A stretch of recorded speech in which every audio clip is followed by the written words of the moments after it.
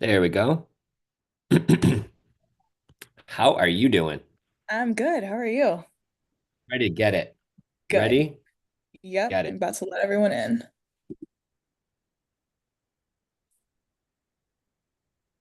Good. Well, everybody's checking in. I'm actually going live just to share what's going on here. I got my Starbucks Here we ready to go. go. How are you doing? I'm good. How are you? Oop. Ready to get Got it that? All right. Um, how we doing on YouTube? Thumbs up? Yay. I'm gonna go live while everybody's getting checked in. Welcome, everybody. What is wrong with my thing here?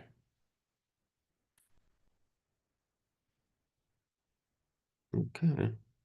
Oh, there we go. Much better. Hey, everybody. Happy Friday. I'm going live on my Facebook right now. Yeah, that is right, everybody. Today is the day. It is 5 hour live training, totally free on Zoom. The link is going to be below. I'm going over what markets are hot or not. This room is already filling up. We're letting people in right now. This is going to be so awesome. We're going to go over lead generation, how to generate incoming leads for free. We're going to talk about deals, deal structures, what makes a good creative deal or a bad creative deal, even how to get big checks from them junker houses, because we're going to talk about all that today. It's March 14th. Like, what a better day to be doing this. It is sunny and beautiful outside. I've got the windows open, I've got the breeze coming in. Shout out, I got the big Starbucks today, guys. I am ready to roll. So the link is going to be down below. Come check this out. 5 hours from 10 till 3 o'clock. I got Brent Daniels coming in. He's going to be here today at 1 o'clock Eastern time. Brent Daniels, Mr. TTP in the house. And we have Jenn hopping on. We're going to be talking about some cool stuff too. And how you guys can start impacting your business with the things that we're going to talk about today. We're going to give you action steps. You don't need a huge budget. You don't need a ton of money. These are all going to be really small things you can do because real estate would have went to a meetup last night and I was speaking. And what we do is it's simple. It's not easy. It takes a little bit of time and some dedication. So we're gonna go over that live. Come join the training. There we go. So I just posted that live on my Facebook. You hear that ding? Turn that into a reel. There we go. Do that too. How's everybody doing this Friday? All right, cool. We're gonna get started. Um, Please, while you're here, I'd like to see drop in the comments where you're watching today from. What part of the country, what part of the world you in? I know I've got some people all over. We got some of our friends up in Canada. We got friends all over the US. I got Kansas City here. Let's see what we got here, guys. Where's everybody at?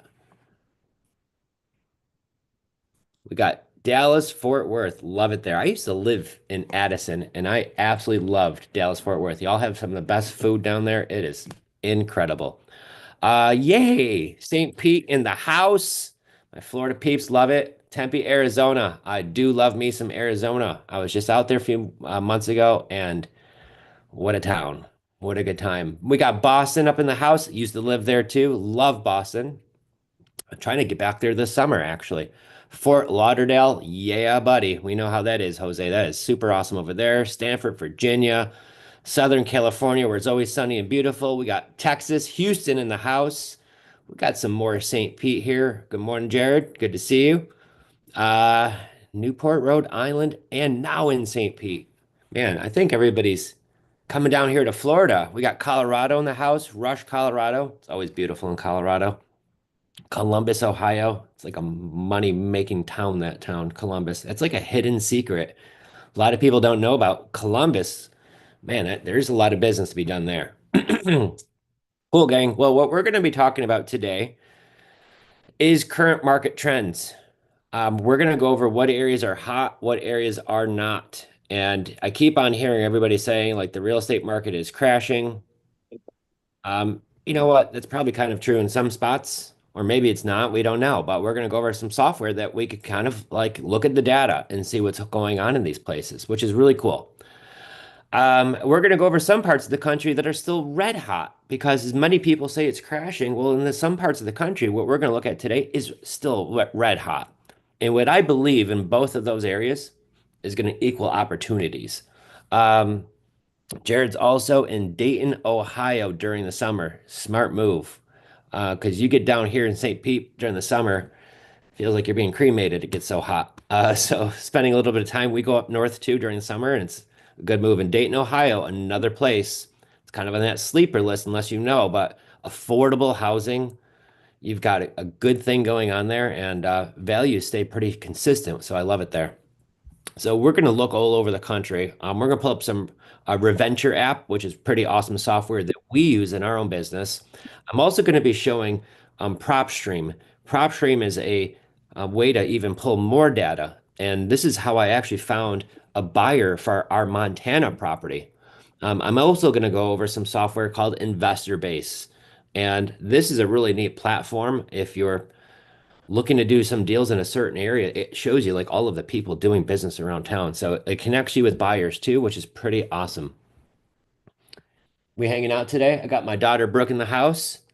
My wife will be popping on later today. I got Brent Daniels coming once again at 1 o'clock Eastern Standard Time. So we're also going to do answering your questions today. I got Abby, my co-host, in the house. Say what up, Abby.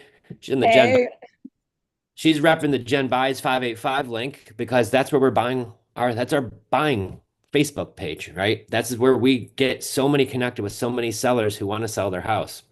And there's a fun fact. We went to a meetup last night in St. Pete, met a lot of wonderful people. I estimate there's probably 50, 60 people in the room. And I'm up there, we're doing a panel, and I'm getting asked a bunch of questions. So I'm like, okay, who in this room was born and raised in Florida?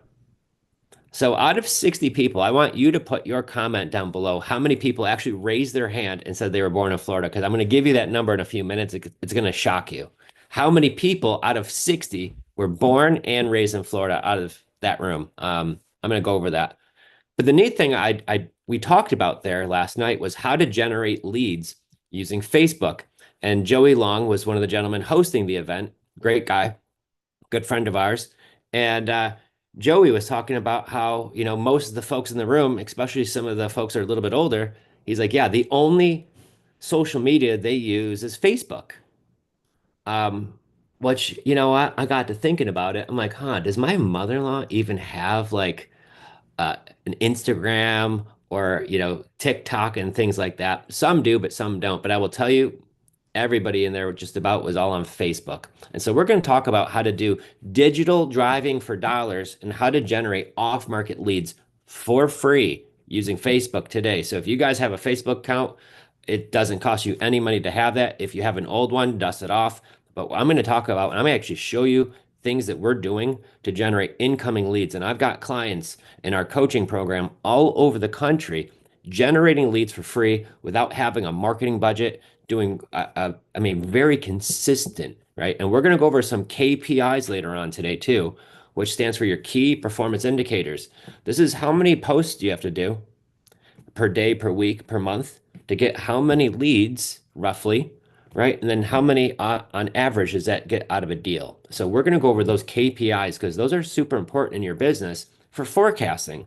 And I'll tell you, one of the first things when we hired one of our first coaches, he kept saying that word KPIs, KPIs. And I would look at Jen after the meeting and I'm like, I honestly have no idea what he's talking about. Like he keeps saying KPIs, but like, I don't know what that means.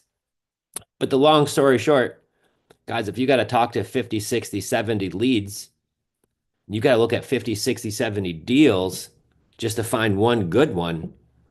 Well, then those are going to be some of your metrics we're going to want to track, right? If you're getting one lead a month, well, then you could forecast how long it's going to take you to get a deal, pretty long. But if you get 10 leads, 15 leads a day, you could also forecast how quickly you can get a deal. So we're going to go over some of these metrics that we look at as this. So to answer the question, there was three people in the room who raised their hand. And I was like, one, two, three. I was like, out of like 60 people, everybody in Florida is from somewhere else, which is pretty awesome. But the one neat thing about everybody being in the room last night is everybody's sharing all these creative strategies. This was a creative finance meetup. Now, Jen and myself, we're investors. There's multiple tools in our tool belt of how we buy properties. Right now, I've got two fix and flips going on. We have a handful of deals that we're wholesaling to other investors. And then we got some deals that we're buying with creative finance, seller financing. What does that mean? I got a deal in Rochester, New York. Anybody, I didn't see anybody from New York in here. Do my New York friends not know we're doing this today, Abby? I mean, do they even know that we're here? I didn't see one person. If you're from New York, we gotta drop that down below. If I got any of my upstate New York friends in here. Um, but what we were talking about last night is all these creative strategies. And what does that mean? It's buying properties without banks, without using your credit. Seller has a 3-unit apartment building in Rochester and he wants to sell it. And he's open to doing seller financing as long as we could reach his price, which is $135,000 for a 3-unit apartment building. It's already all rented. Rough part of town for sure. He's collecting $2,250 per month on rent for all 3 units combined. His payment, because he only owes 64,000 on it, is $398 plus taxes, insurance brings it to 720 a month. So you can see there's some cash flow in there, right? And he's okay with doing a 10-year term with only $100 down. Guys, I don't need a bank. This is a $100 down deal on a 3-unit apartment building. So I know what all of you are thinking, like, why would he sell this house? Why would he want to do this? Well, he is a retiring landlord. He's in his 60s. He just had open heart surgery and he wants to sell. The property doesn't have the C of O, the certificate of occupancy through the city, because usually they'll do an inspection. They're going to find some things wrong with this property and flag it and say, nope, you need to repair this first in order to get your certificate, which is good for 2 more years. And 2 more years later, they're going to do another walkthrough inspection. They want to make sure that these properties are up to code, and this one's not.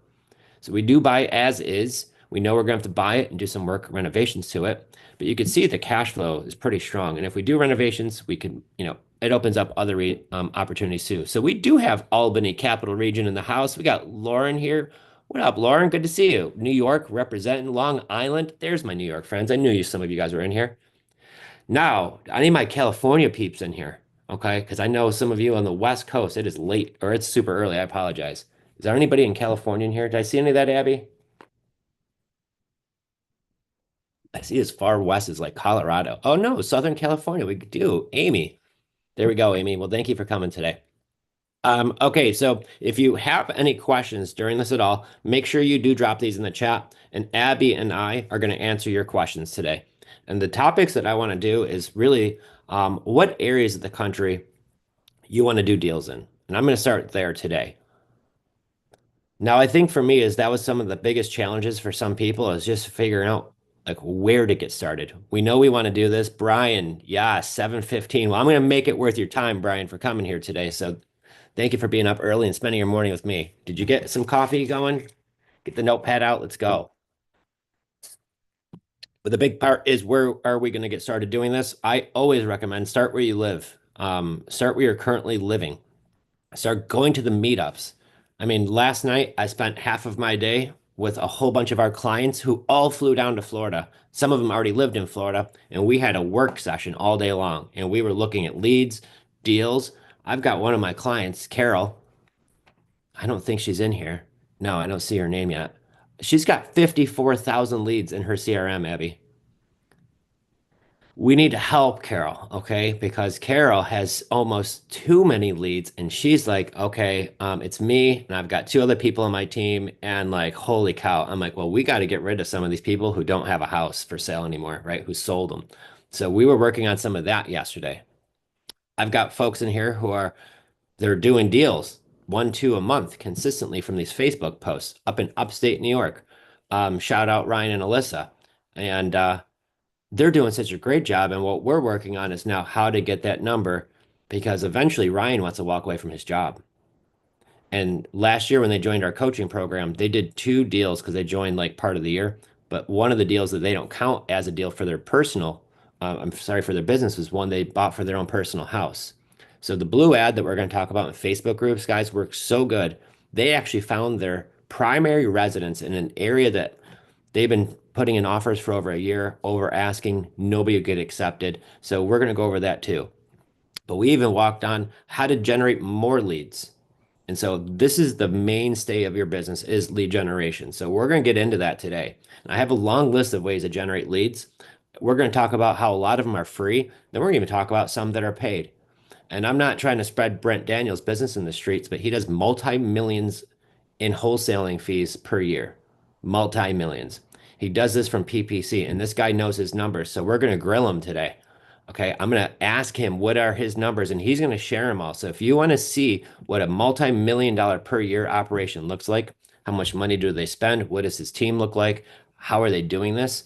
And how they're generating those leads, because he does not do Facebook, right? He's got PPC, and we're going to go over that too, because there's many different ways to get you in front of sellers, and that's the name of the game is how to find these motivated sellers. Um, how are we doing? Perfect. All right. So what we're going to do is I'm going to pull up Reventure app, and Abby, if you need me for anything, or if we have any questions, um, let me know. Sounds good. Okay, so I'm going to pull up our venture app, and if anybody wants to see what their area looks like, or a zip code or a metro, drop that down in the chat, please. And we can look at your area too. I'm going to share my screen. Am I allowed to share? Yes, you can now. Thank you. Okay, so I see zip code. Oh, I'm getting a bunch of them in here. Good. We're going to start off. Oh, let me share my screen.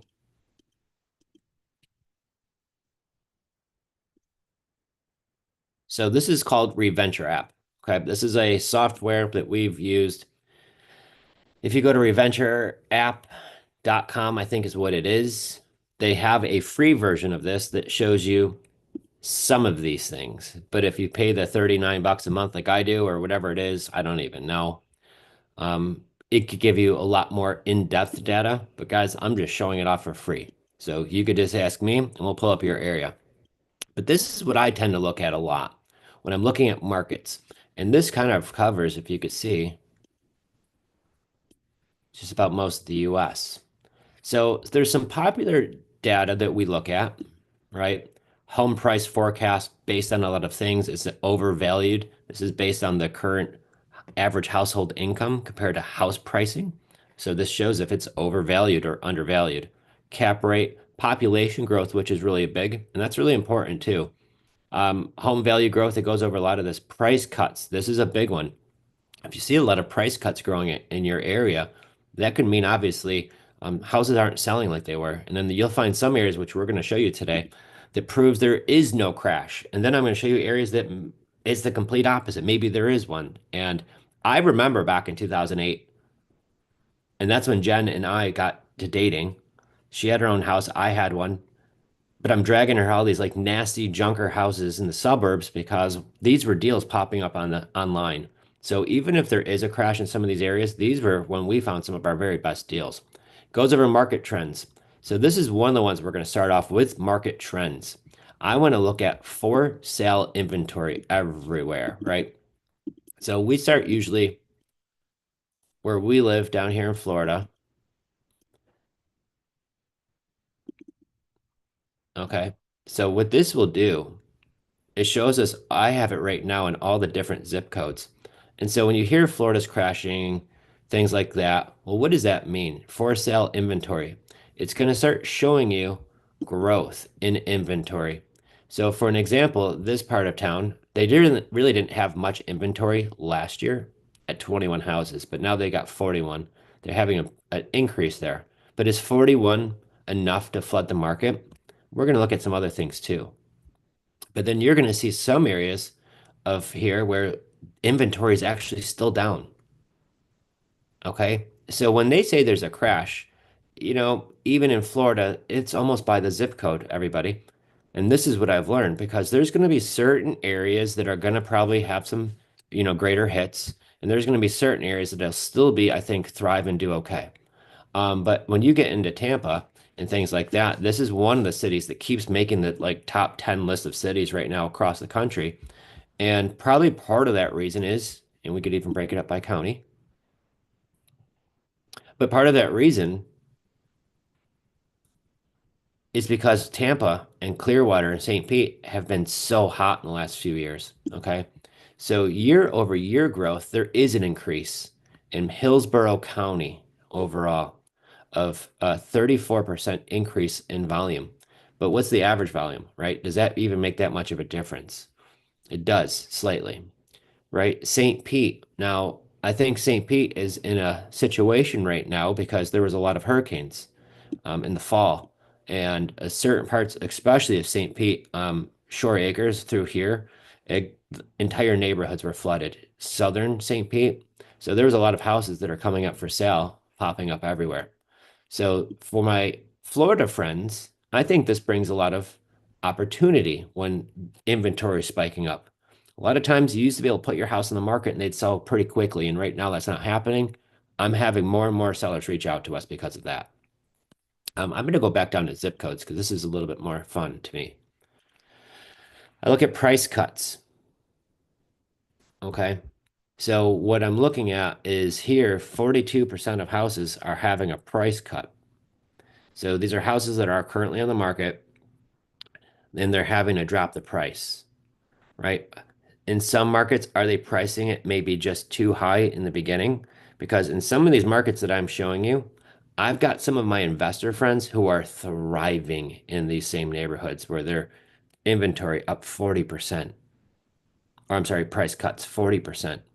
But what I have my investor friends that are doing that I think are really super intelligent, they're pricing it low. They're getting a lot of people in the door still, and they're selling their properties pretty quickly.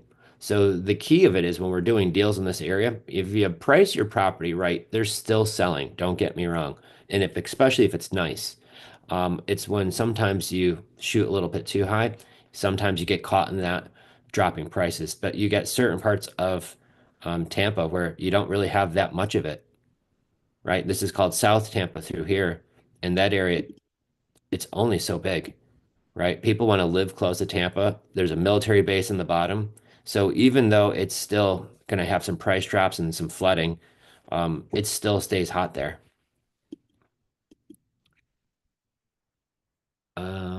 Days on market is the other thing I look at. So you're going to see some days on market here and days on market growth. Okay. So this is one thing that I always want to consider when I am looking. So days on market growth has gone up 75%. So your average days on market used to be 52. Now it's 91 there. And I think that has a lot to do with probably pricing, insurance, things like that. Inventory of homes. This goes over how many homes in that area are for sale, which is a 2.2% of all homes in this area are for sale. Some are not that much, especially if you start getting here. And obviously you can see there's quite a bit growing here. Now, I'll tell you one of my strategies, and this is going to be one of the things that I absolutely love. One of my strategies when I'm doing deals, I'm looking at areas. I want to know school districts. That's very important to me. School districts. Some of these areas have a red hot school district, some of them maybe not as good. You can see the average median house price range here, this part of South Tampa is $1.7 million. Super high-end stuff right there. And along this, it's absolutely stunning and crazy. But then you'll get over here, certain parts of St. Pete, it's $200,000, your average. So what I've found when I'm buying properties, especially if I'm going to be buying some creative finance deals where it's a seller finance deal, seller doesn't owe anything on it, I'm making payments. Or if it's a subject to, or I'm buying it with a wrap, right? When I'm looking at these, my ideal is I love to find the great school districts. This is my bread and butter. So I'm just sharing with you guys what I love. My favorite property is something that is in a good school district, and whatever the median house price range is for these areas, I want to be under that. So for an example, if my average house median in Pinellas Park, which is a nice part of St. Pete, if your average price is 350, I want to find the houses that are under that in a good school district and find one that I could sell for 299 on a rent to own, right? Or these are the markets where I'm targeting because of these properties, if there is a pullback, which it looks like there is happening here, to me, that's probably one of the safer properties to buy. Home price forecast. So they give these all a score on a 1 to 100. And that's the forecast direction based on home prices in the area, based on recent trends in local housing markets. The pricing forecast calculated by this is really by like time on market, price drops, average, all of these things, right? But what happens is you'll see here, he's giving this a little bit of a low grade. So they're anticipating some prices dropping in this area. In some areas, you could see it's going down quite a bit. And this goes by price cuts, by inventory, mortgage rates, days on markets, and recent appreciation. You'll see some areas are a little bit different. But this is why this is important to understand your numbers, guys, because when you start looking at places like Florida,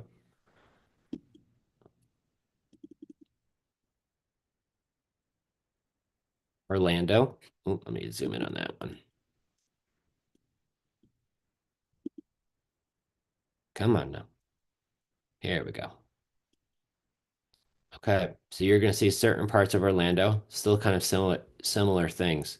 You'll see some pockets, they're forecasting based on this to drop. You have some, depending on where it is, especially like little small lake community, where it's still actually moving either sideways or slightly trending upwards. So overall, it looks like in some of these places they might be running into some difficulties. In some areas, it's still not that bad. Let's get on the West Coast. Abby, what other places do we have to look at? Anybody drop some cool stuff in there? Yeah, we've got a lot of different zip codes. I see 22554. Not sure what All right, location that is. we'll get that one next then. Cool. Yeah, so like Miami. So this is its own beast. Miami's just something incredible. So when you come here, obviously there's going to be downtown Miami. Everything is super expensive. I mean, you even get out here, Coral Gable, Brickell. It's just I can't believe what they get for these houses, but it's location, right? But you'll see some areas where maybe they're a little oversold. People spend a lot of money for them. We actually have one of our deals that we wrote last week, or I'm sorry, last month. And this is where we're finding some opportunities. We have a seller who has property somewhere up in this area. It's 1.5 miles from Hard Rock Stadium, where the Dolphins play, where we went and also saw Taylor Swift that time, and close to the new casino they have there. And the seller just refinanced his house with a VA loan, took out all of the money, and he's like, I just want to walk away from this thing now. It's a ranch, gorgeous. He's like, I think he wants 5 grand down to help him with his U-Haul. Um, but in some of these pockets right here, you could see it's not crashing as bad as you think. And then some pockets, maybe it is a little bit oversold. So when you're talking about this, it's a little bit situational. But I'm going to show you one of my pockets too that we buy in. So we live down there. I was just showing you guys, but we're from here. So I'm still doing a lot of my business in Rochester, and you could kind of see why. So I'm just letting the cat out of the bag here, guys. But Rochester was rated just #1 in the whole country as far as their real estate. And the reason why, um, hold on, where's market trends? For sale inventory. Like in some of these towns, guys, there's like this part of town, Fairport, really good school district. There's 12 houses for sale there in the town in that zip code. So the reason why everything is still doing pretty decent up here, there's one property for sale out there, one out there. There's just no inventory. Sales inventory growth year over year, they're up. Now, so this is why you can't always go by percentages. So Spencerport, this is where we used to live out here.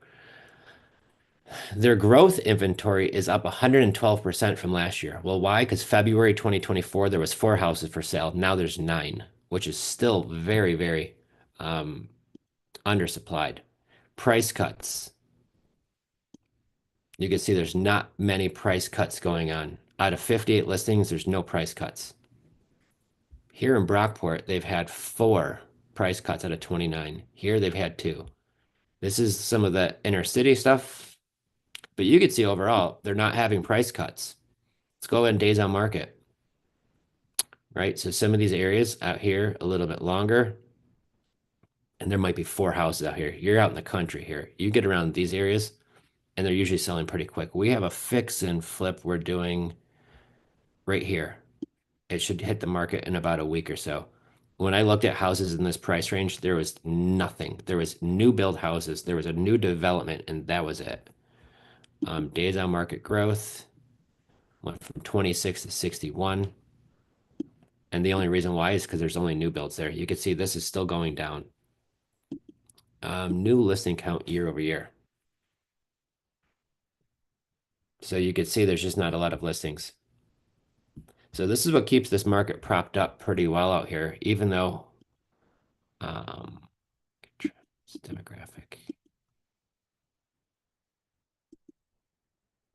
This goes over your median house income even. So if you want to find the areas in town where people are making more money, generally, in some of the parts of town where it's a little bit less money, household income. But this is why this area thrives because most of these houses, um,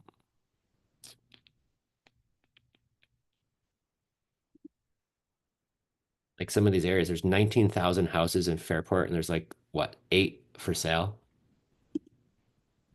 And there's really no growth in new inventory. Very, very small.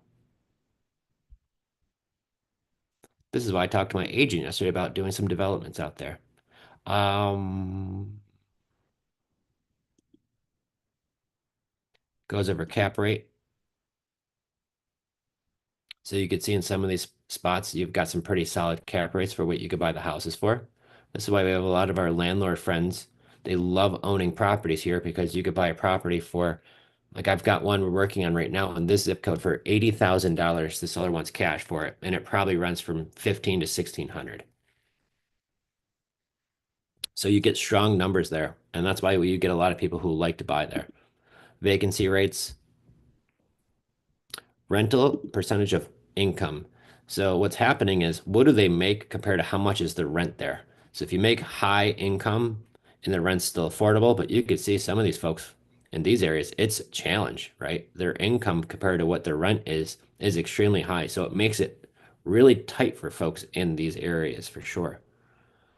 Shadow inventory talks about how much of the real estate is owned by investors, corporations. All right, cool. We're going to go over this, but this is some of the areas of the country just to show a contrast that are still pretty hot, right? So if you even look at your inventory, mhm.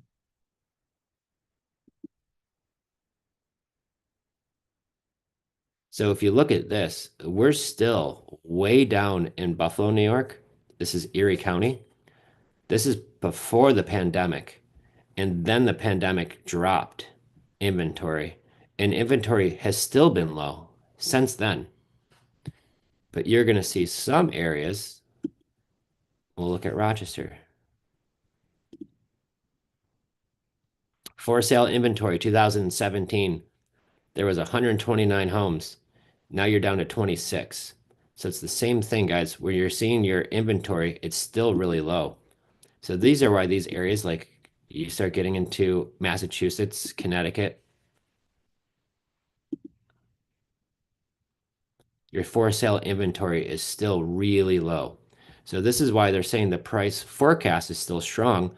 This is one of the reasons why. Days on market, they figure out all of these things, your inventory, if there's still a lack of inventory in these areas. Now, this is why I want to kind of pull this up and kind of go back here real quick. So you could see Tampa's metro. Sorry, this is Pasco County. I'm going to pull up Hillsborough. But right here, you can see before the pandemic, then all of a sudden there was a big spike in inventory, 2020, and then all of a sudden it dropped, but now we're starting to get right back up there again with inventory. And so that's why they're predicting some of these things. That's by county. Let's look overall by county. Okay, so the county, I apologize, inventory before the pandemic was peaking up a little bit, around 6,000 houses for sale, but now we're starting to get to the pre-pandemic. Now, what was happening though, a lot of people in this span were moving to Florida. In this year right here, their net migration to Florida, that's people moving here versus people moving out, was 320,000 people. So there was a big influx of people moving to Florida. Myself, Jen, my kids, we were four of those people. But then also now, last year, it was about 60,000 people. So that trend is really, really dropped. Inventory is starting to spike up here quite a bit. In Pinellas County, it's higher than it was before the pandemic. Manatee County, it's starting to climb again too, right? So we can start seeing some of these trends where inventory is up either right at what it was. So when you see a rising inventory, that just usually means a softening of prices overall. Doesn't mean there's necessarily a crash, but it definitely means that. When I go back up here to my old hometown, oops, we're in Canada now. This is the whole county. I was only looking at some of the towns. But the county before in 2017, there was 1,500 houses for sale. Now, right now, there's February, there's 396. So when I find areas around the country where inventory is still really low, these are the ones that I don't mind doing a fix and flip in if I'm going to do a fix and flip. The areas I don't want to are the areas where, inventory is piling up. If you do, you better price it aggressively. Um, Abby, what were the other zip codes we had? We've got 45406. 406, Dayton, Ohio. Okay. So for sale inventory in Dayton before the pandemic wasn't a lot. I mean, not a ton of homes, but now look what you're doing. You're below your average and you're still now, I mean, less than half of where you were before that. And it's still trending downwards as far as inventory goes. So to me, this is something to take a look at. Your days on market for sale inventory growth. So you had a lot of growth for inventory, price cuts, right? So they were having to do some price cuts, but now it looks like it's happening a lot less. And that's probably doing with lack of inventory. This is also the time of the year where things start to pick up a lot more for sure. Median listing price. So this is what's neat about places like that. So your median house is 107,000. So I know affordability is a major, major, major problem in the country right now. But what I can see happening in the future are less and less people are going to live in places like Miami, where your average rent's probably 3,000 to 4,000 a month, where you could get into a house out here for $100,000. And I think in the future, more people will have the option to work remote. I think that will trend continue a little bit more. And if it does, I could see places where you could buy a whole house for 107,000 and have a payment of probably $800 a month. That's going to help, with that affordability issue. And Dayton's a cute town. Median house price growth year over year. So you could see there was a spike in prices. Houses were an average of 59,000 the previous year, right? And it's jumped to 102,000. And now you're at 117, a little bit on average dropped to 109. Now they're hovering around 107. So something happened here, which is usually that big lack of inventory, right? New listing counts. So you're down in inventory again. And population growth. So this is the one thing I always want to look at. Is the area growing or is it declining? So you're in an area where there was probably some people moved out, but now you'll see what's happening there. It's starting to come back. A lot of people, I think, moved and then they got to work from home. Now they can't. So the 5-year home value growth. So this is going to kind of walk you through is like where everything is growing, areas where things are trending downwards, investor metrics, rental rates. We're going to look for a house. What's it cost to rent a house there?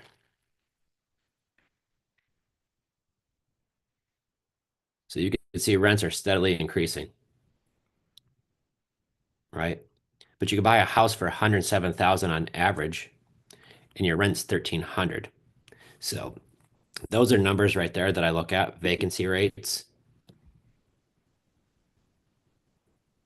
So you can see obviously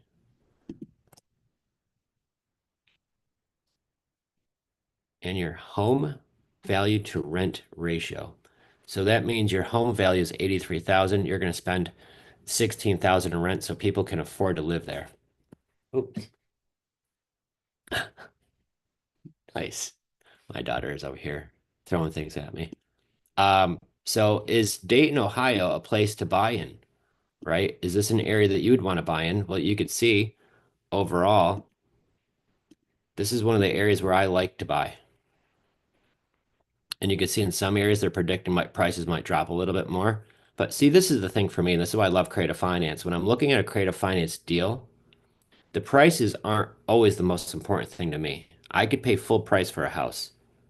And the reason why I could do that is because if I could buy it with no money down, and I have a really low payment with a really high rent. So I just bought a cash flowing asset without a bank, without credit, and I'm able to pay a fair price for it. And I don't need a ton of cash to get into the deal. I mean, $100 down, guys. And if I could cash flow 500, 600 a month, and I have a really long term, if prices go up or they go down, as you can see by some of these charts, as long as I'm getting paid every single month and I could hold on to that property for a long time, that's how you're going to make your money in real estate. Wholesaling is great, fix it flipping is great, but when the lights turn off and you stop doing that, the money's over. So the purpose of owning real estate is to have long-term holds. And I'm going to look at Columbus while we're in the area. So you could see some areas in Columbus, once again, I'm going to get a little closer,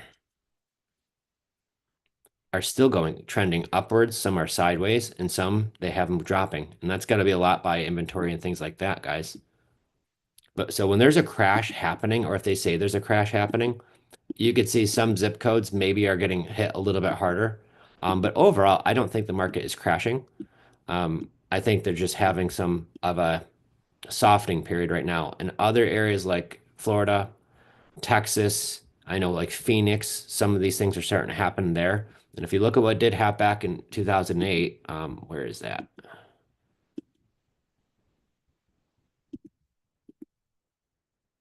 Where is that thing? Here it is. This is what's interesting.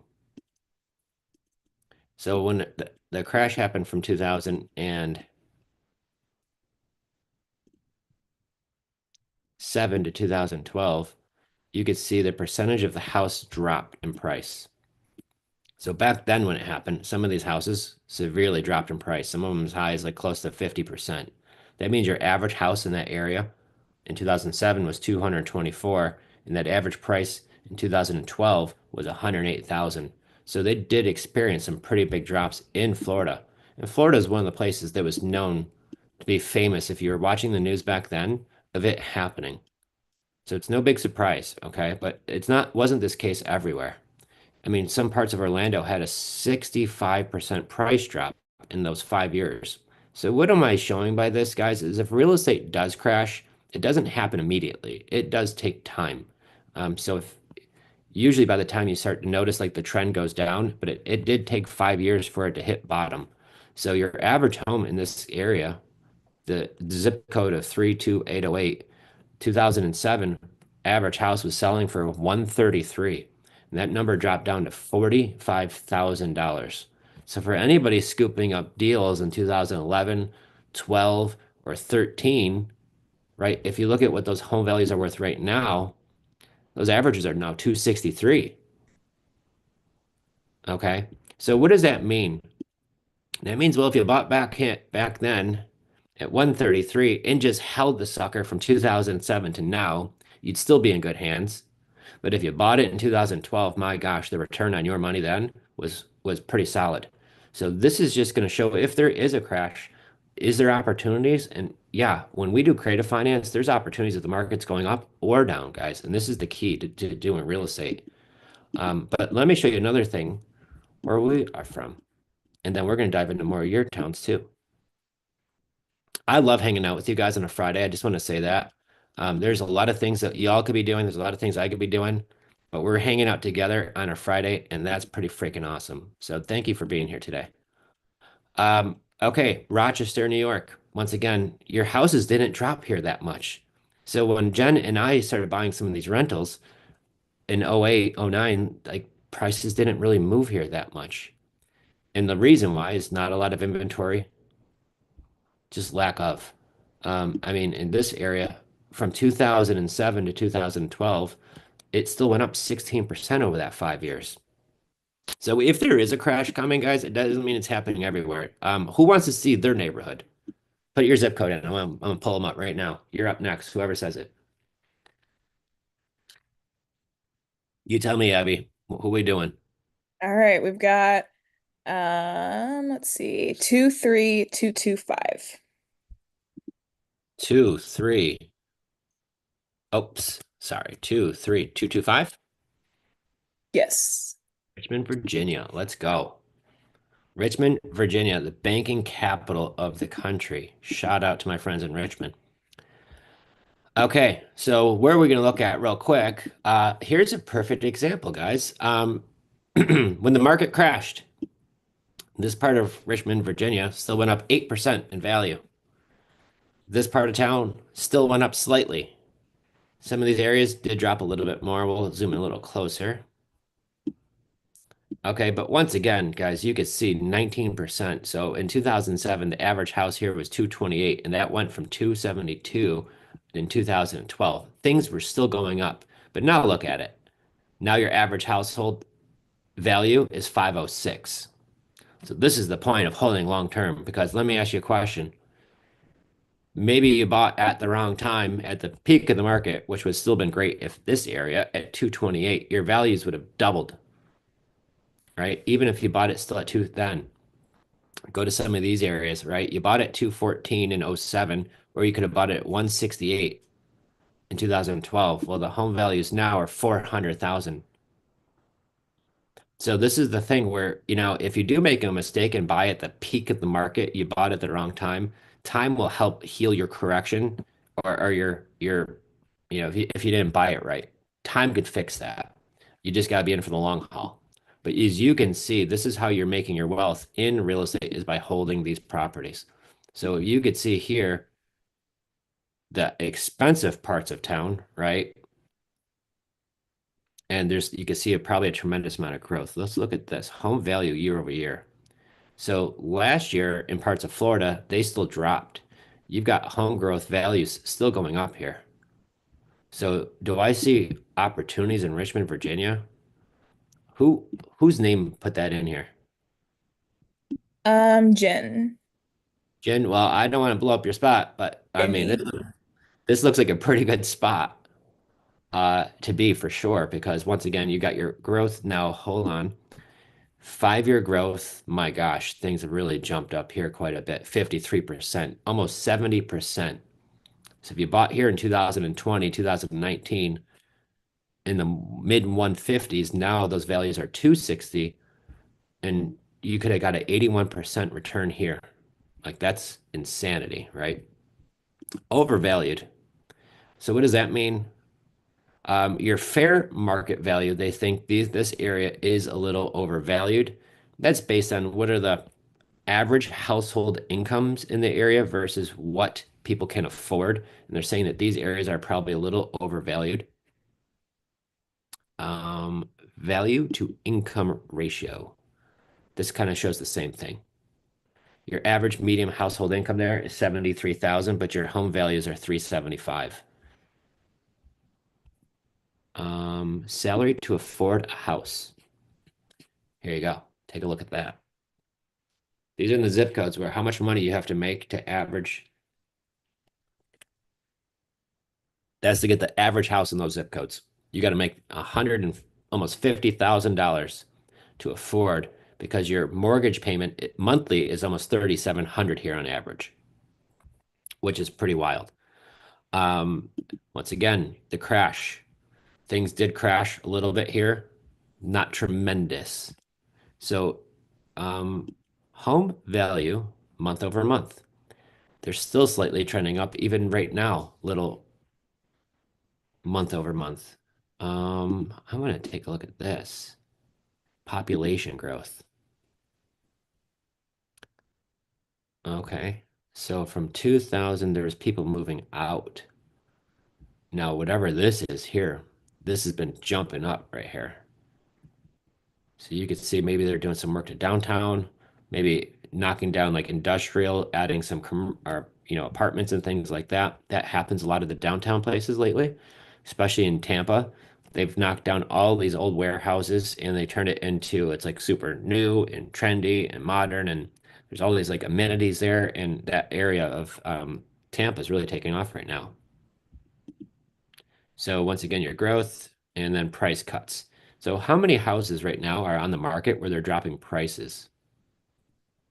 You can see there's some action going on here. They're definitely have to drop their prices. Some areas they're not. So as you can see by zip code, market trends, for sale inventory. There's not a lot. But this area right here is growing. You had 10 houses in the market last year. You only have 25 right now, which is still pretty low. So your long-term average, there's usually about 22 homes there. And right now there's 25. So you're slightly over. Price cuts, days on market. So this area is pretty high on days on market, but you'll still have here, they're still selling.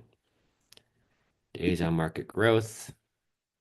Same thing, like this area is jumping up. So maybe there's something swelling going on there of inventory. Median house price range. So your listings are still going up here. From last year, the average listing was 320. Now it's 353. I want to check that. So overall, I think Richmond is pretty solid. What else we got, Abby? We've got Saratoga County. Ooh,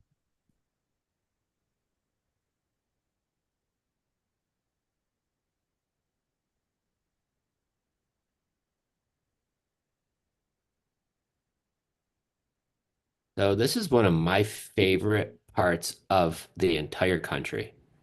Um, if I ever were to have like that summer house, this would be the place to do. I love Warren County and I love Saratoga County. Saratoga Springs is so absolutely amazing. Who's up in this area? What's their name? Danielle. I absolutely love it up here. We have a house in Fort Edward, so it's probably around here somewhere, um, currently right now. So let's go over the popular data. Market trends, for sale inventory. Okay, so starting back in 2017, 18, 19, you're hovering around that 12 to 1300, almost 1400 homes for sale in the market. That's where it peaked in 2019. 2020 happened, and then since then, it's never been the same. Shortage of inventory, right?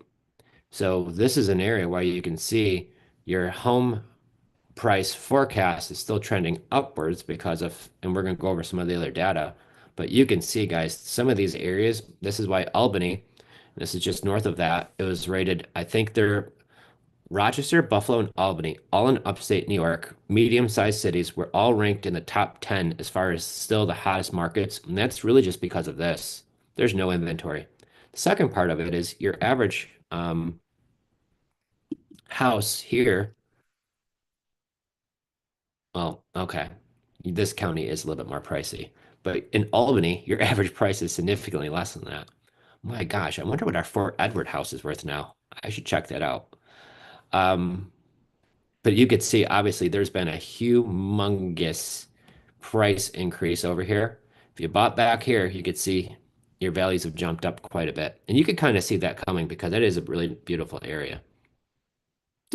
Your median house price growth. So 2023, it kind of stayed flat, but then it started jumping up again and it's still growing. New listing count. So there you go. You used to have new listings at 372. Now that's 123. And this is in 1 month, you'd have new listings hitting the market. So you could just see once again,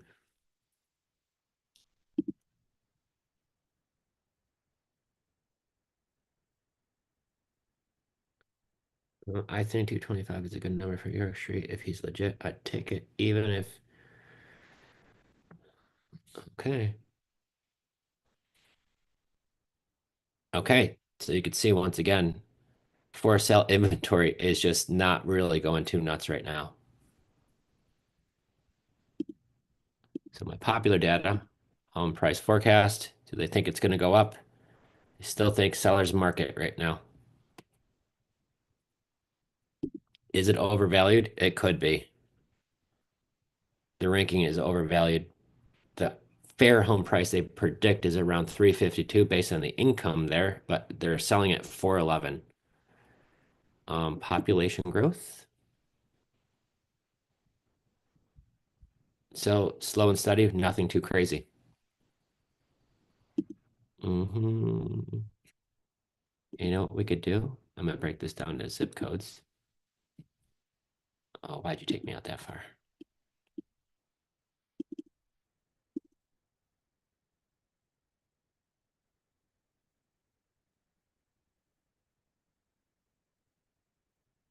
Okay. Yeah, so you'll see here there is some population growing in some areas. Depends on if there's new developments. Other areas it's dropping. Maybe people are moving. But when you look at days on market here, I don't know how that could be right. There's nothing for sale in your median house price range. So, well, there you go, because everything here is $1 million. So everything in this zip code's super high end, probably. Same thing with here, especially if you're on the lake. And what you have up here is we did a wholesale deal here in Clifton Park. Guys, I put this fixer upper on like a couple things. I couldn't believe the amount of people who were calling me trying to buy this house when we wholesaled it. And it was a big house, high-end property. It was a fixer upper. Guy inherited his dad's house. He was living in it. It had no power. We got it under contract. I lived 4.5 hours away. I didn't want to do the fix and flip because it was so far. After talking to some contractors, how far they were out, I'm like, well, let me just wholesale this one. It was a barrage of people trying to buy that house from us. And it was at a huge discount. New listing count, there's not a lot. And sales inventory growth. So what does that mean, guys? There's less houses in some of these areas. Like right here in this area, there's less houses for sale than there was the previous month. And this is usually the time of year when things start to spike up. So is Saratoga a good area to buy in? It's definitely a great area to do some fix and flips. It's definitely a great area to do some wholesaling in. New York is not known for having the most friendliest landlord laws. So this is why Jen and myself love rent to own. And I'm just going to break down a quick story now that we're over here. We have a rent to own property. It's Fort Edward, it's called. We bought it with seller financing. I'm gonna stop sharing for just 1 second. I want to explain this. We bought it with owner financing. The seller was moving to Florida. We ended up making the deal a few years back, but we did it in March. And he was like, hey, if you just give me 2 grand down, you could take over my payments. So we gave him 2 grand, we took over his payments. But the reason why he wanted to sell was because he runs a business that travels. We wrote the deal in March. He said, but I want to close in October when I get back into town. So we did the deal. We ended up putting in our rent to own renters. We gave the seller 2 grand down plus closing costs. Plus, when we bought the house, I think we put 5, 6 grand into it to make it nice. We had to fix a couple things, nothing too crazy. But our renters, when they moved in, they gave us $20,000 down as a non-refundable option deposit. And here's how I'm going to share the story with you why we love rent to own. Because those same renters are late on their rent. And in New York, this is why I don't love doing rentals in New York, is because the landlord laws to evict take so long. So we were going to start the eviction process. Our renters got $10,000 behind on their rent. I want to see the comments below. Do any of you have rentals? And if you do, how far have your renters got behind? How much money do they owe you? I want to see that total down below because I'll tell you, These folks were behind 10 grand. But the difference was they just had some stuff going on in their life. And they just gave us we just got the money last week. They got caught up on rent. $10,000 hit our account. And the reason for that is why we love rent to own, because I used to have just straight rentals.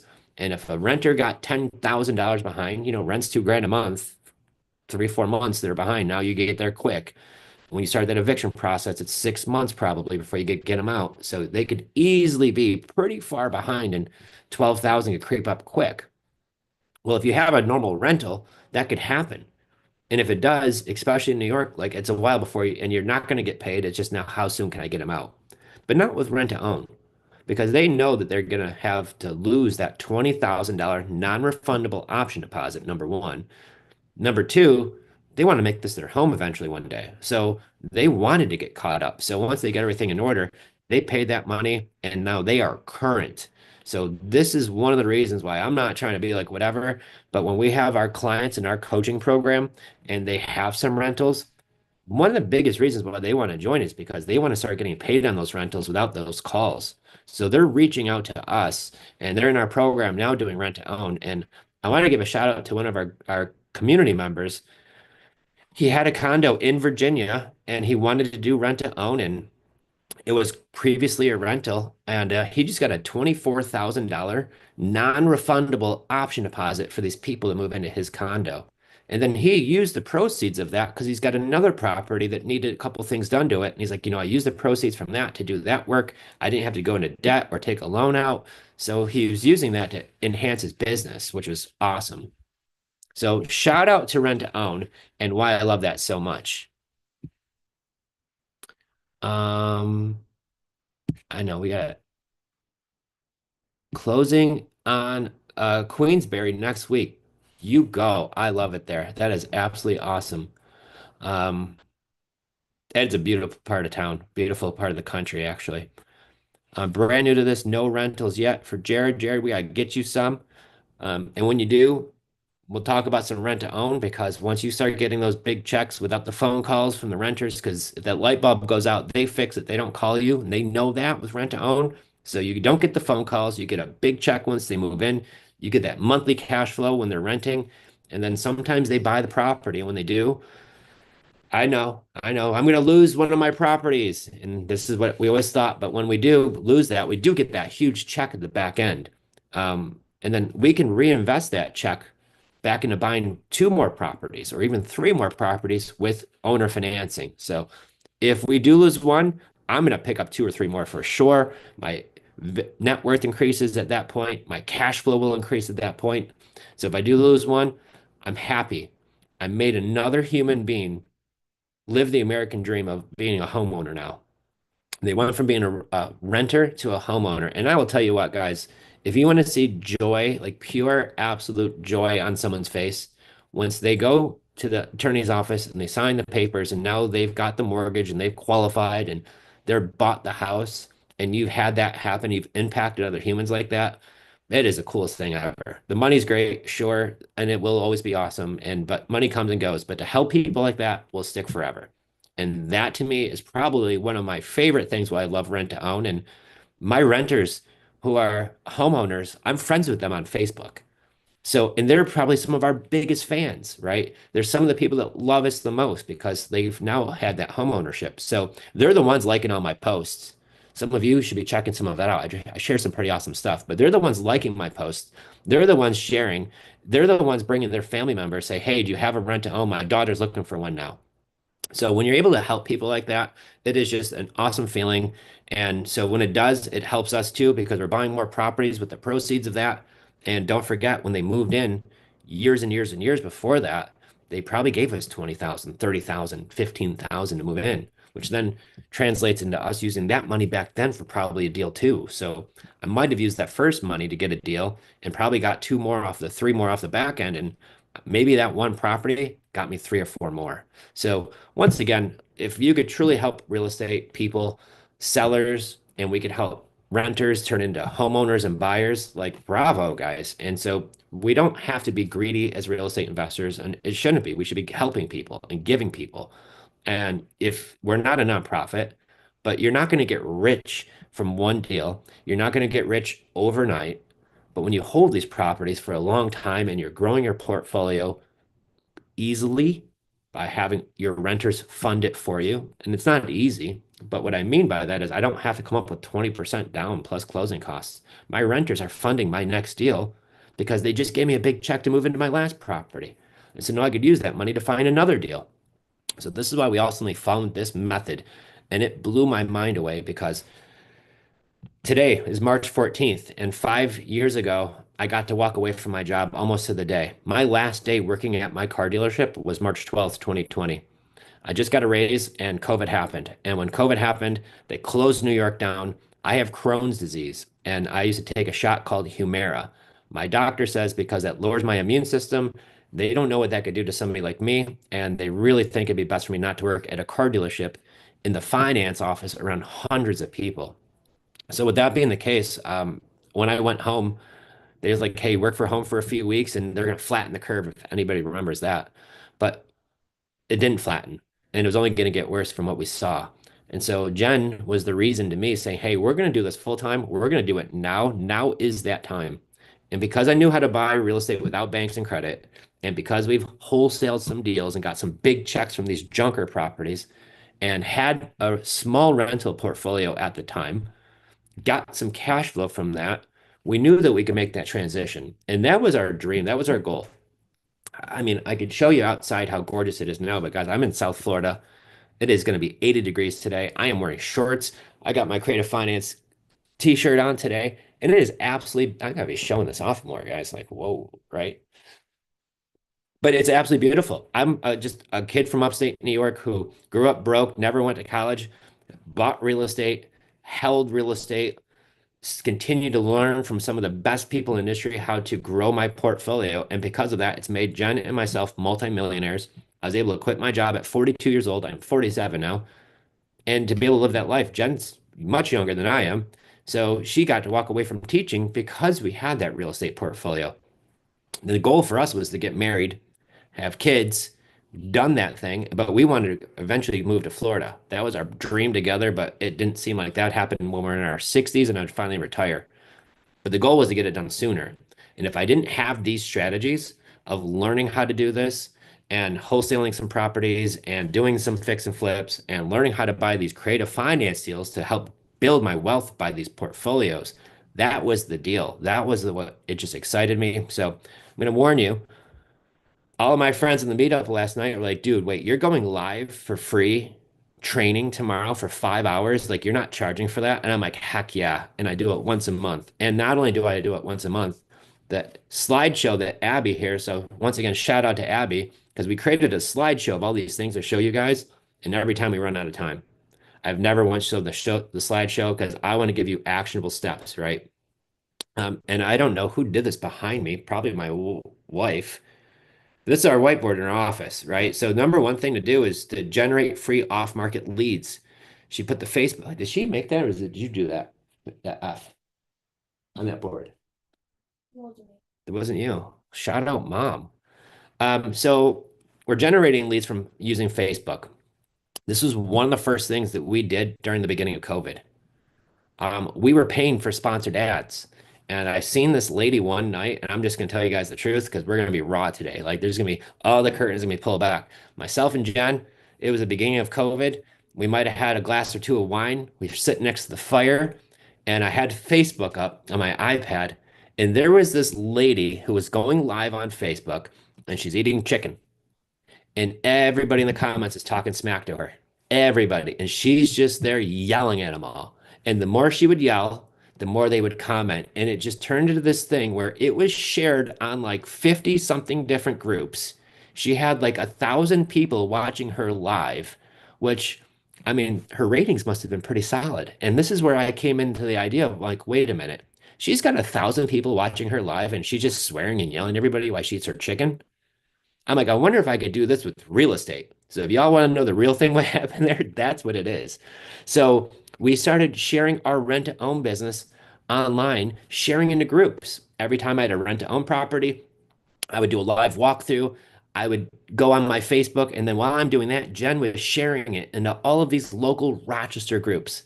Meanwhile, now I'm in 50 different groups live, doing a walkthrough, one of our rent to own properties. I've got 120 people watching me live in just my small community at like a Wednesday afternoon at like, lunchtime. And I couldn't believe what was happening there. Because no matter what I did, I could never find 100 people to watch me live in my community unless like I was on television, right? So this is where I had the idea. Well, this is working really well with our rent to own business, and we're getting a lot of traction. Renters are finding us, they're giving us big deposits, they're moving into our houses. Like, holy cow, this thing works social media. And I'm not a social media guy. Like, I am not that person. But when I learned that time from that lady eating chicken, shout out to wherever she is. Thank you for swearing at everybody. And thank you for all the people commenting because that gave me this idea. Because now, when we were doing that for our rent to own business, this is where Jen was like, well, we should try this for our buying business too, and doing Jen buys 585, which was our area code at the time. Don't do your area code. Because if you buy outside your area code, people are like, well, do you buy here too? And I'm like, yes. So don't do it so tight like we did, but this is what we did, and it worked. We started sharing that we buy houses this way. Jen and myself would go live once a week on her buying page, sharing to the community what we do. And we were sharing in all these groups. Consistently was the key. And that was the difference because my wife was so hard-nosed about it. I'm just going to tell you the truth. I'm going to give you two of the reasons why real estate investors fail. Okay. Lack of leads, lack of consistency. So my wife took it so serious, she put a Google Calendar on her phone and she put on there the date and time we would go live once a week. And every single week at that time, it was like I was on TV. I don't care if there was 4 people watching or 40, it didn't matter, or 400. We still went live every single week at that exact time. Some of those very first lives that you saw, if you go back long enough on John Buys 585, her and I are probably like, oh my God, oh my God. And then click and we're like, hey guys, right? Like right before we went live. There's an inner joke that we like to share in our office about Bill O'Reilly doing his thing going live. But that's what we were doing, guys. And we did it consistently. And the very first one I did on Gen Buys, if you go back to the beginning, I just got a call from my doctor knowing that I was going to have to go to the hospital right after that because I blew my left lung out. I had a collapsed left lung. So the first time I went live on Gen Buys, the very first time, we were outside, back patio. I got the sunglasses on because Jen's flipping out. I'm flipping out, but she's like, don't care. We're supposed to be going live. Like, let's do this. And then after, call your doctor. Right after that first live, I call my doctor. 20 minutes later, I'm in my car driving to the emergency room. They're putting chest tubes in my chest a couple hours later, and I was there for a week. That's just what happened. Okay. So didn't matter what was going on.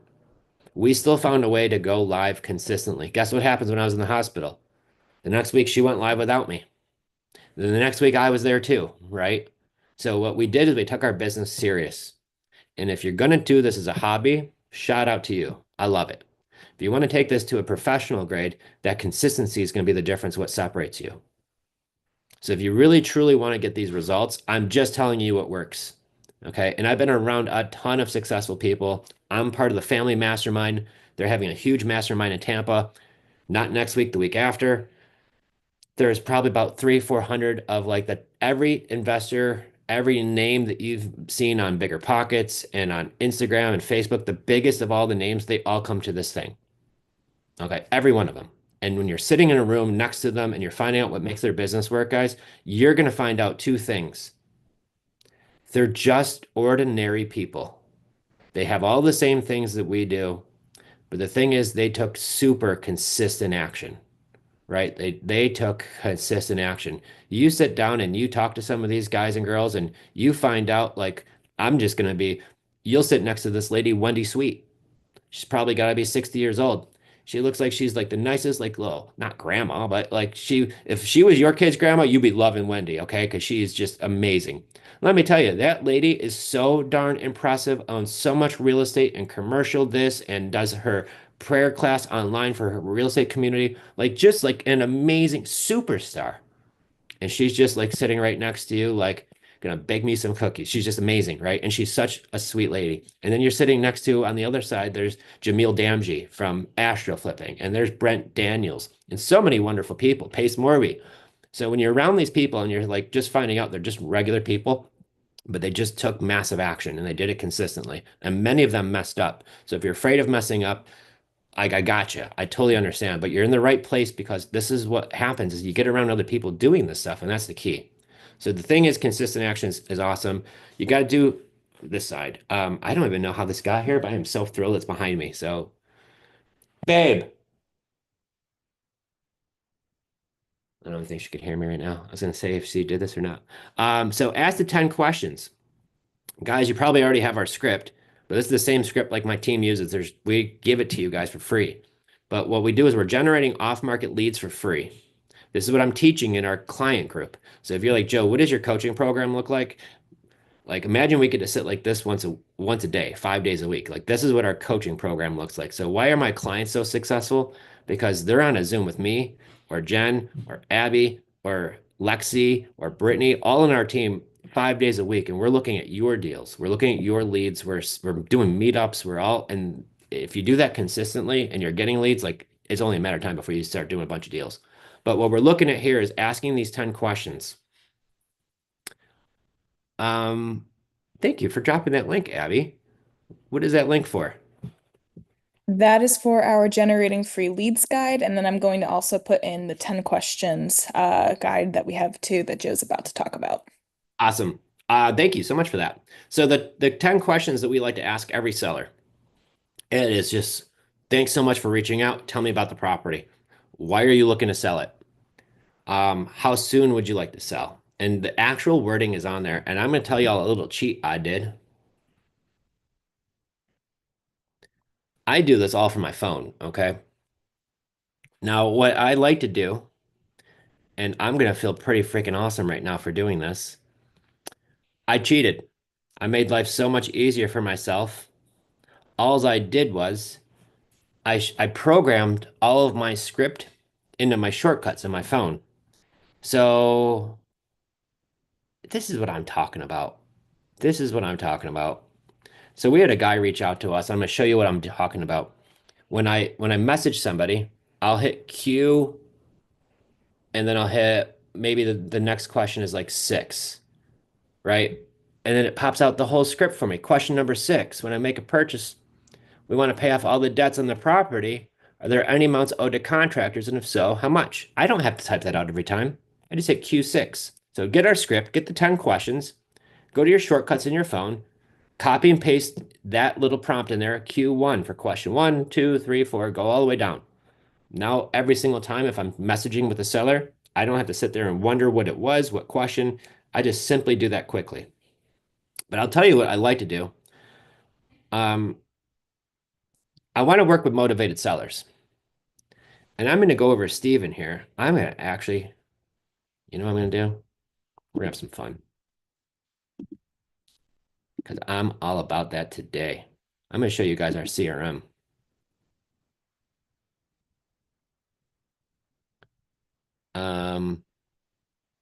All right. I'm letting them in, Abby.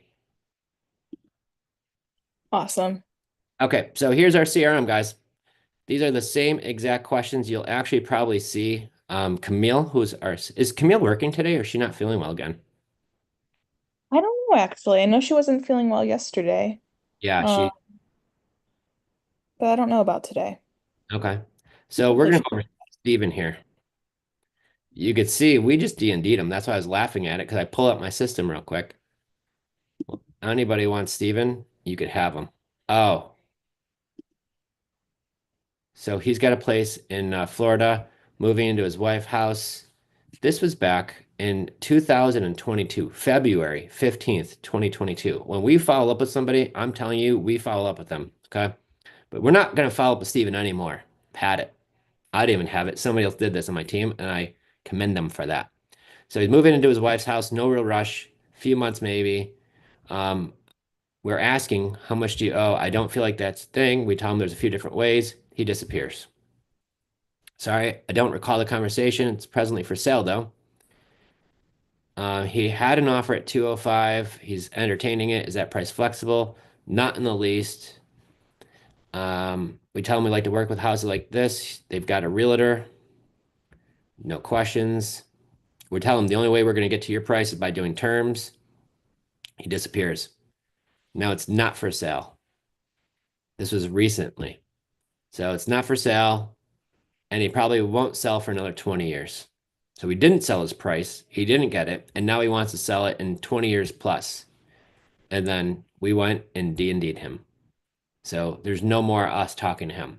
I only want to talk to motivated sellers, guys, and this is the key for me. So I'm gonna do something naughty. I get Abby all mad at me now, right in front of you. You guys want to see me do it live? Sorry, Abby. She gets so mad when when I take the lead out. I just throw them right out of here. Um, so these are where we keep our CRM. If somebody tells us stop, guys, we stop. But you'll notice every single conversation that we have. Now, we didn't have a CRM in the beginning. I was just doing this all on Facebook in the very beginning. And you should too in the start, unless you start having a lot of leads coming. But you could see a lot of these people we've been following up with for the longest time. Had many conversations with them. I just scroll up to the top so you can see what we have to go through. Well, here's his house right there in Tampa. Fern Place, 2318. Did he ever sell this house?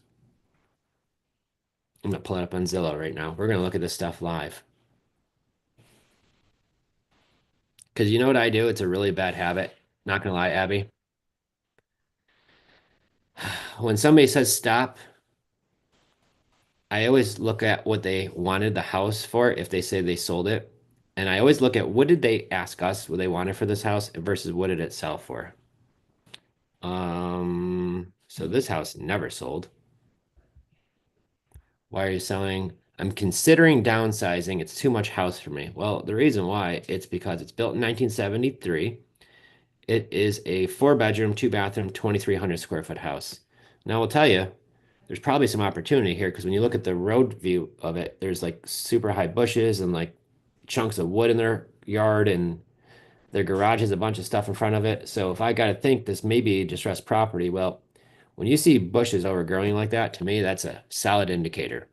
And it sounds like Edward here is probably a little overwhelmed because if the house looks like that, those are literally just broken pallets in the front yard, and it's too much house. I could imagine the inside could be a little bit in rough shape too. Exploring options, taxes current, some this year haven't been paid. I was waiting for funds that were owed to me. They should be paid next week too, most. So they're behind. We always ask, well, how much do you owe? 5,400. How much do you owe on the mortgage? Guys, we just asked him what he owed on his mortgage. Did he give us a fight? He just gave us the number. So when you're going to do our script, make sure you please stick to that script and just ask that question. I always like to do the smiley face emoji there, but he gave us the number. And the rebuttal, if they don't give you the number, is right in your script. So just make sure you hit the rebuttal, and they usually will answer after that. 90% of our people, I think it's like 92%, give us their information on that question. How much do you need for the property? Um, he's looking to get 500,000. Is that price flexible? Not really. Well, the estimate on it's 507. That doesn't mean it's accurate, but that just means that's the quick estimate. Now it depends on what the inside needs, right? How much is the mortgage payment? Doesn't want to give us that. I'm not going to continue texting. You could call me to make it go quicker. Great. Right. And then we just set up a call and have that conversation with Edward. You can see many times where we've reached out to him by these calls right here. Doesn't look like he's answered. And you can see Lexi Vogley. So I could tell in my CRM who's messaging him, who's trying to get a hold of him. We put him on what's called our Seiko sequence. I messaged you a few days ago. I haven't heard back. Where should we go from here? Sends him a message the next day when he disappears. Edward, are you still there? Like we're doing this on automation. I have another question about your property, right? Message him a bunch more times, and then he stops communicating, and then he hits stop, right? So does he still have his house? Maybe, but he wants us to stop communicating with him. We stop communicating with him, just that simple.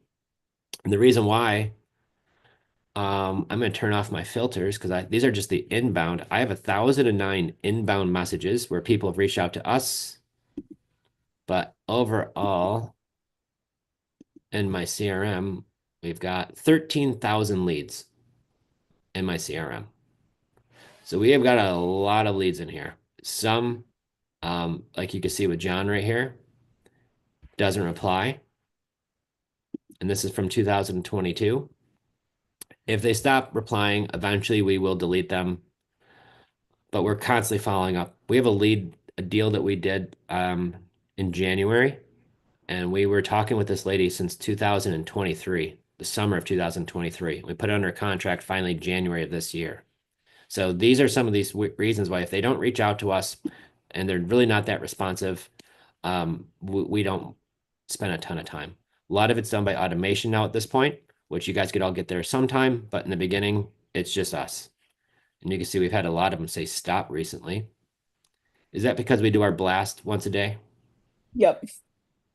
So what do I mean by the blast, Abby? We have follow-ups that go out pretty much all the time, chasing everybody who is ghosting us. We have our 30-day follow-up as well as our psycho sequence.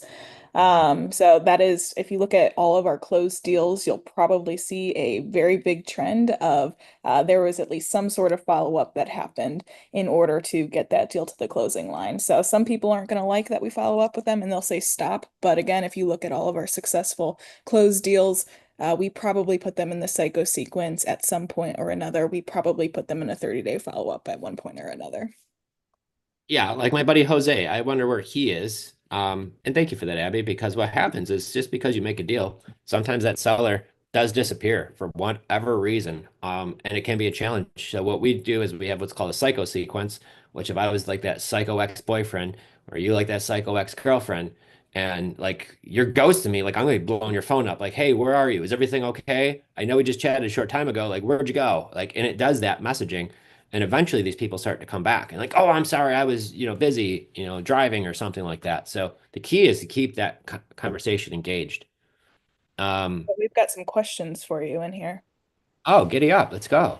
Okay, so kind of about the CRM, we've got a few to get through. So Bob wants to know what CRM we use. It's called REI software. It's a version of Go High Level. Do you have the link in there, Abby? Yes, if my computer will load, I will send that right over. Yeah, we'll drop that in the conversation. So if you use our link, that gives you the build out that we use.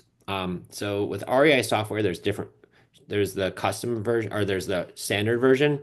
And then Abby on our team, Abby up here on my screen, she changed ours. So we've added the things like the psycho sequence. Um, so when that seller does ghost us, I don't want to have my team manually think of this person, manually think of to follow up with them. If Abby tells me, Joe, yeah, I want to sell my house and we're going to talk today at 2 o'clock, I call her at 2 o'clock. She doesn't respond. Call her again at 2 o'clock. She doesn't answer. I text her. She doesn't answer. I'm done following up with Abby. I put her on psycho sequence. I let my automation go chase her down now. And now my computer automatically like, Abby, where were you? Right. And it'll keep messaging her every day and then it'll notify me, oh, Abby's back. And then Abby's gonna be like, oh, sorry, I was at a Taylor Swift concert all weekend hanging out with Swifties and I totally missed the message. And that's probably a real thing. And so, but yeah, I'd love to sell my house. So that cycle sequence is awesome. So that's the one we use. We'll get that link dropped in there. What else we got, Abby? Let me see. So, what CRM to use?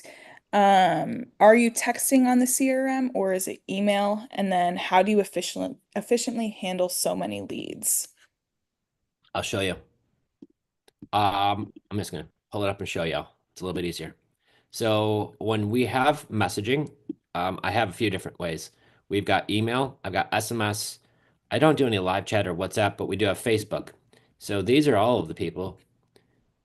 I've got 862 who we've been chatting with on Facebook through Facebook Messenger through this CRM. Oh, and that's just inbound. Sorry. I was like, yeah, we should have more on that. 4,820. That's more like it. SMS.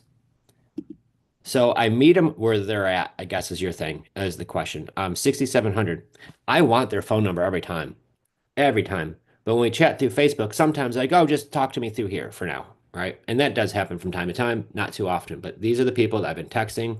And the neat thing about my CRM is I could switch it. I could go from SMS. If I want to send them a text message, if I want to send them an email, I just click here and it'll go to the email, this email address. Or her a Facebook DM right through here too. So if you do texting, you do get a bill through Twilio, which we do get. Where if you do it through Facebook Messenger, that doesn't bill through Twilio. Twilio is a service to connect your phone number to them through your CRM. So it's like every time you message back and forth, it costs like half a cent or whatever it is. It's not much, but Facebook doesn't cost you anything to do it that way. So sometimes if I have a seller, like our Don, yeah, we got to reach out to Don. I forgot. Um, Hey Mike, explanation point. Can you please check with the attorney Anthony to make sure he has everything he's needed for the property in Farmington? Question mark. I'm not sure he does, and I want to make sure everything is good. I'm on a 5-hour training today, period. Dawn just wants to make sure we're closing next week. Oh, Dawn, not Dan. Pardon me. I'm glad we looked at Dawn here because she messaged me. Uh, I'll check into that right now. There we go. This is what we do, guys. So now Dawn just got a text message. She wants to know because we're buying Dawn's house. We're actually wholesaling Dawn's house here. We were planning on buying it, and my investor friend, who's also my agent, did the walkthrough, and he was like, "Dude, I love the property. I know you're gonna fix and flip it, and I'm gonna get that listing. But if you would rather just sell it to me, I'll give you $25,000 for the contract." And so I'm wholesaling him this fix and flip for a $25,000 assignment fee. Dawn here has a fixer upper, and she needs to sell this property pretty quick because she already found her next property, and she's good with it. So these are all of our text message people. And then some of these, usually we always have their email, but these are the people we're just emailing. But emailing, honestly, is a little slow. Do I have any inbound email? So I've got 5 people who've emailed us last. Jeez, well, why don't we get back to these yet? Oh, we D&D'd her. She must have emailed me, said stop. Well, Joshua here's got 2 apartment buildings. Okay, let's take a look at the email. Okay, our thing. Okay, well, we probably should get a hold of this guy.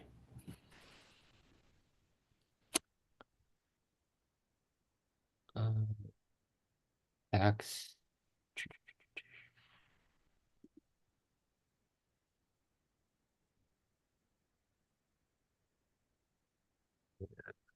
I call you today.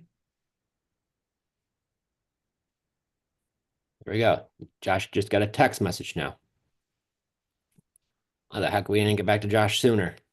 So you guys, you get all these leads. So I'm going to answer your question. How do I keep on top of all of these? It's tough, right? So what I would recommend doing, oops, unclick these, apply. So when you have 13,000 leads like I do, a lot of things that I do, and I'm weird. I've got a virtual assistant in the Philippines who does this for us.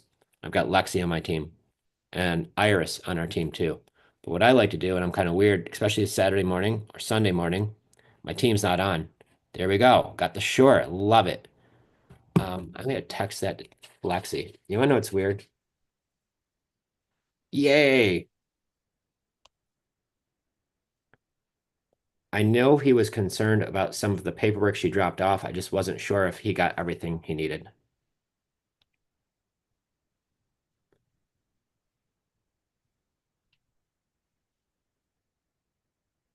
Hold on. Calling Lexi.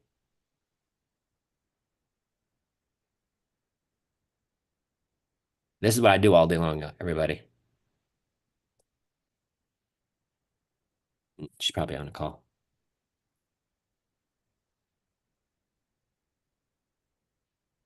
Telephone number. She's calling. Um,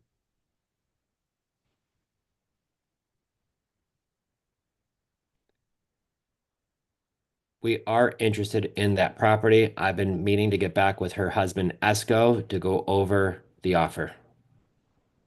Okay, there we go. All right, question. So how do I keep current with all of these leads? Here's what I like to do. Inbound text messages. These are all the people that sent me a text message last that I haven't responded to yet. They could have said stop. They could say, okay, thank you. Or they could say, hey, that'll be great. Like, let's get on a call. Mm-hmm. Oh, yeah, because this one, she's not feeling well. So this is what we do. And I constantly stay in here. Person says you have the wrong number. Last time we spoke, we said this. I don't have service where I'm at. Please don't text me back house number. Some, and when I see all the stops, I have my son go through this. He's 10 and he goes and deletes them all. Part of his job. Bam. What other questions we got? See here, guys, if you have any questions, go ahead and drop them in the chat and we'll get to them. Let me see if there's Yeah. any other CRM. I know we had one, oh yeah, okay. Robert had asked a little bit earlier if we can give the details on the big family seminar that you were referring to. Um Yeah, the Family Mastermind. It's a mastermind owned by Matt Andrews. It's like a invite only, so you got to know somebody on the inside already there. And these are for people who just connect. It's not cheap. I think we pay it's like 20,000 a year or 18,000 a year to be part of it. We've been members for I think the last 3 years now, so I don't even know what we pay honestly. But it's probably around that neck of the woods. But when you're sitting next to like Ron the Grand and like Pace is sitting over here, and you've got Kim Kiyosaki from Rich Dad Poor Dad sitting right next to you, and John Maxwell, like he's on stage speaking. I know this one's got some really crazy stuff going on too. There's some of the smartest, brightest minds there. Trevor Mock, who owns Carrot. This is a guy you're just walking by, and they're completely just normal people. So if you've ever wanted to connect with some of them, Steve Trang, I love his podcast. And there's Steve Trang just like sitting there one day talking to Tom Kroll. And I walked up, it's like, hey, Steve, love it. And next thing you know, like we're flying out to Phoenix to be on his podcast. So this is the thing that I've actually really loved about the Family Mastermind. It's like a all you could eat buffet of like amazing people. There's just tons of awesome people there, content creators, athletes. I mean, a few of the guys are in the NFL, NBA, just like the most coolest thing. So when you're around these people and they're all running different businesses and you're just connecting with them because there's many different ways. I've met some of my closest friends from this group now. And so for me, I'm always big, and Jen is the same way of going to the meetups.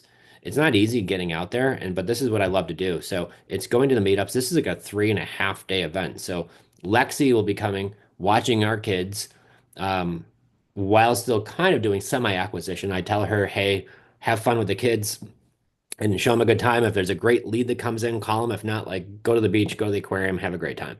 And my kids love Family Mastermind because they know Lexi's coming over for 3, 4 days. And so they absolutely love it because not only is she amazing on acquisitionist, she is their favorite babysitter by far.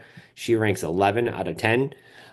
So they always have a ton of fun. And they're super stoked about this happening. So yeah, the Family Mastermind is wonderful. The meetup that we were at last night was just a free meetup. Amazing people there. And this is what's important because like when you go to the meetup last night, there's like some legendary people in this room.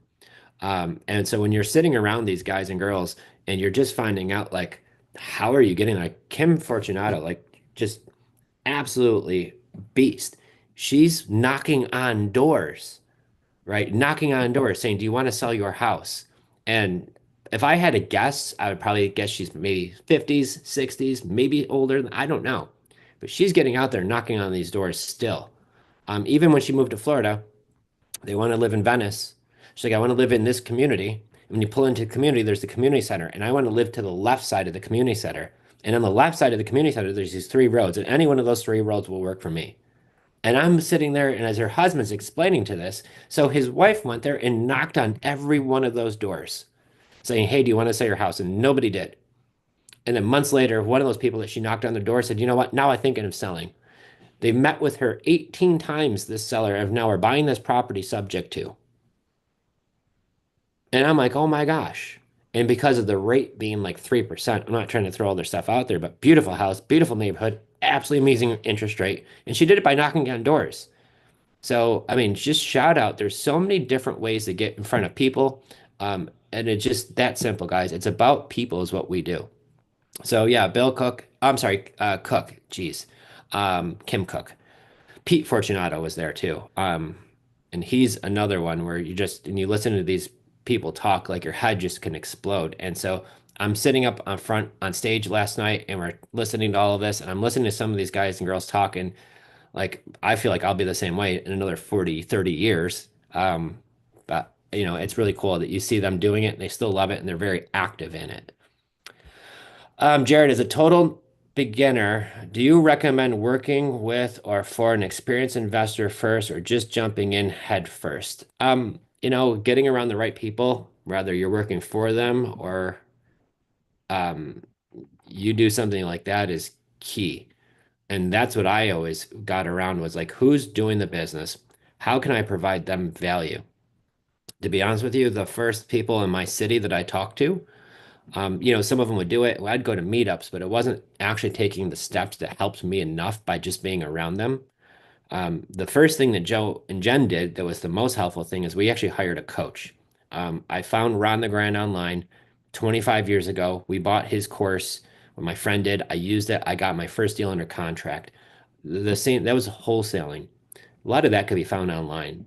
But the one thing was missing. I did bump my head a lot of times in that first deal that I did, which, man, I wish I had somebody other than a VCR tape to turn to ask my question to and to get my answer. But I didn't have anything like that. So I had to watch this tape like 100 times. I still have them. I don't have a VCR player anymore, but I still have the tapes and the cassette tapes in my car, and I would just listen to it on repeat all of the time. And that's what helped me stumble through my first deal.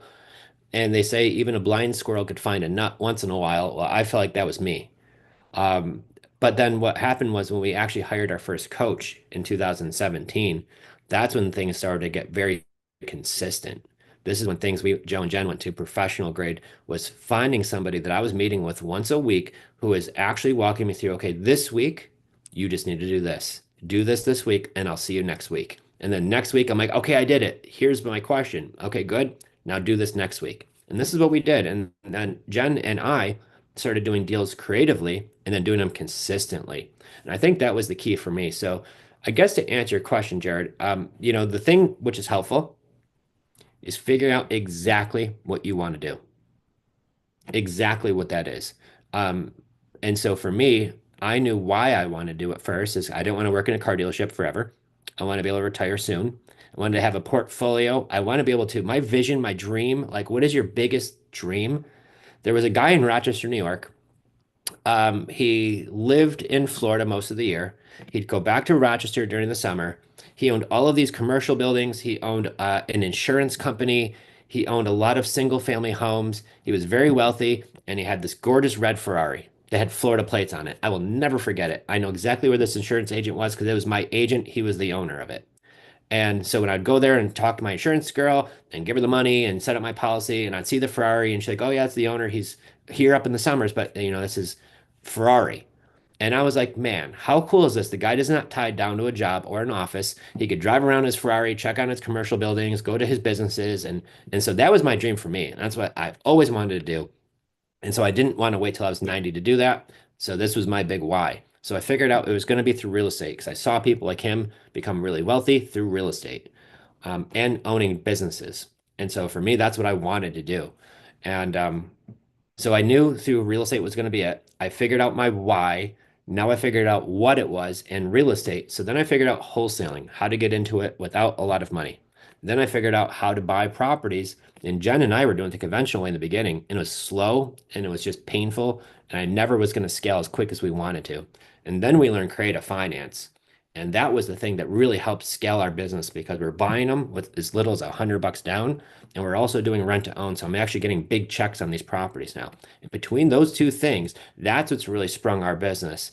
So to answer your question, Jared, figure out what it is, your why. Why do you want to get into this? Because there's going to be times where you're going to get kicked and punched and not physically, hopefully not, but like it's going to feel like that sometimes.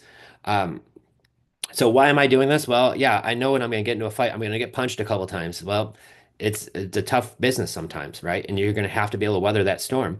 But I know why I'm doing this. So to me, I'm willing to fight that battle. Number two is what is it exactly I want to do? I love wholesaling. I love doing fix and flips, and I love doing these creative deals, single family homes, multifamily. I've had one of our clients in our coaching group buy a car wash with seller financing, a car wash. And I'm like, man, that's so awesome, right? Multifamily, businesses, it could all be done that way. So after you find out your what it is, like your why, then what it is, now who can I get around who's doing that? And for me, I'll be quite honest with you, I didn't have the time in Rochester, New York, because everybody that I talked to when I went to these meetups, they weren't doing this at all. There was really nobody. And so it was like my wife, my poor wife got to listen to all the stuff because nobody else knew what I was talking about. So shout out to my wife. But what happened was we found people who did, but they lived in Florida and in DC. So I hired one of these coaches and paid him a lot of money for us to learn how to do this by people who were already doing it, who are already experts in the field. And then we just took action on that and then hired more of those people and more of those people and surrounded us with more of them. Everybody in Rochester, I still have a ton of friends and family up there, and I love people up there. But some of the best minds weren't in my city. And I wanted to find out who the best minds were doing this. And I wanted to get myself around them. And if that was me having to pay money for it or whatever that was, that's what we did. And that was the big difference for us because now I'm around some really mindful, like super bright people. And when you're around those people, you feel like you could accomplish anything. So I did pay some bucks to get into our first coaching program and then our second. And then I don't even know what one we're in part of now. It's a lot though, but we have a mastermind that we're a part of. And we also have our own coach. And Jen has another coach on top of that.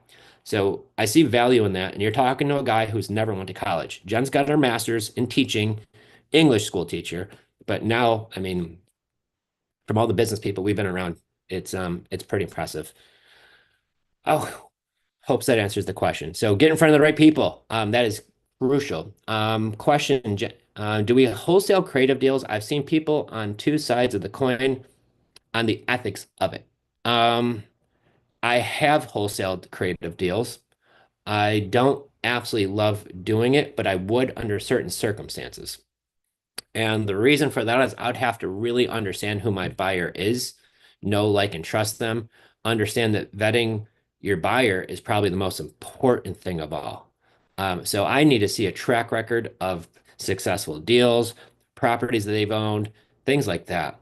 If they've never done one of these deals before and aren't familiar with creative deals, I won't even consider selling them a deal. So if I do get a creative deal, I want to generally keep these because that's what builds long-term wealth. So what I like to do is I like to wholesale my cash deals. I attract leads in a high amount.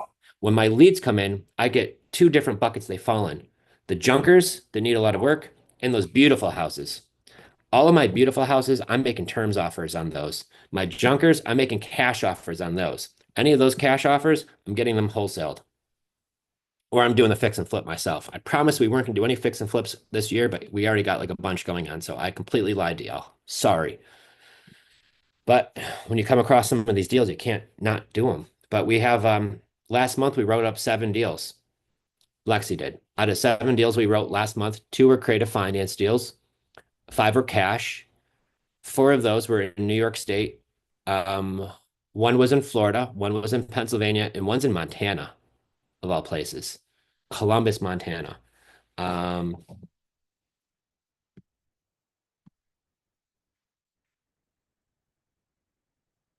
Bam, look at Lexi. She's freaking going right now. She's gonna, and I think she's already got 1 or 2 this month already. So this is the key, guys, is just that consistent action. If I'm gonna wholesale a deal, I'm gonna wholesale one of my cash up deals. So when I find that multifamily or that single family home I'm buying on terms and I need some cash to buy the deal, $100 down, a couple thousand in closing costs, insurance policy, I'm using the proceeds from my wholesale deal to fund that deal. And then I'm getting to do rent to own. So when my renters move into that deal, I'm getting a huge check back. And now I'm just letting it roll. So that's what I like to do. Okay. And so I did wholesale a creative finance deal not too long ago.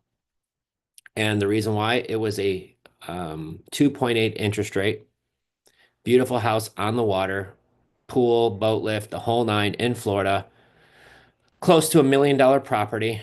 and the seller is getting divorced. He's moving away.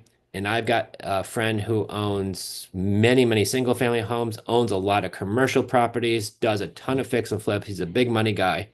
And he wanted to have another home in Cape Coral and was looking for a deal. And we just ran into each other at a meetup and we got to chatting about it. And he's like, "Hey, if you come across anything in Cape Coral that's really, really nice," I'm like, "Bud, I've got one right now at 2.8." And he was like, "I'll take it."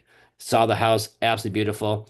He met the seller met him face to face. They got to chatting. They became like best buddies. The seller got $40,000 down. I got a big old assignment check for that deal, and the seller got his money. So ideally, this my buyer's not going to mess that deal up because he's got a lot of money into it, some skin in the game, and he's very well versed on how to do those deals. Has been doing it for a very long time, is familiar with creative deals, and has a lot of properties, and has been doing this for a long time. So if I'm going to wholesale a deal to that, it'd be something like that. If they're new, just want to get their first deal and they want me to do it for them, absolutely not.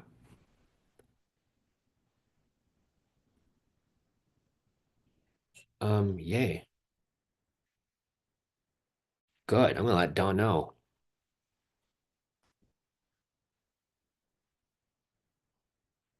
Dawn is gonna be happy. I'm gonna make her day right now, everybody. Hi, Don. Explanation point. I just checked in and it looks like we're going to be good to close next week. Period. I'll keep you updated. I must talk funny because every time I say Dawn, it says Dan. Checked in.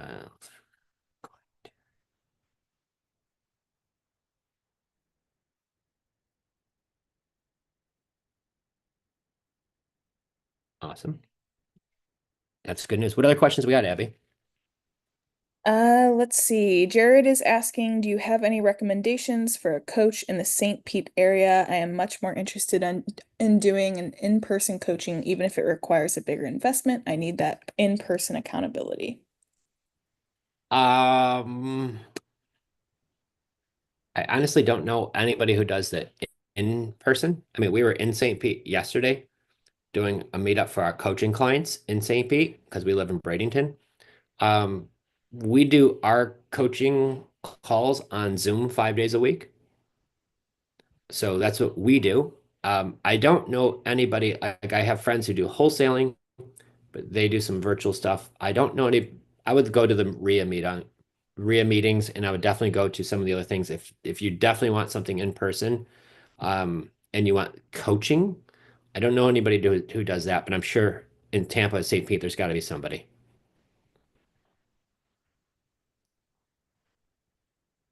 Yeah, what else we got? Let's see. What are the differences in closing costs for seller finance slash sub two compared to traditional closings on a home with a mortgage? Well, it's going to be less because I don't have to worry about appraisals. I don't have to worry about inspections, although you should get one anyways, but you don't have to. I mean, the house we bought that was built 2 years ago in 2022, seller moved to Texas, houses in Florida. They said, "Joe, we got a 4.1 rate, and if you give us 12 grand down, you could take our house." It's a 2-year-old house in Florida. I put 12 grand down. It's like a 300, almost a $400,000 home with a 4% rate that cash flows. Payments 1,900 with taxes and everything. Rents for 2,500. Turnkey, beautiful house. So when I bought that house, I did not need to get a bank approval. I didn't need to get an inspection. I didn't need to get an appraisal done. Some of those things will cost you some extra money. So the closing costs are very similar, probably just slightly less. Now, I buy on a wraparound mortgage versus a subject to. What's the difference, Joe? I'm glad you asked. They're very similar. The loan stays in the seller's name, but the property goes into my trust. So now we own the property, my trust does. The difference is when somebody does subject to, they're just deeding you the property. If you don't make the payments, how do you get the property back? There's no promissory note. With a wraparound mortgage, it's the same thing. It's just papers, and it's a promissory note showing that I'm going to be making the payments where my trust is. And it also says that if I don't, you can foreclose and get the property back. So it protects your seller a little bit more. Also, on top of that, if your seller, because I have this happen all the time, they sell you the house. It's a year, two, three, 5 years later. They said, Joe, I want to buy another house. And my mortgage person said, there's an old loan on my credit. I'm like, yep. I just tell them I bought it. I show them the docs. I show them the wrap mortgage, and it helps wipe out their DTI. So even though that's going to be on their credit report, they're going to show my incoming payments help wiping out that outgoing payment so they're able to qualify again. So we do that a lot with a subject to, you don't have that note created. But on a wrap, because they're actually doing the paperwork, it's just not a bank loan. I'm not getting my credit checked, just paperwork. But for them having to write that up and record it with the county, it does cost a few extra bucks, but that's what it is. So every state is different for closing costs.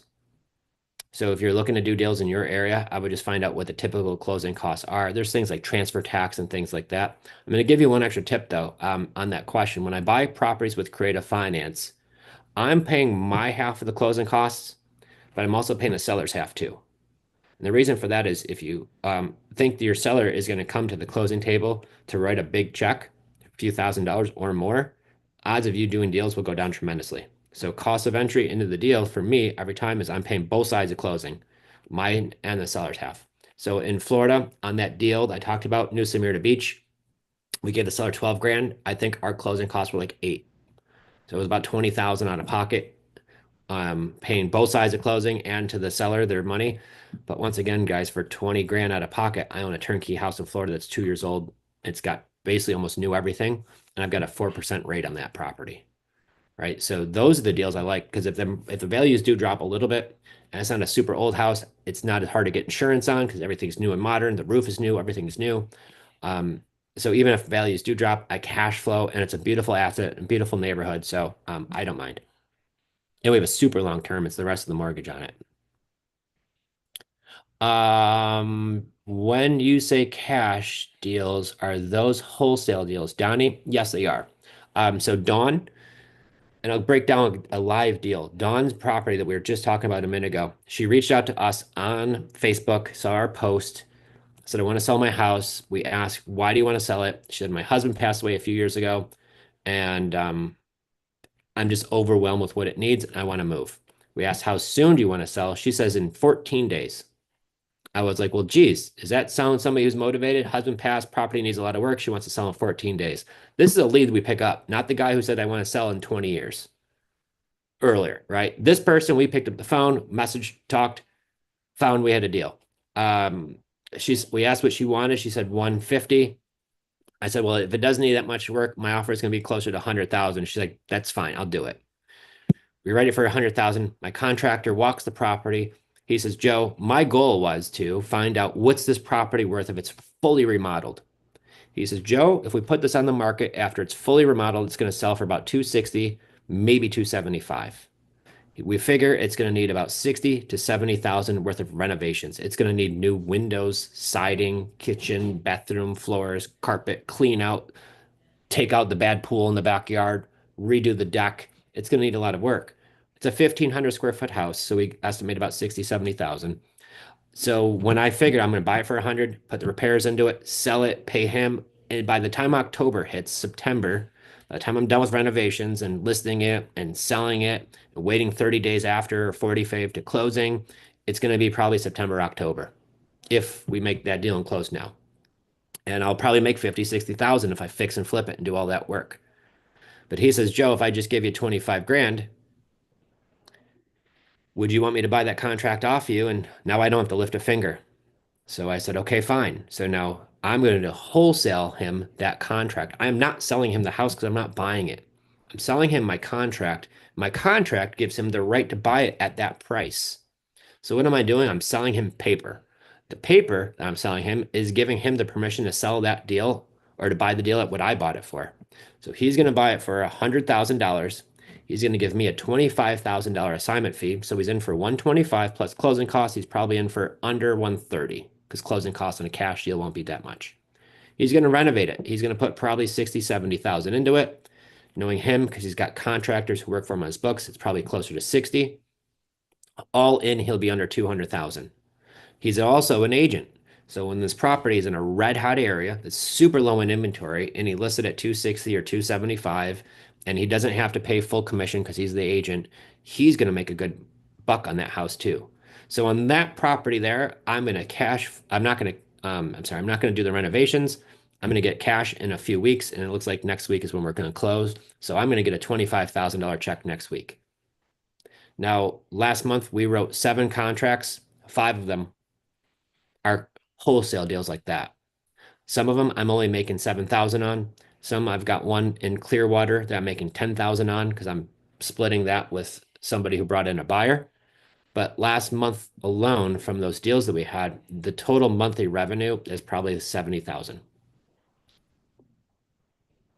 for monthly revenue, right? Our total ad spend for Facebook, because we were running sponsored ad, it was about 2,500 total for the month. So some of those leads were brand new. A lot of those leads weren't. A lot of those leads came in September, October, and we just been nurturing them and following up with them and waiting, right? So some of them came in February and some were months before that. So here's the deal. If you talk to leads and you're going to do the blue ad like we're going to talk about, I'm going to take a lunch break in a few minutes, but then when we get back, I'm going to take a 15-minute lunch break. But when I get back, I'm going to talk about how you're going to generate leads for free, a lot of them for free without spending any money. And I'm going to share with you guys one of my secret weapons that I haven't been sharing yet because I just discovered it. But I'm going to share with you guys how to generate leads for free. These are incoming leads. Incoming leads by far are the best ones. Both are good, both work. But when somebody reaches out to you wanting to sell a property versus you having to cold call them or go knock on their door, both of them work. I'm not knocking either hustle. But when they come inbound, they're a lot better. And when they come inbound for free, those are my favorite, right? So how am I able to do that many deals on that little ad spend? Because your average investor spends about $3,000 to $5,000 in advertising before they could get one deal closed, right? And you don't have to do that. And that's why, once again, I love Facebook so much. Um, any other questions we got, Abby? We do have a couple. Hmm. So Donnie is asking what percent of your lease option buyers fall through and are unable to purchase the home, and what is your length of the lease option? 12 months, 24 months, 36 months? Okay, so that's a really good question. The actual percentage I don't know because I still have some of them with the original renters in there. I had some default, so I do get some evidence there of what could happen. Industry wise, they say I think it's like 3 out of 10 actually buy a property. So about 30% actually execute the option, purchase the property. I don't have the exact data because I've got some of these rental properties from 2018 and 19 where I still got the original renters still in there doing rent to own. So I'm going to answer the next part of your question. When I find the right renter who wants to do rent to own, they can afford the monthly rent. They got a big chunk of money to put down on the property because 17% of the people could qualify for a mortgage. So that basically means 1 out of 5 could get a mortgage. 4 out of 5 can't. So the people that I'm marketing rent to own are the 4 out of 5, which is the majority of the people. Now, don't get me wrong. A lot of those people don't have money. A lot of them do. A lot of them do. Some of them aren't. Some have great credit and maybe they're self-employed. Some are great credit, maybe haven't been in the job long enough. Some have bad credit, maybe a recent divorce or a sickness, but things are getting better again. They've got money. So what I do is once we get the people who like the property, we send their information to screenthetenant.com. Screenthetenant.com, if you've seen our interview with Paul and Diane, they're awesome. They're in Pennsylvania.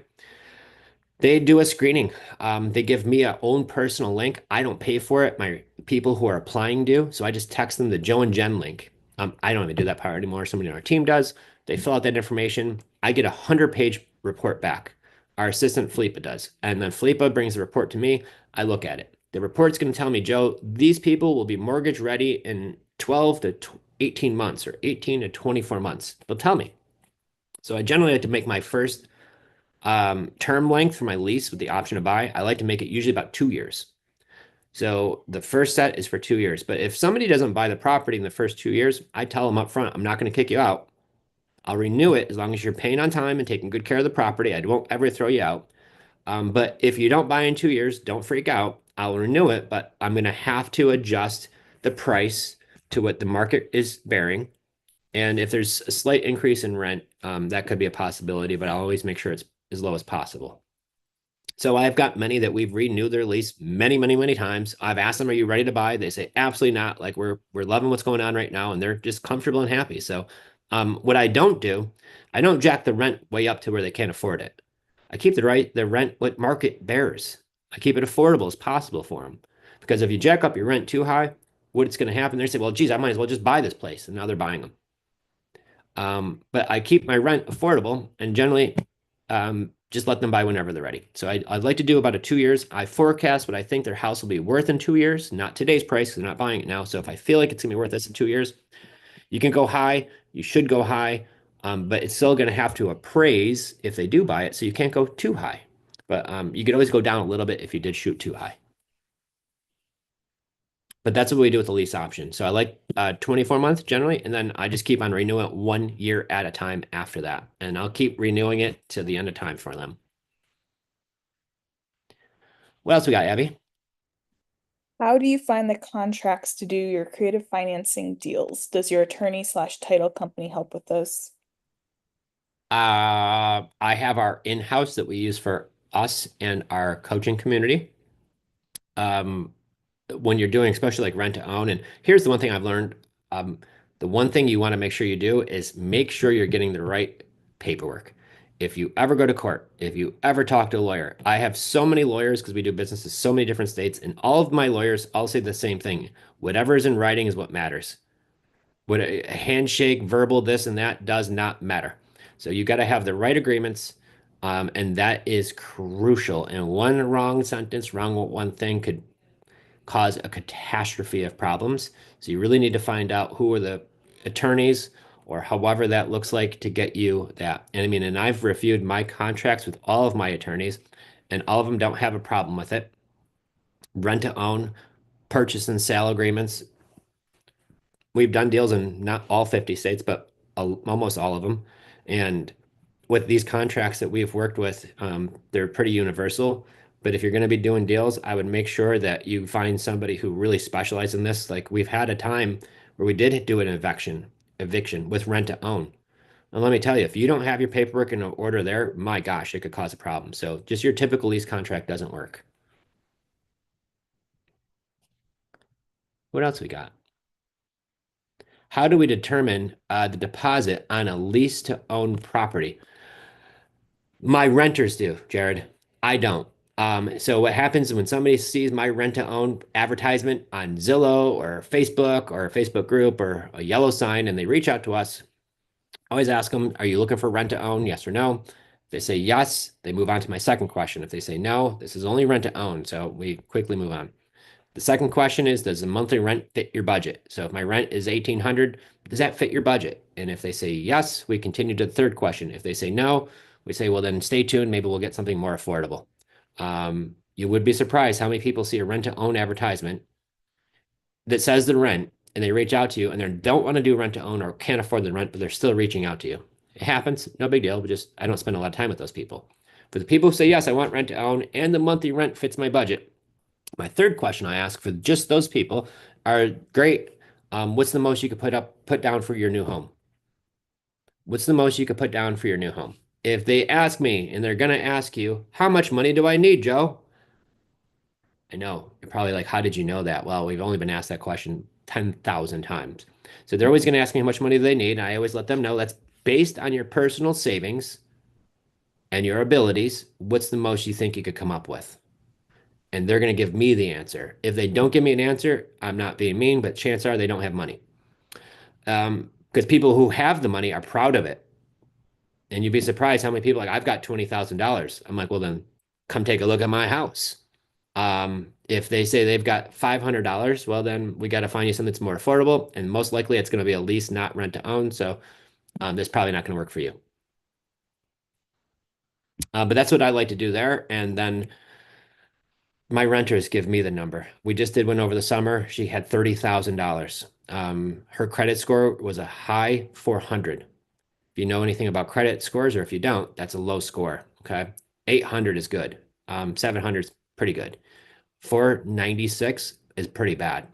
But the challenge was there was a story behind it. Not the challenge, but there was a story behind it. And she was a really sweet lady, lived in a great neighborhood. Husband recently left her. They're getting divorced. He left her with all the bills on her own. So mortgage got behind, credit cards got behind, car payments got behind because now she's trying to pay for this big house and the kids and everything off just her income because he says, I'm not giving you any more money. So the divorce happens. Court order, they sell the house. So they pay off the mortgage. They pay off all their credit cards. They paid off her car. And she's got a whole bunch of money now because they had a lot of equity in that property. And she works at the job for 20 years as a nurse, making 85,000 a year. So she's been a nurse for 20 years in the job, good industry, good income, 30 grand down, no debt at all. So to me, if you're a 496 or if you're an 896 or a 796, you got 30 grand down, no debt, and a great paying job. I love you either way. And if you just had an incident happen, like good person just had something bad happen, I'll help. We could work together on that. So the difference is she moved into a beautiful house now in a beautiful neighborhood, gave us 30,000 moving into the house. Called up Felipa, our assistant, was like, "Hey, is it okay if I plant my own garden in the backyard? Because it's a big, beautiful fenced-in backyard." And we're like, "Yeah." And she's like, got a map of where she wants to put like the flowers and the vegetable garden, and she's just so excited. So my question is, would you let somebody move into one of your rentals if you had some, or if you do, at a 496 credit score, right? Typically, the answer would usually be no. But in this, if she gave you $30,000 down, would that change your? Drop that comment. I want to see, would you, if she was a 496 with 30 grand down? I see yes. Can you elaborate more on the difference of rent to own and lease options? Chad, a lease option is what we do. Some people know it as rent to own. There are some small differences. I'm seeing a lot of yeses. Holy cow. Absolutely. Sure. Yes. Lacey says yes. Donnie says yes. Ginn says yes. Jared, absolutely. Sure. So that's what I thought too. I liked her a lot. So a lease is what we do with an option, which is lease with the option to buy. That's the proper name of what we do. Uh, Andrea says yes. Jenny or Larry says yes. So I think we're all on the same page there. I would too. I agree with all of you guys. And she is such a sweet lady. I'm so glad we can make that happen for her. And it's a really, really nice house. On that house that she's in now, backstory, that was the second house we bought on Creative Finance back in 2018. Seller had that house. She was living in it, married a guy, moved out, had this as a rental, accidental landlord. Didn't buy it as a rental, but was now a landlord. Renters moved out, left it a mess. She said, I don't want to leave. I don't want to be a landlord anymore. I want to sell it. I bought that house with $100 down for $70,000, 72,000. House is worth 200,000 now. Right. I bought it with owner financing, no credit checks, not a thing. So this is why I love real estate because over time, man, that thing does go up in value. And we're paying off the debt. Well, I'm not even paying it. My renters are. So they're paying off my debt. It's in somebody else's name. While my values are going up and I'm getting a paycheck every month. So you can see why I love real estate so much. So, Chad, to answer your question, we do a lease with the option to buy. If I say that sometimes, like, well, what's the difference of rent to own? Well, technically, rent to own means you maybe some of your payments are going towards the principal, and you never want to do that because that's a whole other legal thing. And I just let them lease it with the option to buy.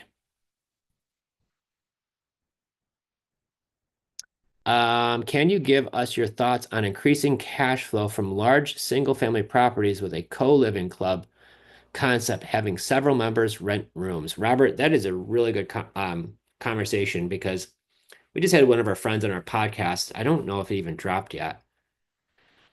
Not yet. And they specialize in co-living and co-living. It's a like a membership. And so there are some upfront costs. There's probably definitely some management things to go along with it. I am not the person who does that. I know people and friends of mine who do. I've had friends who've done it way before it became cool. Now it's like becoming trending, like co-living. Back then it was like a almost like a, most of the time when I'd talk to investors who were doing this back in the like early 2000s, and they were finding these homes in the suburbs. They were turning as many bedrooms as possible into the house. They were renting them all to individual people. So I guess my question, if you're going to do it, Robert, the people inside of the house are going to either make or break your business. And I'll give you an example. If you're in a place where there's maybe like a super high rents and there's like a college close by or a couple hospitals and you're getting some like nursing students or things like that where they just want something they're at work all day long. They can't afford anything too crazy, but they want something comfortable and clean to come home to. That could be fine. I've had some of my friends who are doing it for people who maybe have like substance issues and things like that. And when you have 9 different people living in a house, um, you just hear some of the things that happen. But that could happen with anything, right? So, I mean, I've had some of my rent to own properties where I get a call from the neighbor saying the cops are there, right? Because the husband is yelling with the kids out in the driveway and stuff like that. So it happens with every property. I just think that those probabilities slightly increase when you throw a bunch of random people into a house together. So the profits could be great, but then also too, I look at like the other side of it as well. For me, I'm a hardworking person, but I like to be lazy with my investments. And what I mean by lazy, not lazy in a bad way. Lazy is in I don't want my renters calling me all the time. I don't want me bugging them all the time either. I want to provide them a beautiful house in a beautiful neighborhood. I want them to pay on time, treat the property right, and then I stay out of their hair. And that's to me what I love. And what I would think as a renter, I don't want my landlord knocking on my door every 2 weeks, bugging me, coming around, and all these other things. And if I give them the respect and they give us the respect, I like to set it and forget it. So for me, when you do have co-living, I know people who make great money from it. I think it can be profitable, especially in the right situations, in the right locations. I think it can be.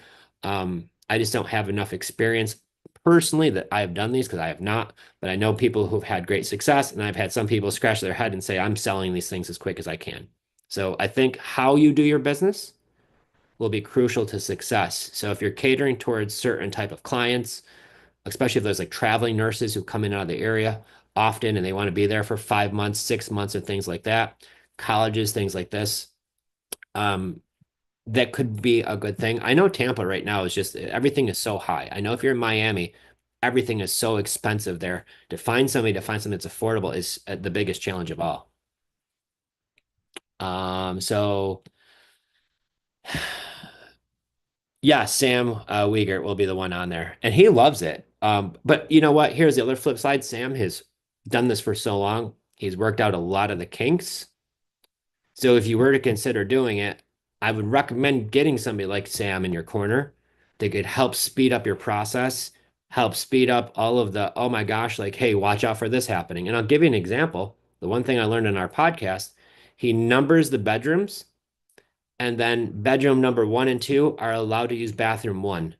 Bedroom threes and fours are only allowed to use bathroom number two, right? And bedrooms 5 and 6 could use bathroom number three, right? And so you don't go in the wrong bathroom and things like that. So it does help to keep things that you wouldn't even consider. These people have already worked out those kinks. So if you are going to get involved with that, I would definitely, and this is the whole point of like being around the right people. Because if you were just like, hey, it's a boarding house, I got 9 extra bedrooms, and you throw a bunch of just people in there, like now you're going to be dealing with all types of evictions or whatever. He actually has a membership, and your membership can be terminated at any point. So now they're not having to deal with evictions as a rental. They are now removing you from their membership, and you're no longer a member. Even identifying parking spots, like things like this that I would never even you would have found out, but you'll learn that a lot quicker from being a guy around a guy like Sam. My friend Devanna Keynes does sober living, co-living, also midterm co-living. Love it. She has a few Bigger Pockets podcasts. Her homes and tenants are incredible, and she manages living in each. And that's the key, Sarah, is really finding the people who are doing it the right way. Because just like rent to own, just like rentals, landlords, co-living, there's people who are probably doing it really high level and they've worked out the kinks, and there's people who maybe aren't as good at it. So if you're going to consider doing this for one of your properties, find somebody like that, get around them and find out what's working best and things to be mindful of. Um, there are some talk that the courts are looking into lease options as a delayed sale and you have to foreclose instead of evict. Please shed some light on this. There are, right? And this is why having your paperwork correct is key. So the question here is there's some courts that are looking into a lease with the option to buy is a delayed sale. And so if the renter stops paying, they're saying that you would have to foreclose versus evict them. And that is true, especially if you're not doing the paperwork the right way. Your documents could show it that way, right? Or maybe how you set up your business the wrong way. So I'll give you an example of the wrong way. If the property rents for $2,000 a month and you're giving your renter a rent credit, every payment they pay on rent will go towards the purchase. And it sure does count as owner financing, delayed sale, and you definitely would find yourself in a foreclosure versus an eviction. So my agreements don't ever do that. I don't ever give anybody a rent credit. They have two separate agreements. They have a lease agreement. The separate agreement is the option agreement. So the success is in the small details because I'm in upstate New York, guys. If you want to talk about a difficult state to evict people out of, good luck. We've been to court. We had to show documents to the judge. They looked at our docs, and even my lawyer's like, dude, like it's gonna make or break you based on your agreement. And I'm like, here you go. And everything checked out so clean as a whistle. And even in places like New York, where it's almost impossible to do an eviction, guys, we've done it. And I don't like doing it. I hate doing it, honestly. I don't want to do it, but we're being forced into doing it. I don't have any other choice, and that's why we came to that point. Okay. So unfortunately, that does happen from time to time. I've had somebody move into a house, give us 10 grand, pay first month's rent, and then never paid second month's rent from there on out. Didn't pay third, didn't pay fourth. Now we're like, what the heck, right? Now it's eviction. Now there's 7 months, 8 months in there before we could even get them out, right? Darn right, they're not getting their money back. All right. I can even talk about more of those, but we ain't got time for that today. Because believe me, it gets frustrating. Oh, thank you, babe. I have my wife tell me lunch is here and it looks like sushi. Yay.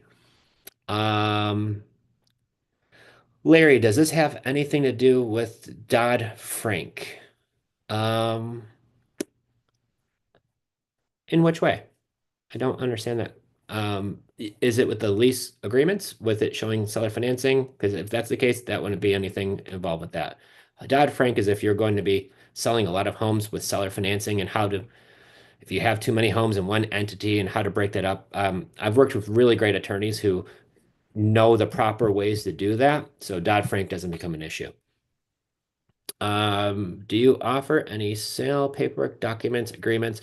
Robert, I don't sell our contracts or agreements. It's just part of our coaching program because part of the coaching program, if you give the contracts and agreements, and you're not formally properly trained on how to execute these the right way, it's just like walking around with a loaded gun. So part of what we do in our training program is we walk you through how to do these documents the right way. And that's why we reserve it for that crowd. Yes, Larry. So with rent to own, we don't skirt around any Dodd-Frank issues with that because I'm just leasing it to somebody with the option to buy it at any point within that agreement time frame. So Dodd-Frank gets to talk about if you're basically like dealing houses and lending to people, a lot of those things. I think some of the rules, because it's so very gray on it, if you have a lot of properties in one entity, but there's reasons why I put my properties into trusts because they're all their own individual entities and it skirts around all those issues. So um, those little small details I think are what's super crucial about making sure when you're buying a property. And at the meetup last night, we had a great attorney there. And the first thing he says, and he's very, very well known, big time attorney.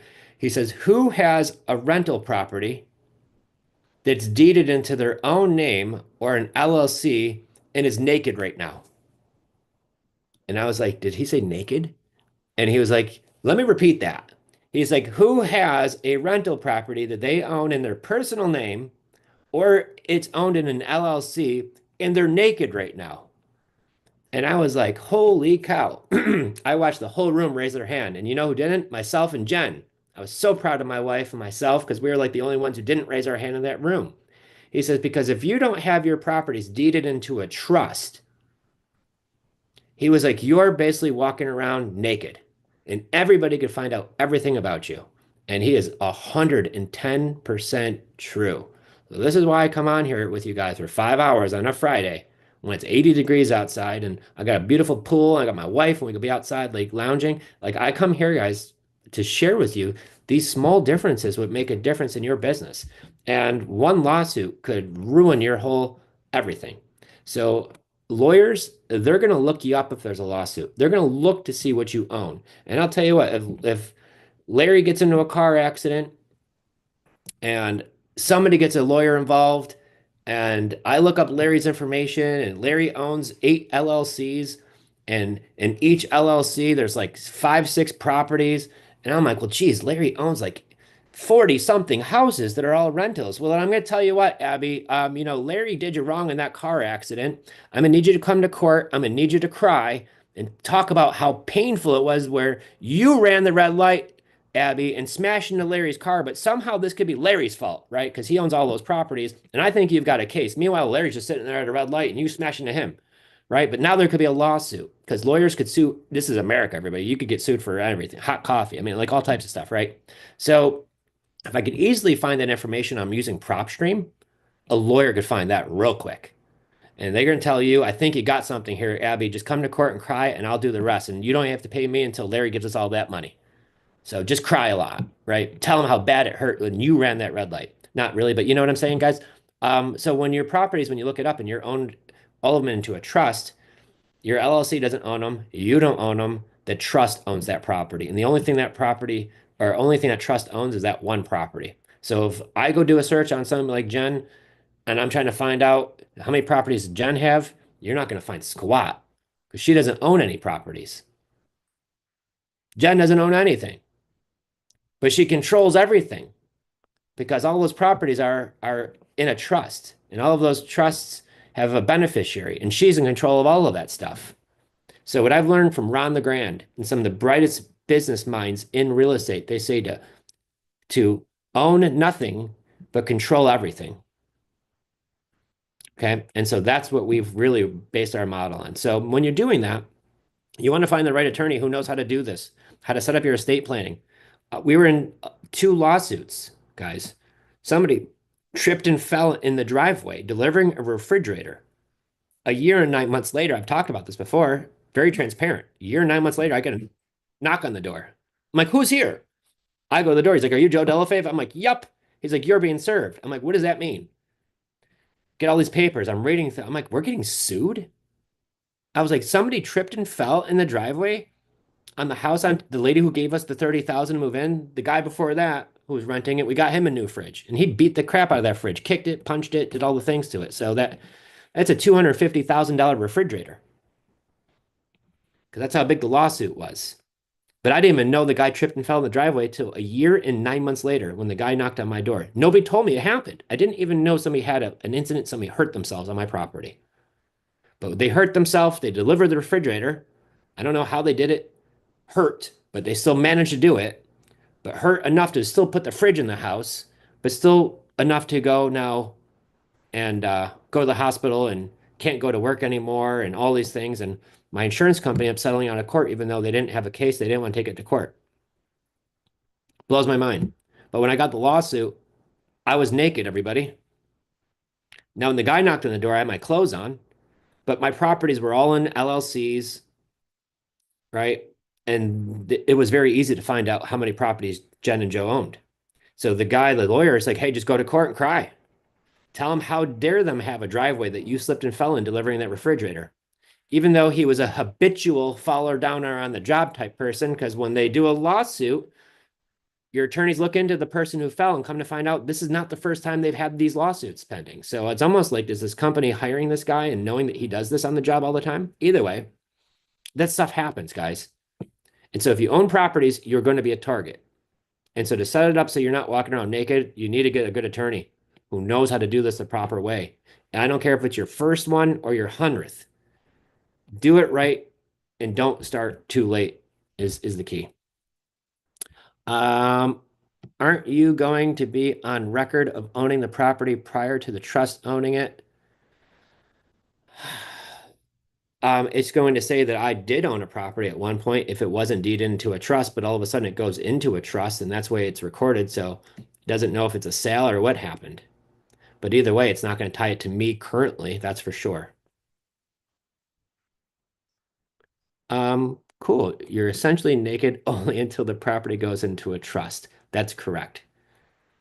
Um, but when I buy a property, moving forward for the last 6, 7 years, 8 years now, holy cow, every property that we own moving forward, every one of them, when I'm purchasing them, always in a trust, every single time, without an exception. All right, cool. I'm gonna go eat lunch. I'm gonna take 15 minutes. Guys, in 30 minutes from now, Brent Daniels, Mr. TTP is gonna be on here. If you've got questions for Brent Daniels on wholesaling, on pay-per-click leads, on how many contracts is he doing a day, a month, what does his business look like? Guys, he's gonna be on here live to answer your questions. So while we go on this lunch break, I'm gonna spend 15 minutes. But while I'm on my lunch break, I want you all to chat any questions down there. So when Brent comes on, we're gonna be Q&A. I got some things we're gonna be chatting about for sure.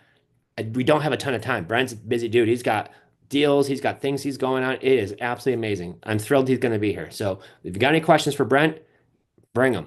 Then after that, we're going to be talking with Jenn. She's going to be on here. We're going to be talking with Brent together. We're going to be looking at some deal stuff. We have so much more going on. Guys, it is only 12:30. We got till 3 o'clock today, Eastern Standard Time.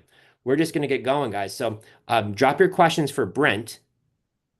We're going to see you guys back here in 15 minutes, and he'll be on in half an hour. So if you've got any questions for me, we'll answer them for those 15 minutes, and then we're going to go. We'll be back. So cool. I'm going to pause, and I'll be right back. 15 minutes, guys. I'll be back.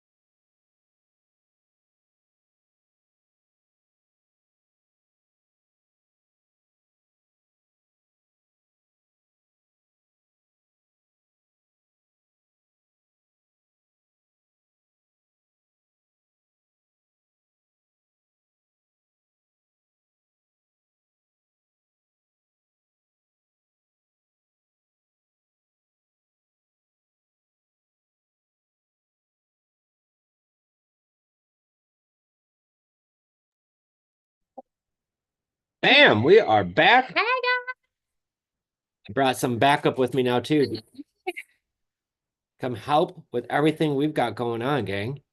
What do you got? What are you drinking on? I'm trying this brand new flavor, Strawberry Sunrise Alani, because I got no sleep last night, but here we are, chugging along. Why didn't you get sleep last night, babe? Well, while we were at the meetup, we got a message saying that our son was sick, and so he was up all night, and mom duty called. So he's doing better today. But yeah, you just do what you can with what you got, and I'm a little sleepy, but we got Brent Daniels, so I gotta be here for that. You hope you're ready because I'll tell you guys, if you haven't hung out with Brent, my man has got energy. If you ever follow Layla Hermosi, what is it? F your mood, follow the plan. So here we are. Well, I think, and I gotta ask you, did you make this back here? Yeah, I have Did you do that too? I have to do my video. But yeah, this is the 6 steps of how to do a deal with creative finance. You generate your off-market leads with Facebook. There, I gotta practice my Vanna White skills. You're gonna ask the 10 questions that we give you guys for free, and you just run that through Messenger.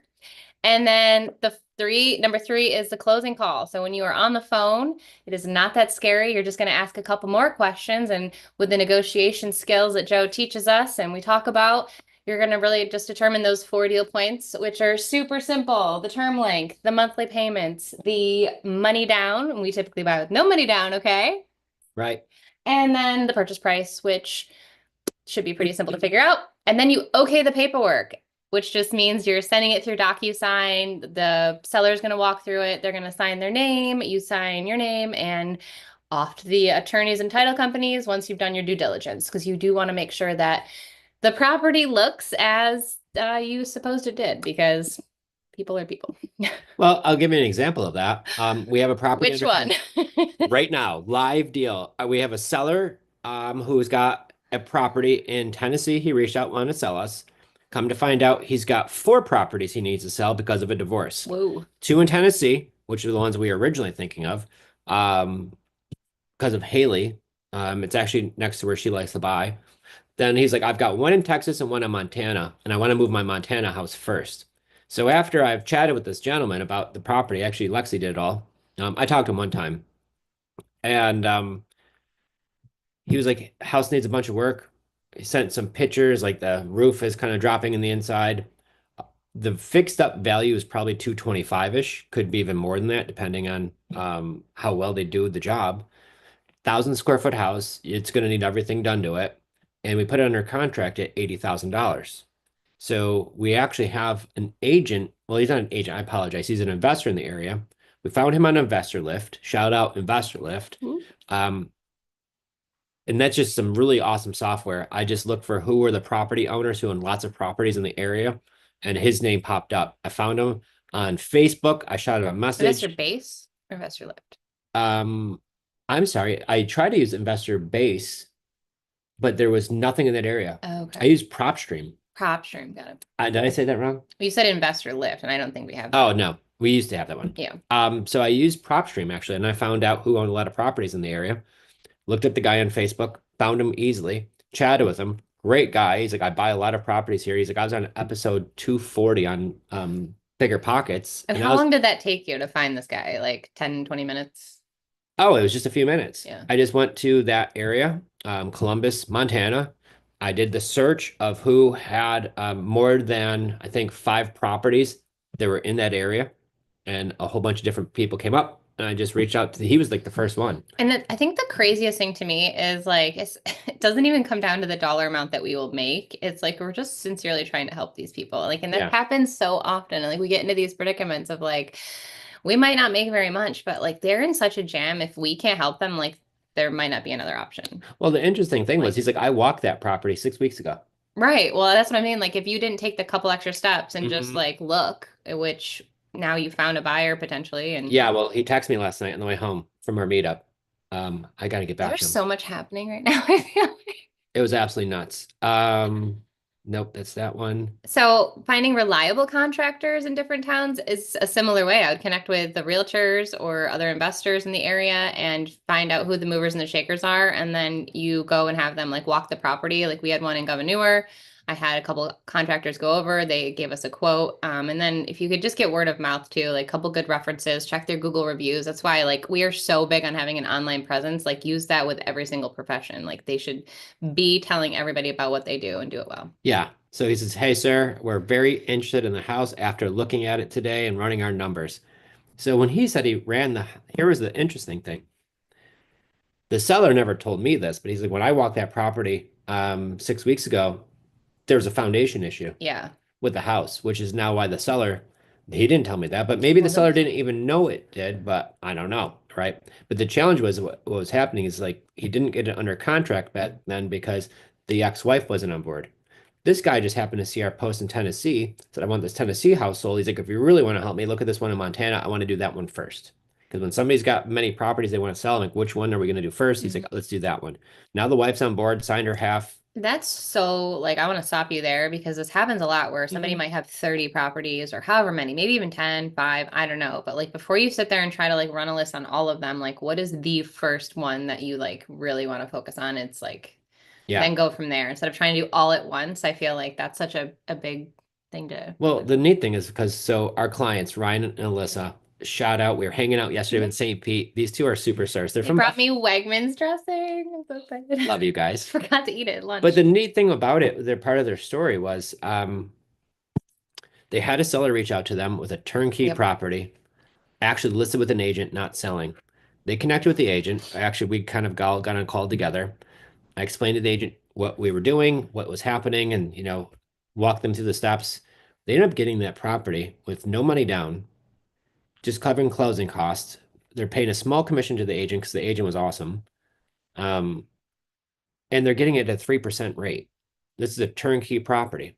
So this deal worked out so well, but after talking with the agents, they're like, well, the seller's got more properties they want to sell. And so they're like, okay, what's the next one? And the next one is very close by, really nice property. It's actually probably a little bit more desirable than the first one. And so what they did was say, okay, well, this one hasn't even hit the market yet.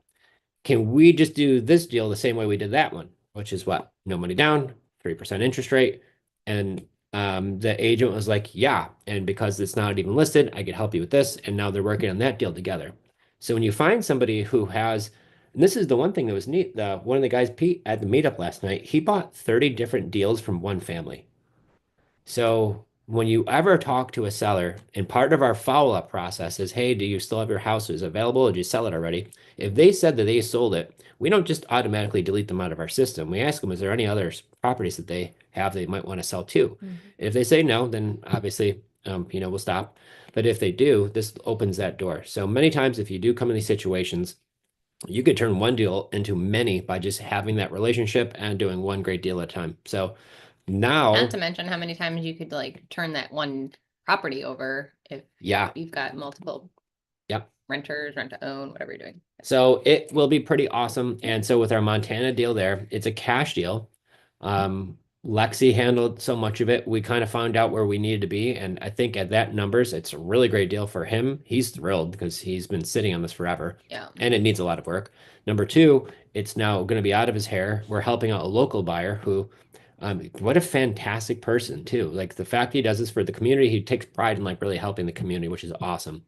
And it's in a small town, so there's not a lot of houses that are available. Yeah. But that's how we found these people. So it's really simple to do this by having the right software. And we're going to get in touch. Brent will be on in a few minutes.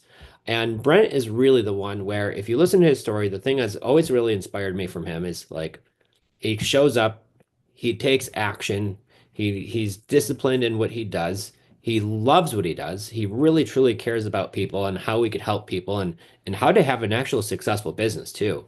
So we're going to kind of go over what his, numbers were like, but it just starts with one deal, guys. So if you've done these deals before, great. If you haven't done one, it's just getting your very first one, right? And that could be a creative finance deal where I know own a rental, or that could even be a wholesale or a fix and flip.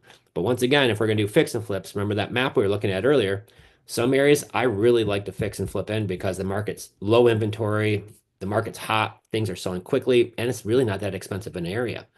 Where some places like Florida, very expensive houses. You've got high insurance, and then obviously with the market kind of softening here with a lot more market houses in the market, it kind of makes it to me, I'd rather wholesale in Florida, and that's what we do. Do we have any questions, Abby? Oh, what is it? We were rattling on about Facebook. I see a question about that for Facebook. So the best advice is that you should have a personal Facebook profile page. So it's like Jennifer Delafave, there's Joseph Delafave. And then once you have a personal page, we always recommend that you have a free business page. And you can Google, YouTube, however to set that up. It does not take a ton of time, but it gives you so much credibility. And then your personal page, where it has your smiling face, your first and last name, that's the group, that's the page you'll go and profile page you'll go and join all of the Facebook groups with. So Hmm. that's what I was referring to with that. Yeah, no, and absolutely. And you know what? I was scared at first, posting the groups You didn't and even have Facebook. I see Brent's here, but yeah, I had to make your Facebook page for you and your Instagram. yeah. So, Uh-oh, who do we got in the oh, house? he's gone. Oh, Hey, Hey. how we doing? sorry, I didn't want to interrupt. I was like, Matt, mute me. But here we are. How's everybody doing? Oh my gosh, we're So awesome. excited you're here, Brent. Creative Finance Playbook, baby. Bam, and TTP. Now, all of you guys know Brent Daniels, the biggest biceps in real estate, and Boom. one of the nicest, absolute, genuinely like great people you'll ever meet. So we're obviously thrilled to have you on. Thank you so much for coming on today. Thank you. Well, I've, people that have Crohn's are just a special place in my heart. You know what I'm saying? You are always so sweet to me. He knows my challenge, and he's always been there to support me, and I love you for that. Thank you so much, I Brent. tell him, you're just faking it. Stop faking it. No. Yeah. No, I love you guys. Thank you so much for letting me participate. It is just a wonderful thing that you guys are doing here, just giving so much value so that people can go out there and serve their communities, help the property owners that aren't getting help by real estate agents. They're not getting help by attorneys. They're certainly not getting help, by other people that don't have the skills and don't have the right purchase agreements and disclosures. So it's really, really, really excellent that you guys are just upgrading the whole industry and doing these type of things. It's huge. It's really huge. Well, and I want to kind of talk about you and what you've been up to do as well, because it's been really amazing. Because you're not new to this; you've been doing this for a long time, and you've been around, obviously, with a success story of. I want to kind of snap into what is your business like today, but it's not. Oh, it hasn't been like this. So if you're listening to what Brent's business is like now, Yeah. guys, he didn't start there, right? And we've all started somewhere, but it's really remarkable to see I somebody love your story, Brent. who has like just one small win at a time, challenges come across, but doesn't ever stop and stays consistent. And I think that's always the biggest challenge with real estate investors or anything at all. It's consistency. He's got to show up to the gym all the time to have those arms, right? That's I mean, right. it doesn't just happen by accident. Believe me. So the whole point of it is it's taking that consistent action. I'm sure we've gotten a lot of kicks and punches along the way, but it's just keep getting up every single time. And so it's a really cool thing. So today we're going to go back for a second, but as first, today, what does your business look like today? TTP, but more your real estate business. Yeah, I love it. So in 2018, I bought a Joe Homebuyer franchise. I'm sorry, 2019. I bought a Joe Homebuyer franchise, and that's owned by Cody Hoffine and Mark Stubler, really great guys out of Utah. And so that is our brand that we run under. And yeah, we buy, we flip houses, we assign houses, we keep some of the properties now.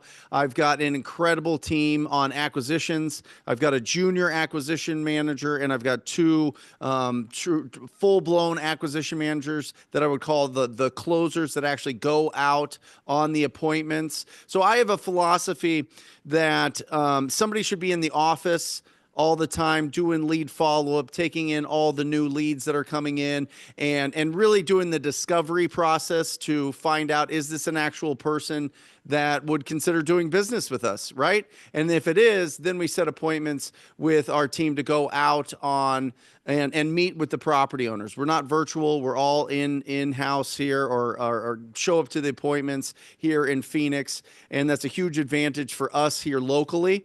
I have a great disposition manager, Jeremy, who sells all our deals. I've got a great lead manager, Jackie, that keeps us all organized, all of us crazy people organized, and really that's the team. And so it's a smaller team. They all work from home, but they're all kind of running around town except for Chad. Chad, we locked down in front of a computer, on the phone all day long, taking inbound calls, because I think it's really difficult once you start building out your team for the people that are going on appointments to also do a tremendous amount of lead follow-up. And so I want the lead follow-up really done well, and nothing slips through the cracks, and then let the guys go out that are really good at meeting the people and really enjoy going and meeting people, go do that. So we did 2.5 million last year in gross income. I keep about 40% of that for myself. And we keep increasing our marketing budget as we grow. I think one of the things as you mature in this business is really understanding how to transition from outbound marketing to inbound marketing once you get to certain points. And I think that's really the biggest thing that I want to talk to everybody on here today is, if you're just starting out and you're like $0 to $2,000 a month in marketing budget for your real estate company, then you got to be proactive. You got to be making the offers on properties that are on the MLS. You got to be posting to Facebook. You got to be DMing people. You got to get your Facebook account up to 5,000 people as fast as possible. Friend request people all day long, as many as Facebook will allow you, and then post every single day to your stories. I buy houses cash. Send me your deals. I buy houses cash. Send me your deals. You got to go knock on the doors. You got to pick up the phone and call people and talk to people. You got to be really proactive if your budget is under $2,000 a month. Now, if it goes 2,000 to 5,000, that's the next step up.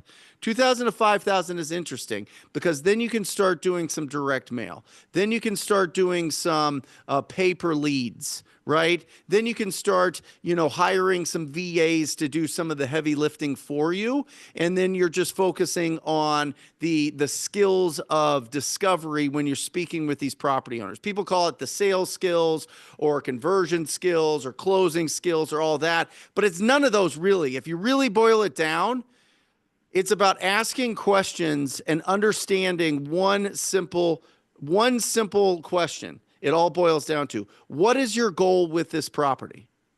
What is your goal with this property?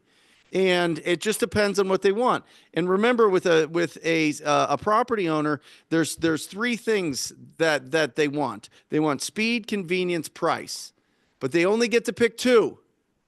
All right. They only get to pick two. So if they want speed and convenience, they have to work on our price. Okay. If they want a price, now we're getting into creative, and they want speed. Oh, okay. Here we go. We're going to be able to put this together and get something creative here, but it's going to have to be in payments. So guys, every time that you're speaking with a property owner and having this conversation, or with a real estate agent, or with a real estate attorney, or whoever's helping making these decisions with the property owner, you have to discover speed, convenience, price. What is their goal? What is their goal? Right? And when you get really good at that, really good at communicating with the property owners, that's when your business really takes off, and you start doing some amazing deals and keeping some amazing properties for your portfolio and really building long-term wealth. And but we have to be really good at the discovery process, and it's really breaking down, what is their current state, what is their problem, and what's their desired state, right? Where do they want to be? I call it Hell Island and Heaven Island. And what is the right bridge for them to cross, right? That is what we're looking for. If there's no problem, guys, they don't truly want to sell. They don't truly, if they haven't made the decision they're going to sell their property, it's not a lead. We're deal finders, not deal creators.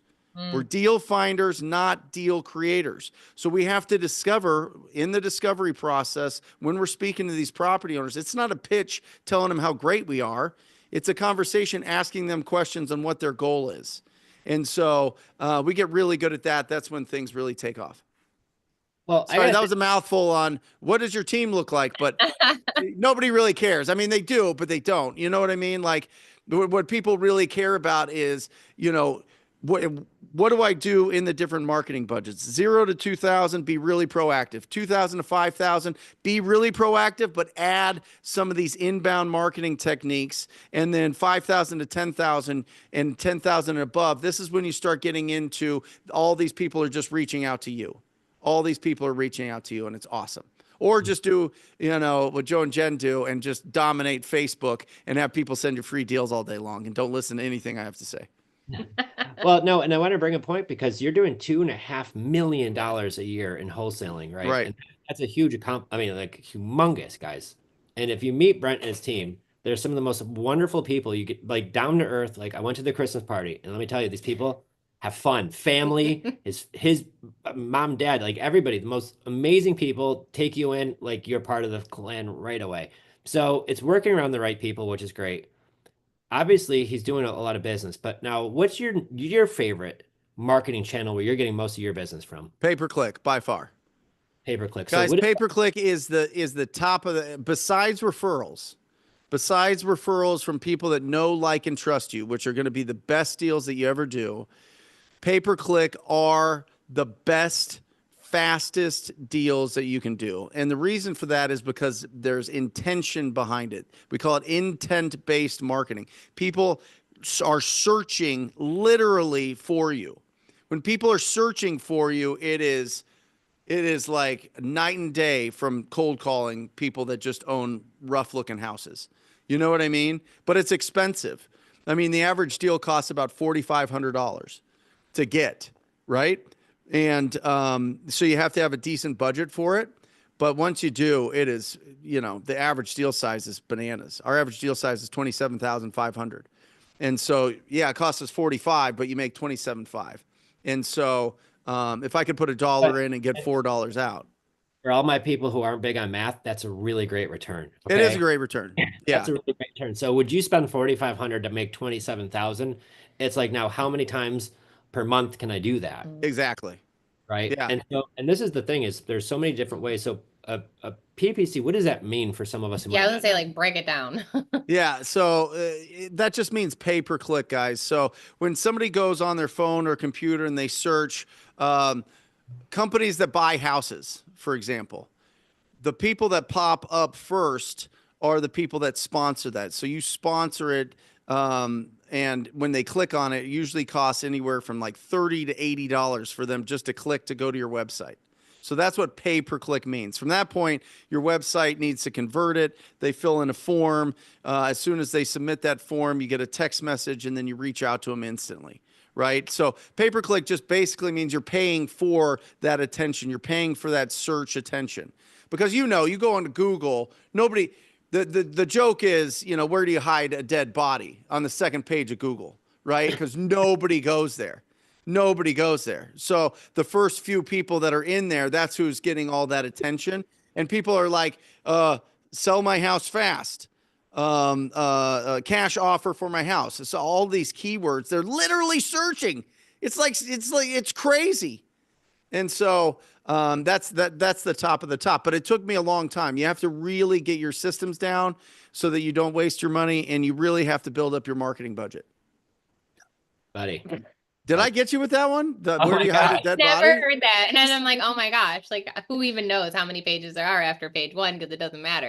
I know. You look down and it's like 1 through 1,000 pages. It's like nobody, it's crazy. Yeah. That's Well, great. so this is the point. So the people are finding you. Now you're just having them fill out a form, and the speed to lead that you could hear. They immediately get a text. They're immediately getting a call. So you're right on top of it right away.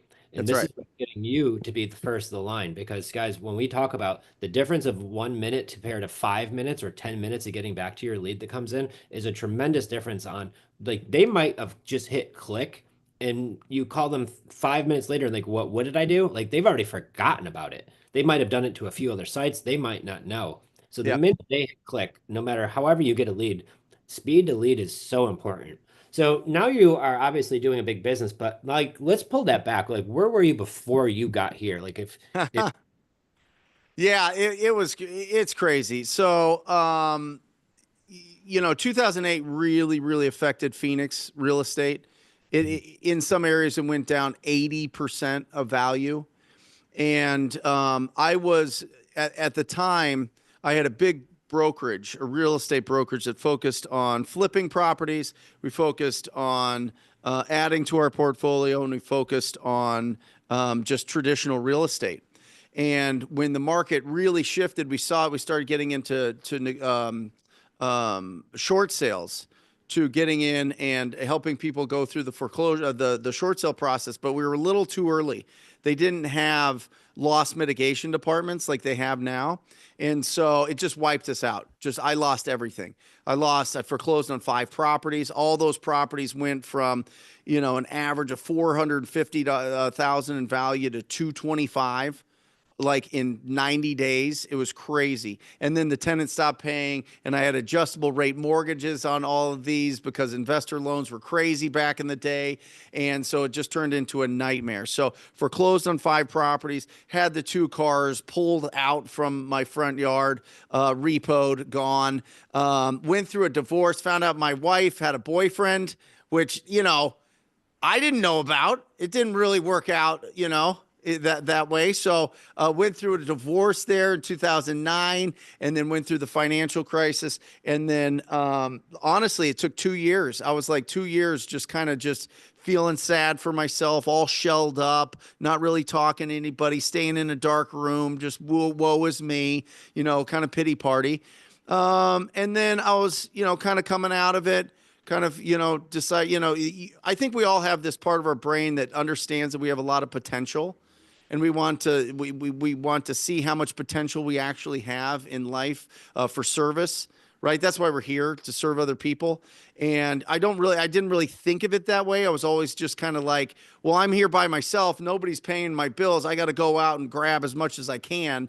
And once I read this book over and over and over and over again, it changed everything. The Go-Giver. And I started reading this every single week, and it changed everything for me.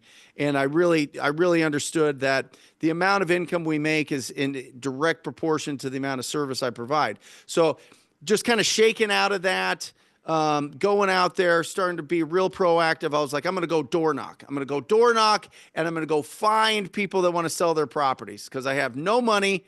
I have this beat up old car that my dad let me borrow for a while. It was terrible. It was like a sand color car. You know what I mean? Like an old man car. I was just driving like a Range Rover, and now I got this sand colored ES300. It was a Lexus, but it was like a Camry essentially. And we had a hailstorm in 2010. The back window was busted out. I had to put a garbage bag over the back window, and I'm there knocking on doors like, hey, have you thought about selling your house? And it worked. I knocked on the house. I knocked on a door of a house at the end of the street in 42nd Place here in Phoenix. And I talked to the owner, and the owner didn't want to sell her house. She loved the neighborhood, raised her kids there. Kids lived in the area, the whole thing. But she was the caretaker for a property 3 houses down that was vacant. And she put me in touch with the owner, who lived in New York. The owner put me in touch with their attorney, and we negotiated a deal, and I turned it over to an investor of mine. And we go to the closing, and my investor's not on the closing statement. It's somebody else. It's this totally different company. And I called up my investor, and I was like, Derek, what's going on? Are you buying this property? I don't understand. He goes, oh, no, I sold it. I said, what do you mean you sold it? You don't even own the property. You can't sell a house you don't own. He goes, no. I sold the contract. Don't worry about it. And I was like, what? And he's like, yeah, don't worry about it. And I look at the settlement statement. It's got a $40,000 thing called assignment fee. I was like, what is this?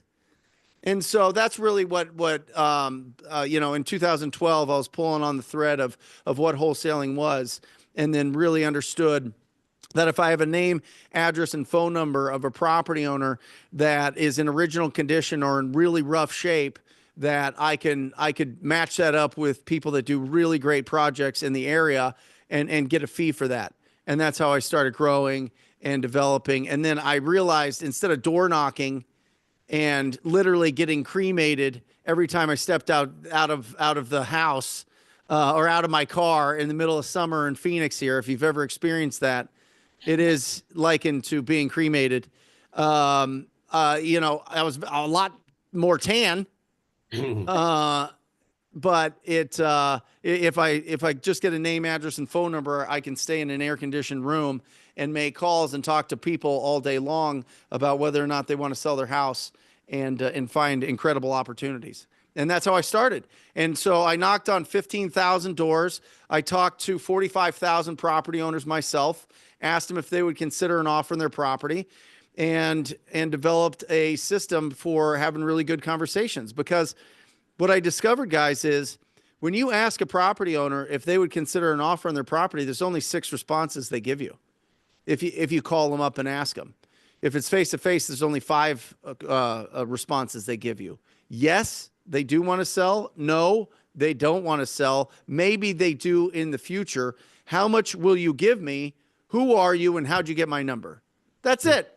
There's 6 responses. That's all. There's 6 responses whenever you ask somebody if they would consider an offer on their property. And if you know how to respond to those responses, you can open up a conversation. And so I realized the first 5 seconds of that conversation got me the next 30 seconds, which gave me the next 90 seconds, in which, the longer I was on with people, the more that I could find out if they actually had, if it was valuable for me to give them an offer.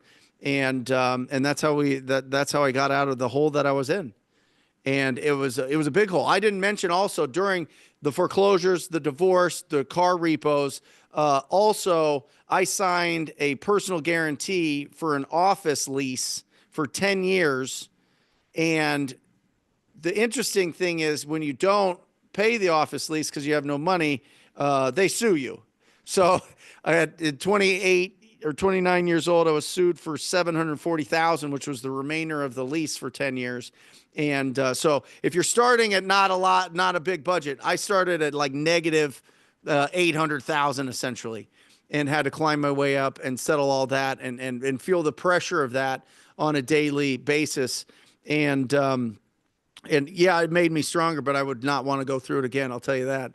And so, you realize you should probably review the things that you sign, first of all. And second of all, you can do a lot. You can really grow a strong business by just going out there and reaching out and being super proactive with people. And you don't have to have fancy offices. You don't have to feed your ego. You don't have to have the fancy cars. You don't have to have all this fancy stuff. You don't have to have big companies and big teams. I had like 80 people under this roof in this office, and it was just a nightmare. And it was all just to feed my ego, my young, 20 to 30-year-old ego. My brain wasn't even fully formed. You know what I mean? Like I was just being a knucklehead out there and was fueling everything off of ego, and I lost it all and had to climb out of that. And what got me out of that was just simply talking to people, asking them if they would consider an offer on their property, and just listening to them and matching them up with people that wanted to do great projects. And now we're starting to do some of those great projects. We're starting to look at, doing some more of the actual flips ourselves to really get the full value of our efforts, which is interesting and scary in the same. Yeah. Well, you just really unpacked a lot there. So many. From the pressure that you had, and I know all of us have different pressures in our life. Everybody does at different levels. But how did you not crack? I did for 2 years. I mean, I was a mess. I was an absolute mess. I crawled into a bottle for a couple years, hung out with the wrong people, did the wrong thing, not bad things, but just wasn't valuable, wasn't talking to anybody. I just shelled up. You know what I mean? And I realized that I was miserable. And then I really believe this, and this is something that sticks. Idle hands do the devil's work. I really believe that. You know what I mean? And so I was like, I'm going to force myself to just go talk to people. So I would just go door knock and reach out to agents and reach out to homeowners. And just the more I was in action, the better I felt about myself. And the better I felt about myself, the better I got at building skills, and the more serious I took it.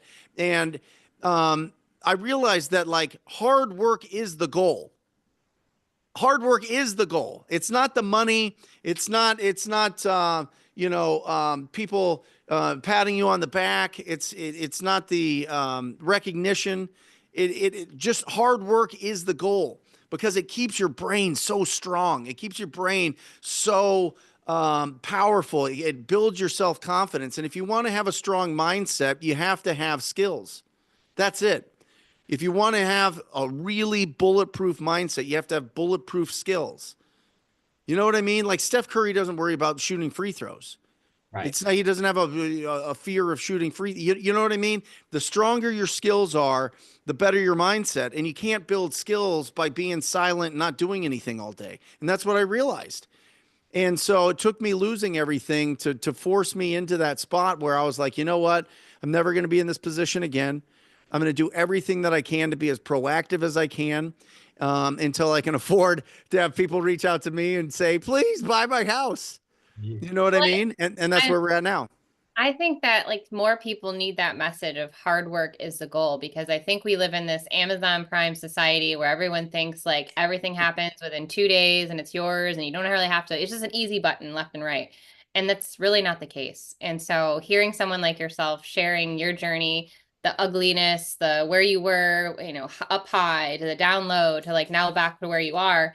And it's just something that I don't think a lot of people really pull back the curtains and say, yeah, it does take a lot of work, and it's mental and sometimes it's physical, knocking on the doors and, getting cremated in the heat and, taking the seller calls and, the hanging up on you and, the grumpy pants and the messenger and all of that. But, you just keep going. And I think that message just really hits hard, I think. So I don't know. I just love that. Yeah. And I truly believe that, the work starts when you want to quit. You know what I mean? The work really starts when you want to quit. That's the difference maker here. There's a great book called The Dip by Seth Godin. It's like, I don't know, 14 pages, I feel like, but it's this tiny book. I had it somewhere. And it's really the truth. If it were easy, if it were super easy and not a challenge, you'll get complacent. And I'll show you here real quick. I have this, and it's kind of folded up, but I did this as part of my live show on YouTube. But this is something that I learned from Alex Ramosi, and it starts with the red, right? You fail, and then you learn, and then you succeed, and then you get complacent, and then you fail again, right? Mm-hmm. And that is really the cycle that you go through. And the real trick as an entrepreneur is don't get complacent. Right? That's why you got to constantly be leveling up. You got to constantly not just be sitting on the successes of yesterday, but keep challenging yourself. And that's what I say, that the work starts when you want to quit. Well, I don't want to do that, but I don't want to, I just want to keep doing what I'm doing right here because it's working so well. It always changes.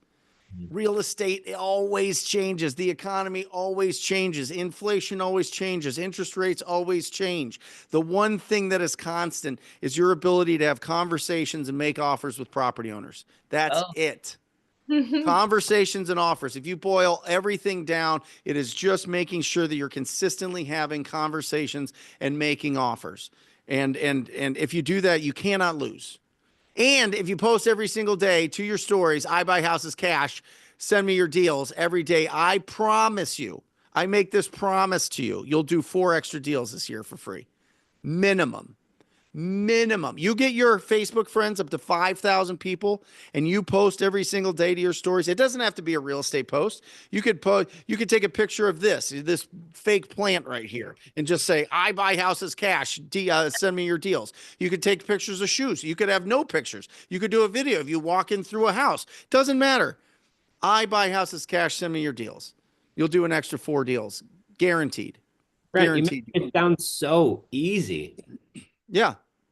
Right? Yeah. Right? It's just doing what works. Do it. Like, how many of you here are actually doing that? Like, everybody on the Zoom right now should be in their stories doing exactly what Brent just said. Yeah. I calculated it. You'll make $7,000 an hour. Because it takes you 7 minutes. If you go in and Facebook request people for a minute a day, okay? Boop, boop, boop, boop, boop, boop, boop, boop, a minute. That's it. And then you do a story, a minute. All right, let's say it's 14 minutes a week. For an extra $60,000 minimum, if not incredible deals that you add to your portfolio. Yep. It's like you're giving away free scratch off cards. What did that person say? I don't post stories because I feel you got to have courage. This is the biggest thing because everybody's like, I have this label. I'm a teacher. I'm a nurse. I'm a truck driver. I'm in the military. I'm doing this or that or whatever else as we're doing this part time. And then you go, oh, I buy houses cash. What are people are going to think? I'm a fraud. People are going to think that it's a scam or something like that. Listen, you have to understand, first of all, transactional fund, it like makes us all cash buyers. Does everybody understand this? Does everybody understand what transactional funding is? People will give you the lenders, and I don't care where you could Google it, you could find them in your local, or you could find national. If you have a deal, they will give you 100% cash to close that deal. Transactional funding. So the whole industry set up. There is more money than there are deals, 100% guaranteed. So we're all cash buyers. So go out there and be loud. What was the comment though? I don't ever post about my business because I always feel like my friends on social aren't who I'm looking for, but I'm definitely going to try it because this does make sense. Oh yeah. So go into the community groups, like literally go in, and I would type in Arizona real estate. And I would go into all the groups and friend request as many people as possible. And then I'd go, I love Arizona groups. And I'd go in there and I'd friend request as many people as possible and just get it up to 5,000. And then every single month I would audit that to see all the dead accounts, get rid of them, and then add new people every single month once you're at 5,000. And then you post. It is crazy, the people that reach out to you. Real estate agents, what's your buy box? What are you looking for? What's happening? I'm looking for original condition. I'm looking for somebody that, if you're going from a creative standpoint, I'm looking for somebody that I can, take over their property or however you want to place it. I'll leave it to you guys. You guys are the experts at the word tracks to say there or the scripts to say there. But for us, it's like we're looking for original condition or properties that need everything done. I'm talking about homes you do not walk through with open-toed shoes. That's what I'm looking for. Okay? I'm looking for the houses that somebody smoked 750,000 cigarettes inside of over the last 30 years. 20 cats. Yeah, I'm looking for the exotic pet, sanctuary. You know what I mean? Like I'm looking for the houses that have literal pigs in the backyard. Or that type of thing. Or chickens. We had a house that chickens in the bedroom. Yep. Yeah. Oh yeah. Listen, we went into a house 6 months ago. They had 12 full-size Great Danes in 1,100 square feet.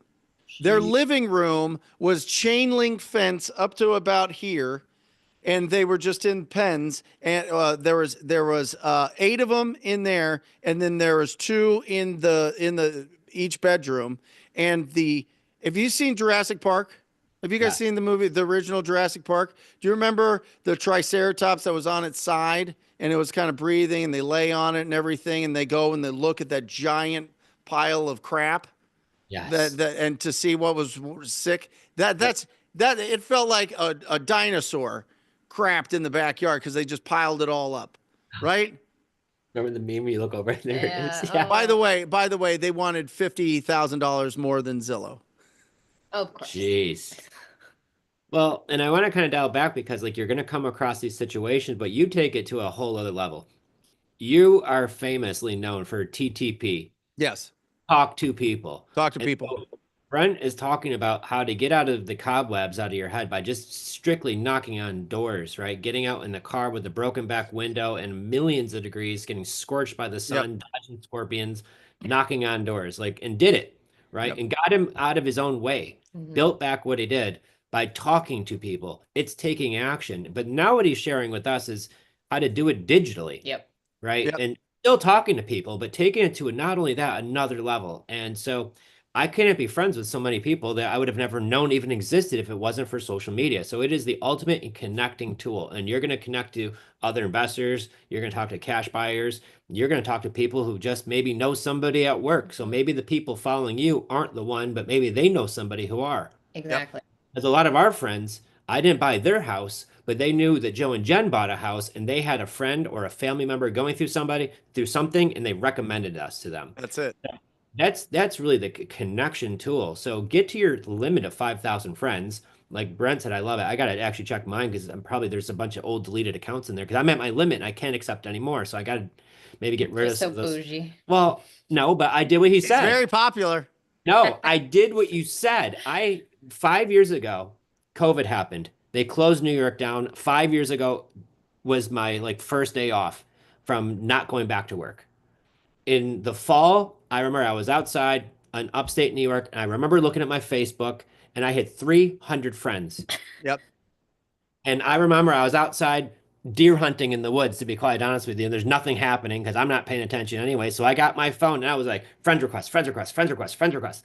I mean, being up my tree stand, probably I gained a couple thousand friends just that couple weeks. Mhm. But what I did was I realized in a few months that I no longer had my job. This is going to be Joe and Jen from now on going full time. So 5 years it's been since I've gotten it. Mhm. I had a job. I work a lot and I So it love what I comes do. down to that burning desire, like Brent was talking about, like you Yeah. finally hit that place where you're like, whatever, like I've gotta, this is the path now. Like I am burning the bridge or the boat or whatever you want to say. And like moving forward, like I don't care what my friends or family say. And if they have a problem, block them. That's why I say, like, get rid of them, get them off your page. Yep. See you at Thanksgiving. But no, Or but not. that's kind of the point. And so like if you have these situations, but I want to kind of dial into, so you've done the door knocking, you were doing a lot of cold calling, but now you're working on inbound leads. What made you Yep. make the switch?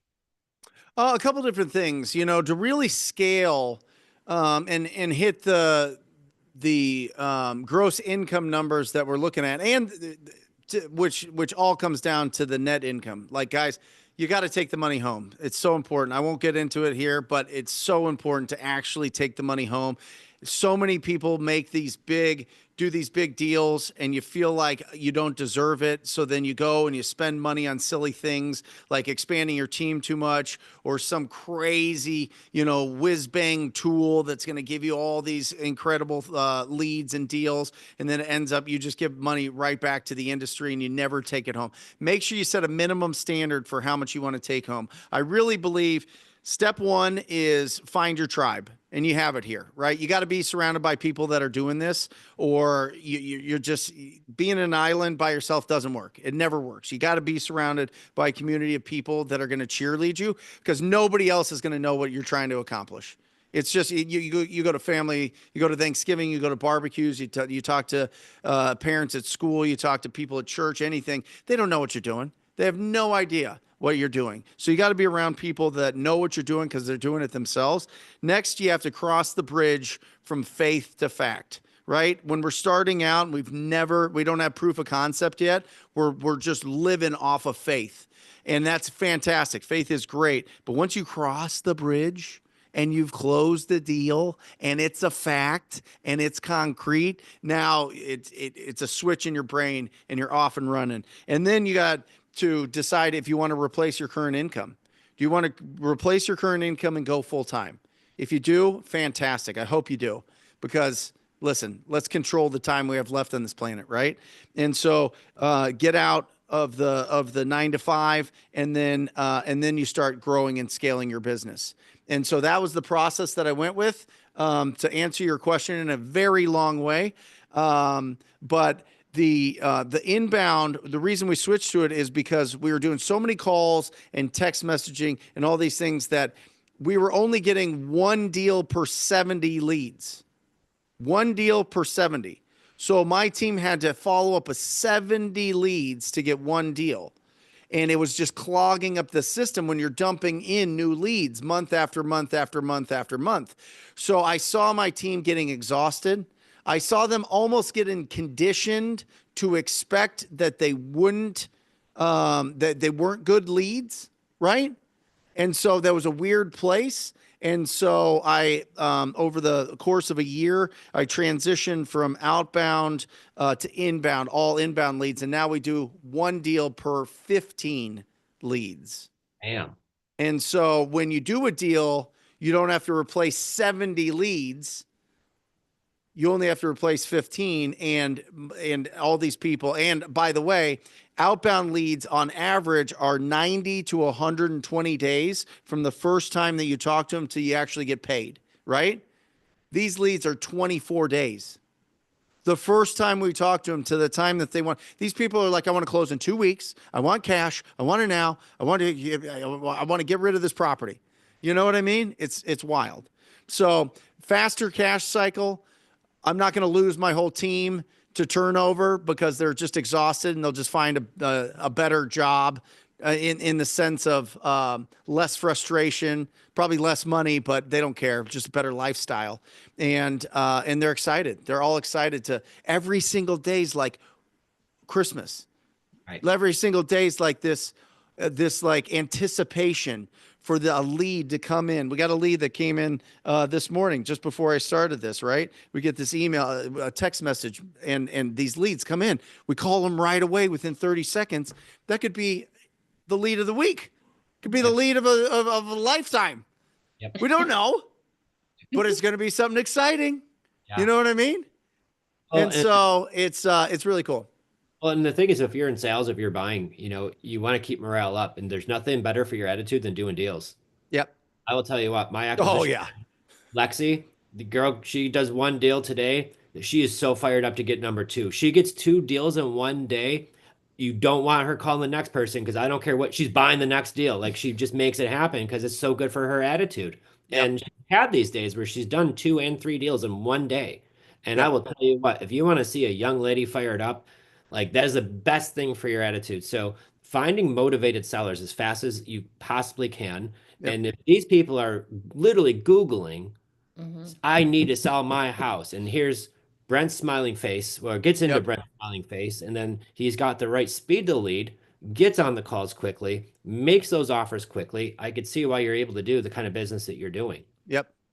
Right. Yeah, And it's incredible. And something I think that you guys should all really understand, and it took me a while to really get this, is for active income. We're not talking about passive. We're not talking about mailbox money. We're not talking about rental income here. We're talking about active income of flipping, essentially, is what we're doing. We're either flipping contracts or we're flipping properties or doing some sort of novation type of thing. But the active income that we earn, listen, guys, this is critical. 70% of that income is going to be in the top 6 months of the year.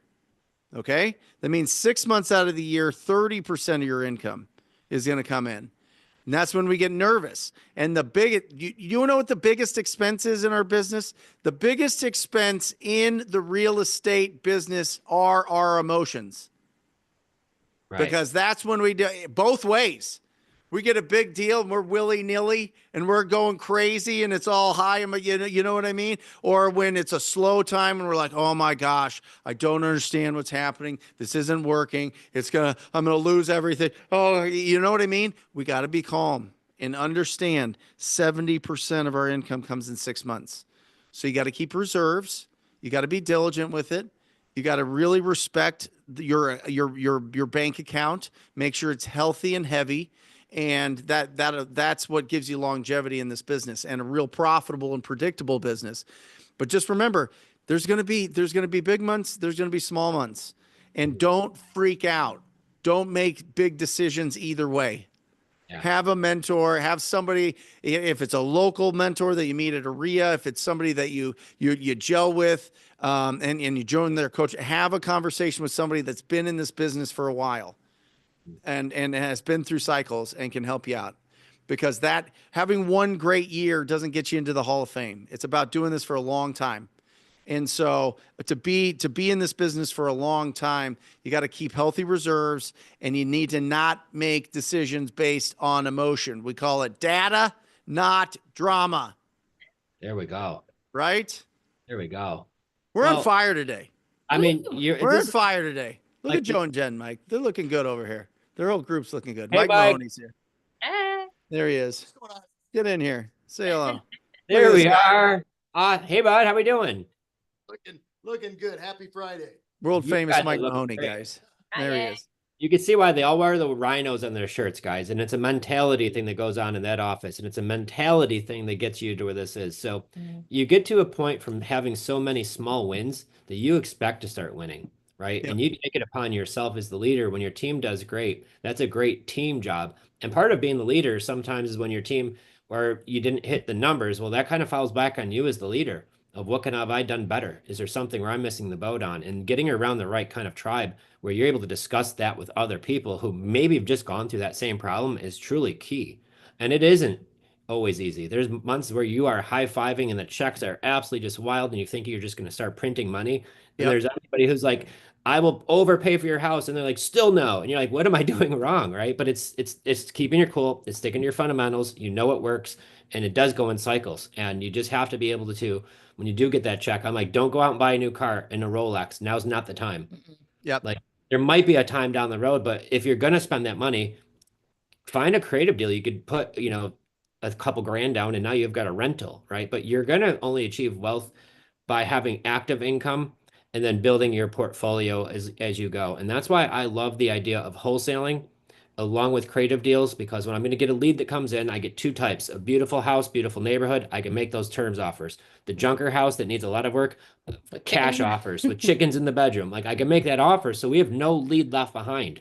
Every lead that I look at, we can make an offer on. And that's really the key to learning these recipes. That's why I love to bring Brent on because I don't know anybody in the country that does a better job at wholesaling than you. And you guys have a great operation. You're keeping it 40%. I mean, Wow. Yeah. that's fantastic. And you're doing it. So like if you want to set up Google Ads PPC, like how hard is that? What does that look like? Yeah, it's I wouldn't do it myself. I didn't do it myself. I stole a couple guys from Google Ads and brought them into my office and now we do it for our students and other, incredible companies around the country. We run it for them. We put our brainiacs in their business and they do it for them and it's phenomenal. So I have no idea. It's like Google's like the craziest that is a whole skill in itself to one and a skill of patience because Google changes things every 2 weeks. It's bananas.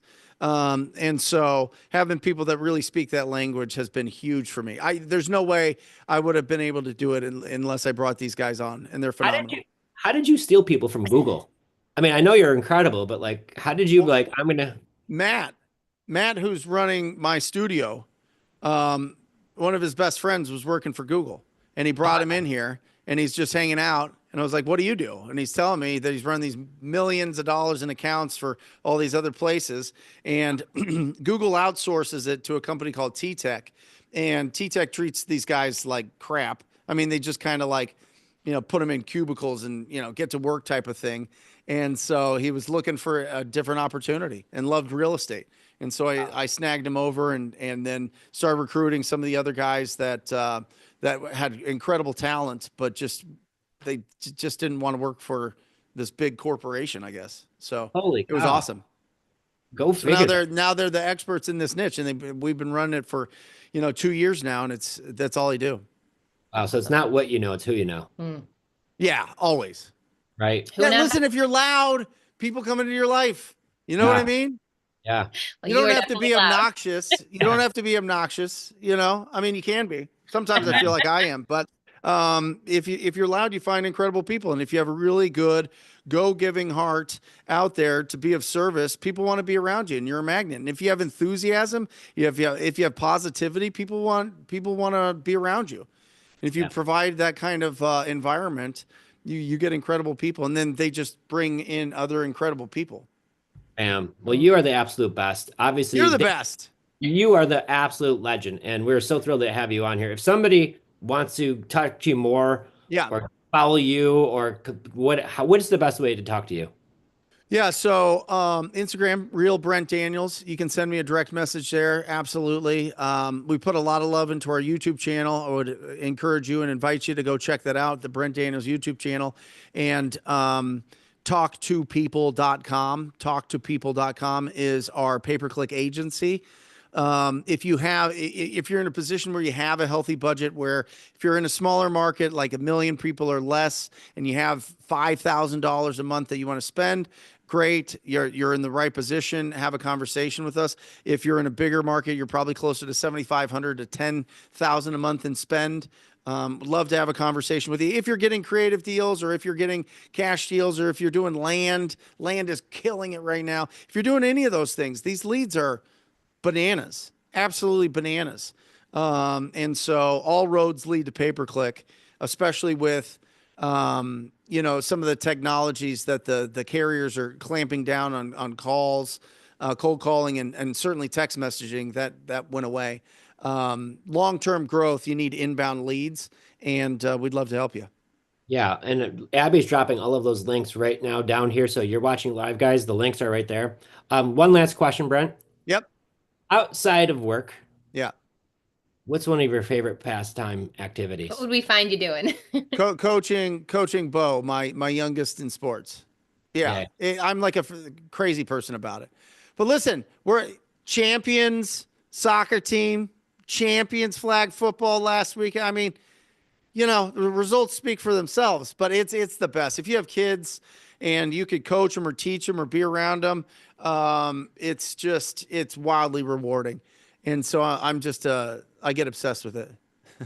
I love that so much. That's Actually, what we're it's my 8-year-old's birthday. My wife just called, so I got to get going. It's my 8-year-old's birthday, Bo. Tomorrow we're going to the Great Wolf Lodge now. So pray for me, please. Please pray for me, because it is just exhausting, that place. If you've ever been to Great Wolf Lodge, it's this huge indoor pool, and they got He these won't go. lawns. I think I need to great. drag him. Yeah, it's insane. Pray for me. We'll have so much fun. Thank you for being here, Brent. We love you so much, and we're so grateful for you taking some time today. Thank you. Love you guys. Awesome. You have a wonderful day. See you guys. Thanks, bud. That's a camera was. So you could obviously see why we love Brent so much. Thank you, Brent. Here he's walking by again. But this is the whole point of it, guys, is to find the right people and get around the right people. And you can see, and we became great friends with him over the years. And you get to hear his story of how he's just a regular guy who's gone through a whole bunch of stuff. Well, I think because it's so easy to see somebody like who's where he is today, oh gee, like must be nice. And then you hear the real story behind it, and everybody has a story, and everybody's story is different, but we all go through things. And he could have stayed in, like he said, 2 years he was in a hole. Yeah. And some people never get out of that hole. And so I think that this is so encouraging, because it's never too late. It doesn't matter how long you've been in a funk or whatever it might be, but the minute you can make it about other people, that's when everything changes, I think, because that's what enabled me to start posting. Because when I removed my ego of worrying about what everybody might think about me, because I was an English teacher. So then I started selling vitamins, and then I started selling jewelry, and now I'm going to sell houses. Who does she think she is? That was something I worked through.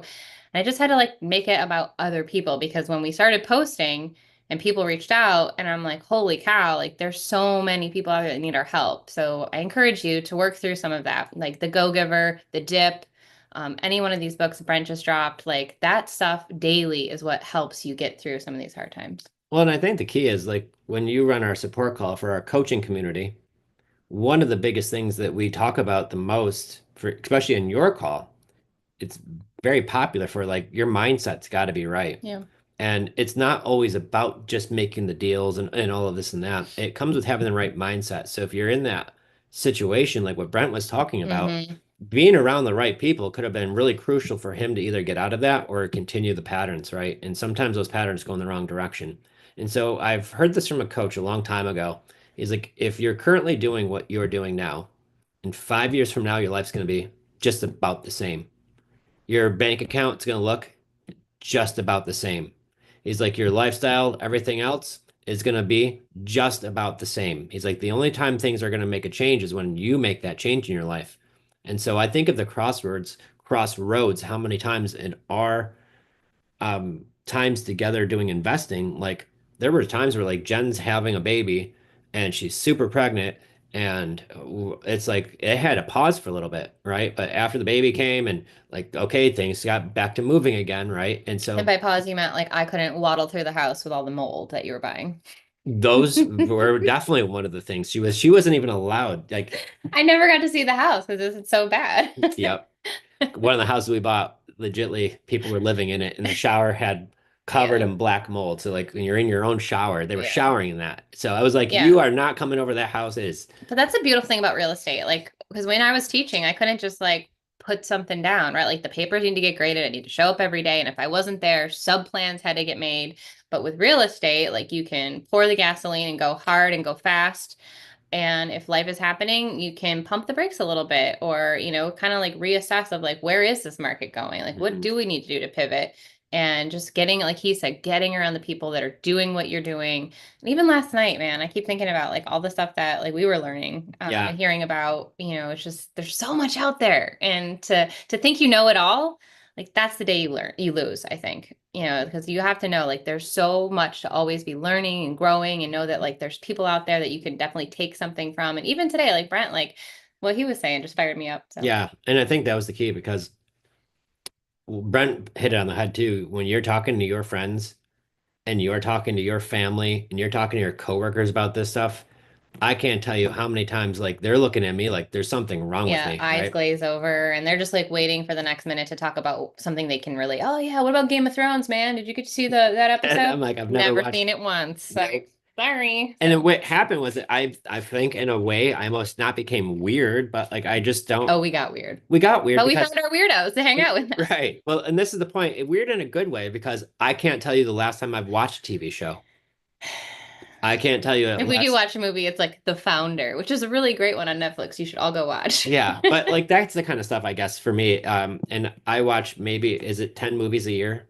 I don't know. Even if that. So I think a lot of it is like we love to do these kind of things. We spend time with the family, the kids, we do these things. Yeah. But I think that's the key, guys. So if you're Like feeling you bought back your time to be able to take your daughter to go like shoot a bow and arrow together on a Wednesday night. yeah. And back at the car dealership, that would have never happened. Or I take her to Ariel on Saturday. Yeah. I had to work every Saturday. So when my daughter goes to Ariel, Jen's like, do you want me to take her? Because every Saturday morning, it's early. We got to be at the house early. And every single Saturday, I'm like, absolutely not. Like, I got this because for the years, she had to do that. Because I had to work. So I missed it all. And that was the thing for me. I knew I needed to get out of this car business. I loved the money I made. It was enough just to pay the bills. Yeah. We weren't getting rich from it. But I think that was the difference was I want to be able to go there on a Saturday with my daughter on Ariel. I take my son to karate weeknights where I would have had to work late. And so I'm able to be there for that stuff. So to me, now you don't get to take him to very much because I want to do it all. I know. And then while you're sitting there, like that's the habit stacking or using your time wisely, like Brent was saying, it doesn't take very long, but like I keep seeing a lot of these questions about Facebook and, it's just taking the 5-10 minutes at Ariel or karate while like they're warming up or whatever. Like you could still have a whole hour to watch them, but like, did you get your friends list up? Did you add more people to it? Did you join a couple more Facebook groups? Did you make your daily posts about how you can buy houses? I would use if you're looking for creative deals, Oh man. I would say that you could pay full price. You could say you could pay cash too, but that's going to get you more junkers. But if you can let people know you're going to pay full price, that's going to lure people in a different way too and be like, I'm really intrigued by that. What do you mean? Because sometimes people kind of know, like, I don't want a low ball offer, right? Yeah, well, that's the thing with creative finance, seller financing. I can pay full price for a house if I'm getting great terms. And what does that mean? I can't. First deal, seller Steve, he wanted 80 grand for his house. Seller Steve. He said, it's not a junker, Joe. I'm not going to give you some big discount. I'm not taking a low ball offer. I want 80,000 for my house. I said, I think that's definitely in the range for what I'm looking for. If I could do it on seller financing, we would have a deal. He said, what would that look like? I said, well, I typically buy with no money down, okay? He said, sure. I said, I'll pay the taxes and insurance, and how about I give you 500 bucks a month on top of that? Because that would give me about $500 a month cash flow after I pay taxes and insurance compared to what I could rent it for.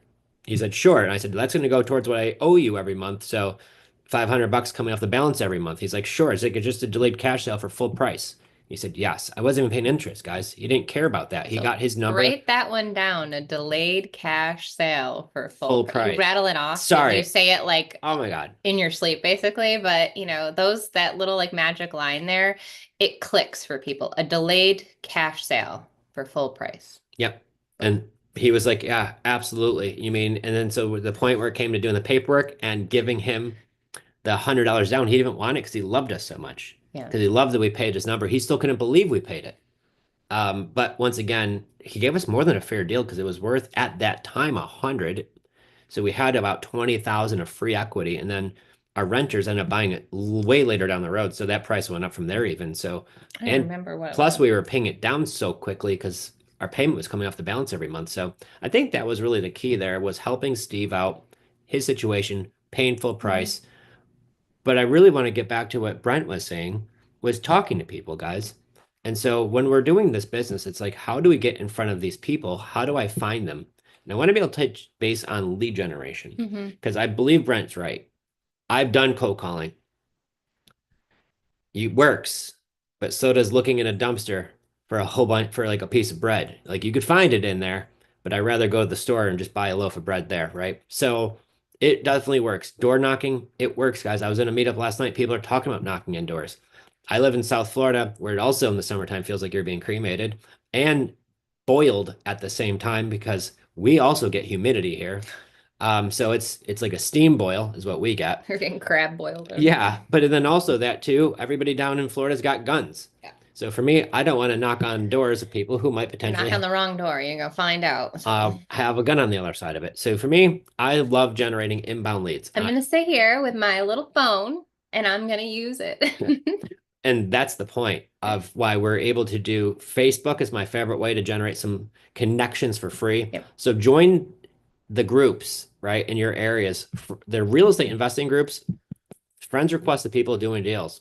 Friends request people who are in the local community groups too, like he's saying, because now you're going to have investors, realtors, attorneys, just people in the community. And when you put all those together, because I think of Avery every single time. Avery, before he joined our coaching program, was in somebody else's program for 2 years wholesaling.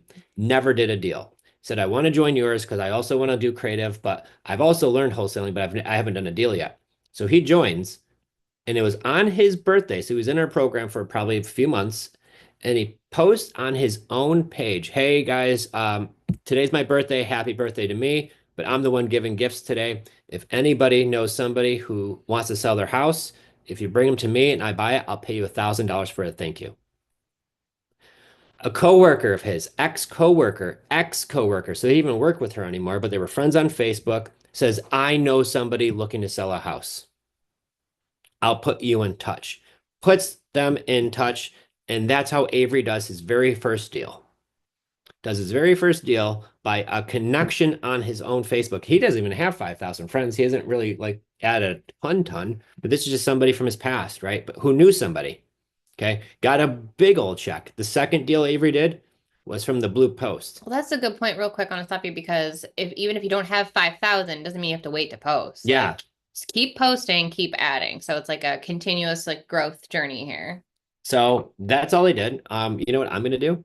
You share his page. No, while we're live, why don't you share the page on there? That's a great idea, actually. Can you? Let me look. I'm gonna go into my stories right now. I buy houses Oh, I'm not gonna be able to find his full page.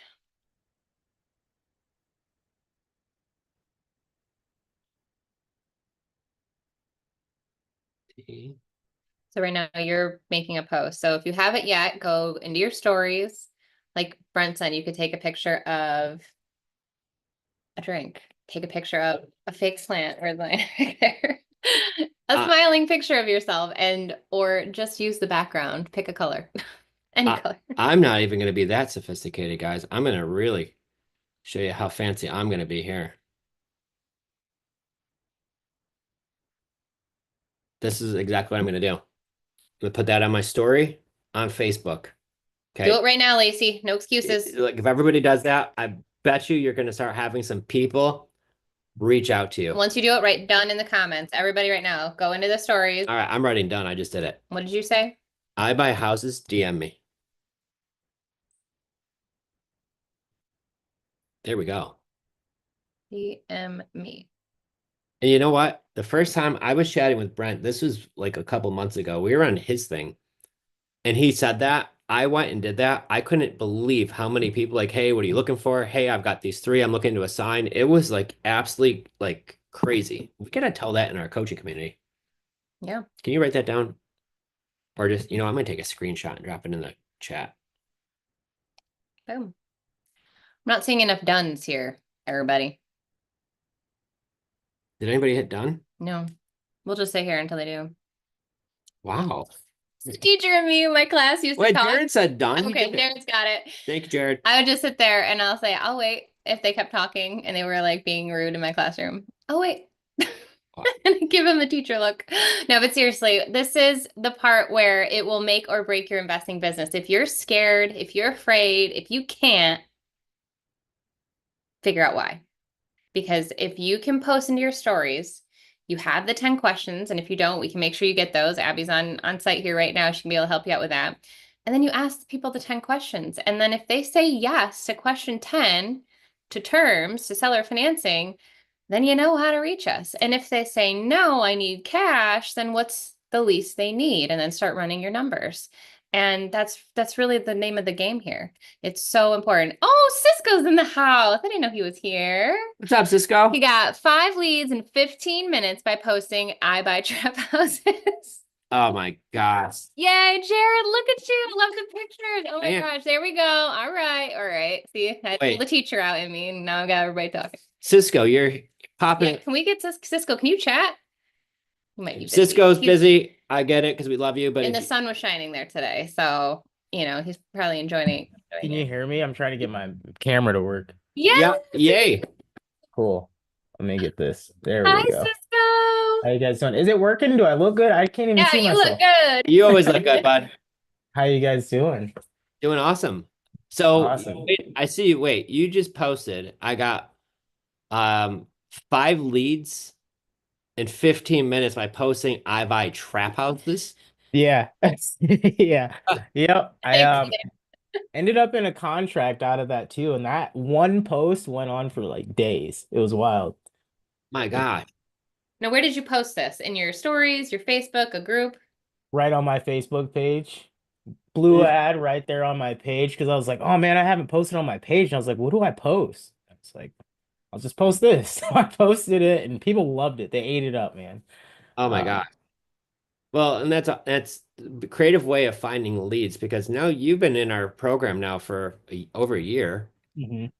And when you first started, did you ever do a deal before you came onto our program? Nope, I never did a deal. I didn't do a contract. The day I talked to you, Joe, was the first day I ever talked to a seller. That my was last September, July. August, September. Okay. Yep. Yeah. Well, and the thing is, like, so you even had a job in the beginning. I didn't even know you were gonna be on here today, so thank you. That's a great surprise. I'm just so happy you're even here. When Absolutely. Jen said your name, I was like, oh snap. But when you joined our program, so you never did a deal, but like, and I know in the beginning you were doing really, really well with Facebook, and then it kind of dried up, and then you kind of hit it hard again, and it came back. Yep. And so since then, you've been able to do quite a few deals. Yes. Yeah. And it's been super amazing. So for some of our friends here, where are you doing your deals? Anywhere, right? Okay. So I'm out of Iowa. I'm doing deals here in Iowa. I've done deals in Pennsylvania. Actually, that was my first virtual deal. The buyer just sent me pictures. She just sold the house, which is cool. She kept me in the loop on that. Um, Tennessee, Arkansas. I've gotten leads out of all kinds of places. So the thing about this is I don't market in all those places. Um, Actually, I've never marketed in Pennsylvania. My marketing, I kind of tried in Tennessee, but it all came from word of mouth. My first Tennessee one came from a guy that I've never met in person. I don't know how long I've had him on Facebook, but he like always liked my art and stuff. So he just always liked me. And he's like, "Hey, I've got a buddy that is looking to sell his house. This is the situation. Can you pay me $1,000?" And I was like, "We'll get to that." Mhm. But yeah, I do them anywhere. There's not a place I don't. I mean, I get wholesalers will call me and ask for help and Yeah, but that's the other part of it too, is you're probably one of the biggest go-givers that I know. You helped Bianca, another community member who she got her first deal in her contract. Bianca is like the sweetest California nurse, bust her butt, works super hard, has a family, young one. She was pregnant, had a baby during it, and then Yeah. gets her first contract, and then you were able to actually help her find a buyer for that deal. Mhm. And so it's like you have that giver attitude and mentality naturally, which is just so impressive. It's nothing that I don't know if you work for it, but it looks effortless because you're just always contributing and been helpful. Artist at the same time, but what made you want to get into real estate? Because your art Um, skills are phenomenal, by the way. But like, not for nothing. Like, if you're like, hey, I'm never gonna do another house and just go full-time artist, like, and go big, like, totally done, like done and done. I can yeah. see it. Um, Yeah, I appreciate that. I really do. Honestly, gosh, I wanted to get into real estate since I was 7. I remember the exact house. I'll build it one day. That we looked at, and I just fell in love with it. And from then, from being a kid to now, my head would turn every time I see houses. Well, I was working a manufacturing job that I had been working since I was 19, so I put 12 years in there. And it mm, got to the point where I was like, everyone around me has been complaining about the same thing for 12 years. This is insane. I need to find something different. And so I did. I found something that had no complaints. Great environment, great people, pay wasn't bad, but I felt like what I was doing wasn't contributing, right? I wasn't really contributing to the world. Well, sitting there for 8 hours building the same thing over and over and over, I'm like, I'm wasting my time. So I popped on Rich Dad Poor Dad, and I just jumped down the rabbit hole. And I knew what he was saying about the money. I already had that down, but it was real estate. So I literally, and at work, I type in, I had only been at this place for, I don't know, maybe a few months. I type in real estate and finances and what is it? One of the is it Spotify, right? And I start listening to that and I was like I listened and I told myself listen until you understand. That's one thing that stops everyone is, well, I don't know how. There's so much you got to do. Well, you don't know that until you do it, right? So I was listening, and then I remember coming across you guys. So I had tried a little coaching and it wasn't what I was looking for. But I found you guys and I liked your strategy because it wasn't go to the bank and stay at your job for 5 years. So that was it. I was just like, how do I get out of the rat race and contribute? Because it was really just about doing something that mattered, right? And so that's why I got into it. I wanted to make a difference. My dad, he works manufacturing job as well. He's been busting his butt for years. I watched him as I grew up. He had all this money, but he never had the credit, right? And so he never bought the house. And I'm like, there's got to be something I could do here. Found you guys, and I'm like, okay, not only did I find, my way into real estate and to be able to make a living off of it, but now I can make a difference in other people's lives and really impact them. One of mhm. my favorite things to do, I like to like out in public, and I'll tell my son, like, hey, you see that person right there? Like, yeah, I'm gonna change their life forever, right? They're always gonna remember me. And I'll walk up to them, maybe I'll give them a compliment or something, but I'll have a conversation that that just, I'll just ask them what they're passionate about, things like that. One thing I like, and I encourage everyone to do this when you're talking to your sellers. Ask them, what are the 3 most important things to you, right? And every time I ask a seller that, they really, man, their guard just comes down and they really think about it. But what you do is you find out 2 things: the type of person you're talking to and what really matters, right? What they need. So that's, I guess, in a long span, that's why I got into it, was to just really make a difference, do something that I love waking up to do, and just keep doing it. And since then, I haven't looked back. Can't. And you've been a huge inspiration too, because it's been filled with challenges. It wasn't always easy, No. right? We had a lot of calls together, a lot of sessions that we worked through some like deals and leads and seller situations. But like, even though there's some highs or lows, like your attitude was always strong, even when sometimes, things got difficult. The conversation you're having, you're like, yeah, I just need to, kind of go through that. And then on the other side of that rainstorm, it's beautiful sunshine, right? Mhm. And Doing things that you were scared to do. Like I'll never forget, like you go into the meetup and that night like changed everything for you. So can you maybe Give those of us who don't like going to meetups, we're in our heads, and like, oh, there's going to be so many people, and maybe you get worried or nervous and you don't go. Because I would probably not go if he wasn't bringing me. And then I get there, and I'm like, oh my gosh, I love it. But like anything you can kind of shed some light on anyone listening who's like, I'm scared to go to a meetup, or no. Yeah, absolutely. So first meetup I went to, I remember talking to Jen. I'm like, I don't want to go. She's like, just go. I'm like, all right. So I went, I went to that meetup. I met a bunch of people. I met a guy that I didn't realize was gonna be, a good connection later on. So I met him, I think about a month later. I had locked up my first deal. That guy helped me move that deal. So he helped me find a buyer. But then what he did was, because he'd been working this market, he gave me a ton of leads, all kinds of stuff, all kinds of value, and we worked together there for a while. Um, and that was nice because it got my first one going. And then the other meetup that was really impactful was just maybe less than 6 months ago. Again, I didn't want to go. I didn't want to go at all, right? It doesn't matter why. I didn't want to go. And I literally, so I get a call from a guy from in Montana and says, "Are you going to this meetup?" I'm like, "What meetup? I don't know what you're talking about." He's like, "Well, my girlfriend's going. She doesn't know anyone. Can you go?" I go to that meetup. I meet with some people and I actually meet with a potential buyer that I had sent properties to. And he walks up, he's like, "Oh, hey, my name's Miguel." I was like, "Yeah, I know who you are. You don't buy stuff from me." Just poking fun at him.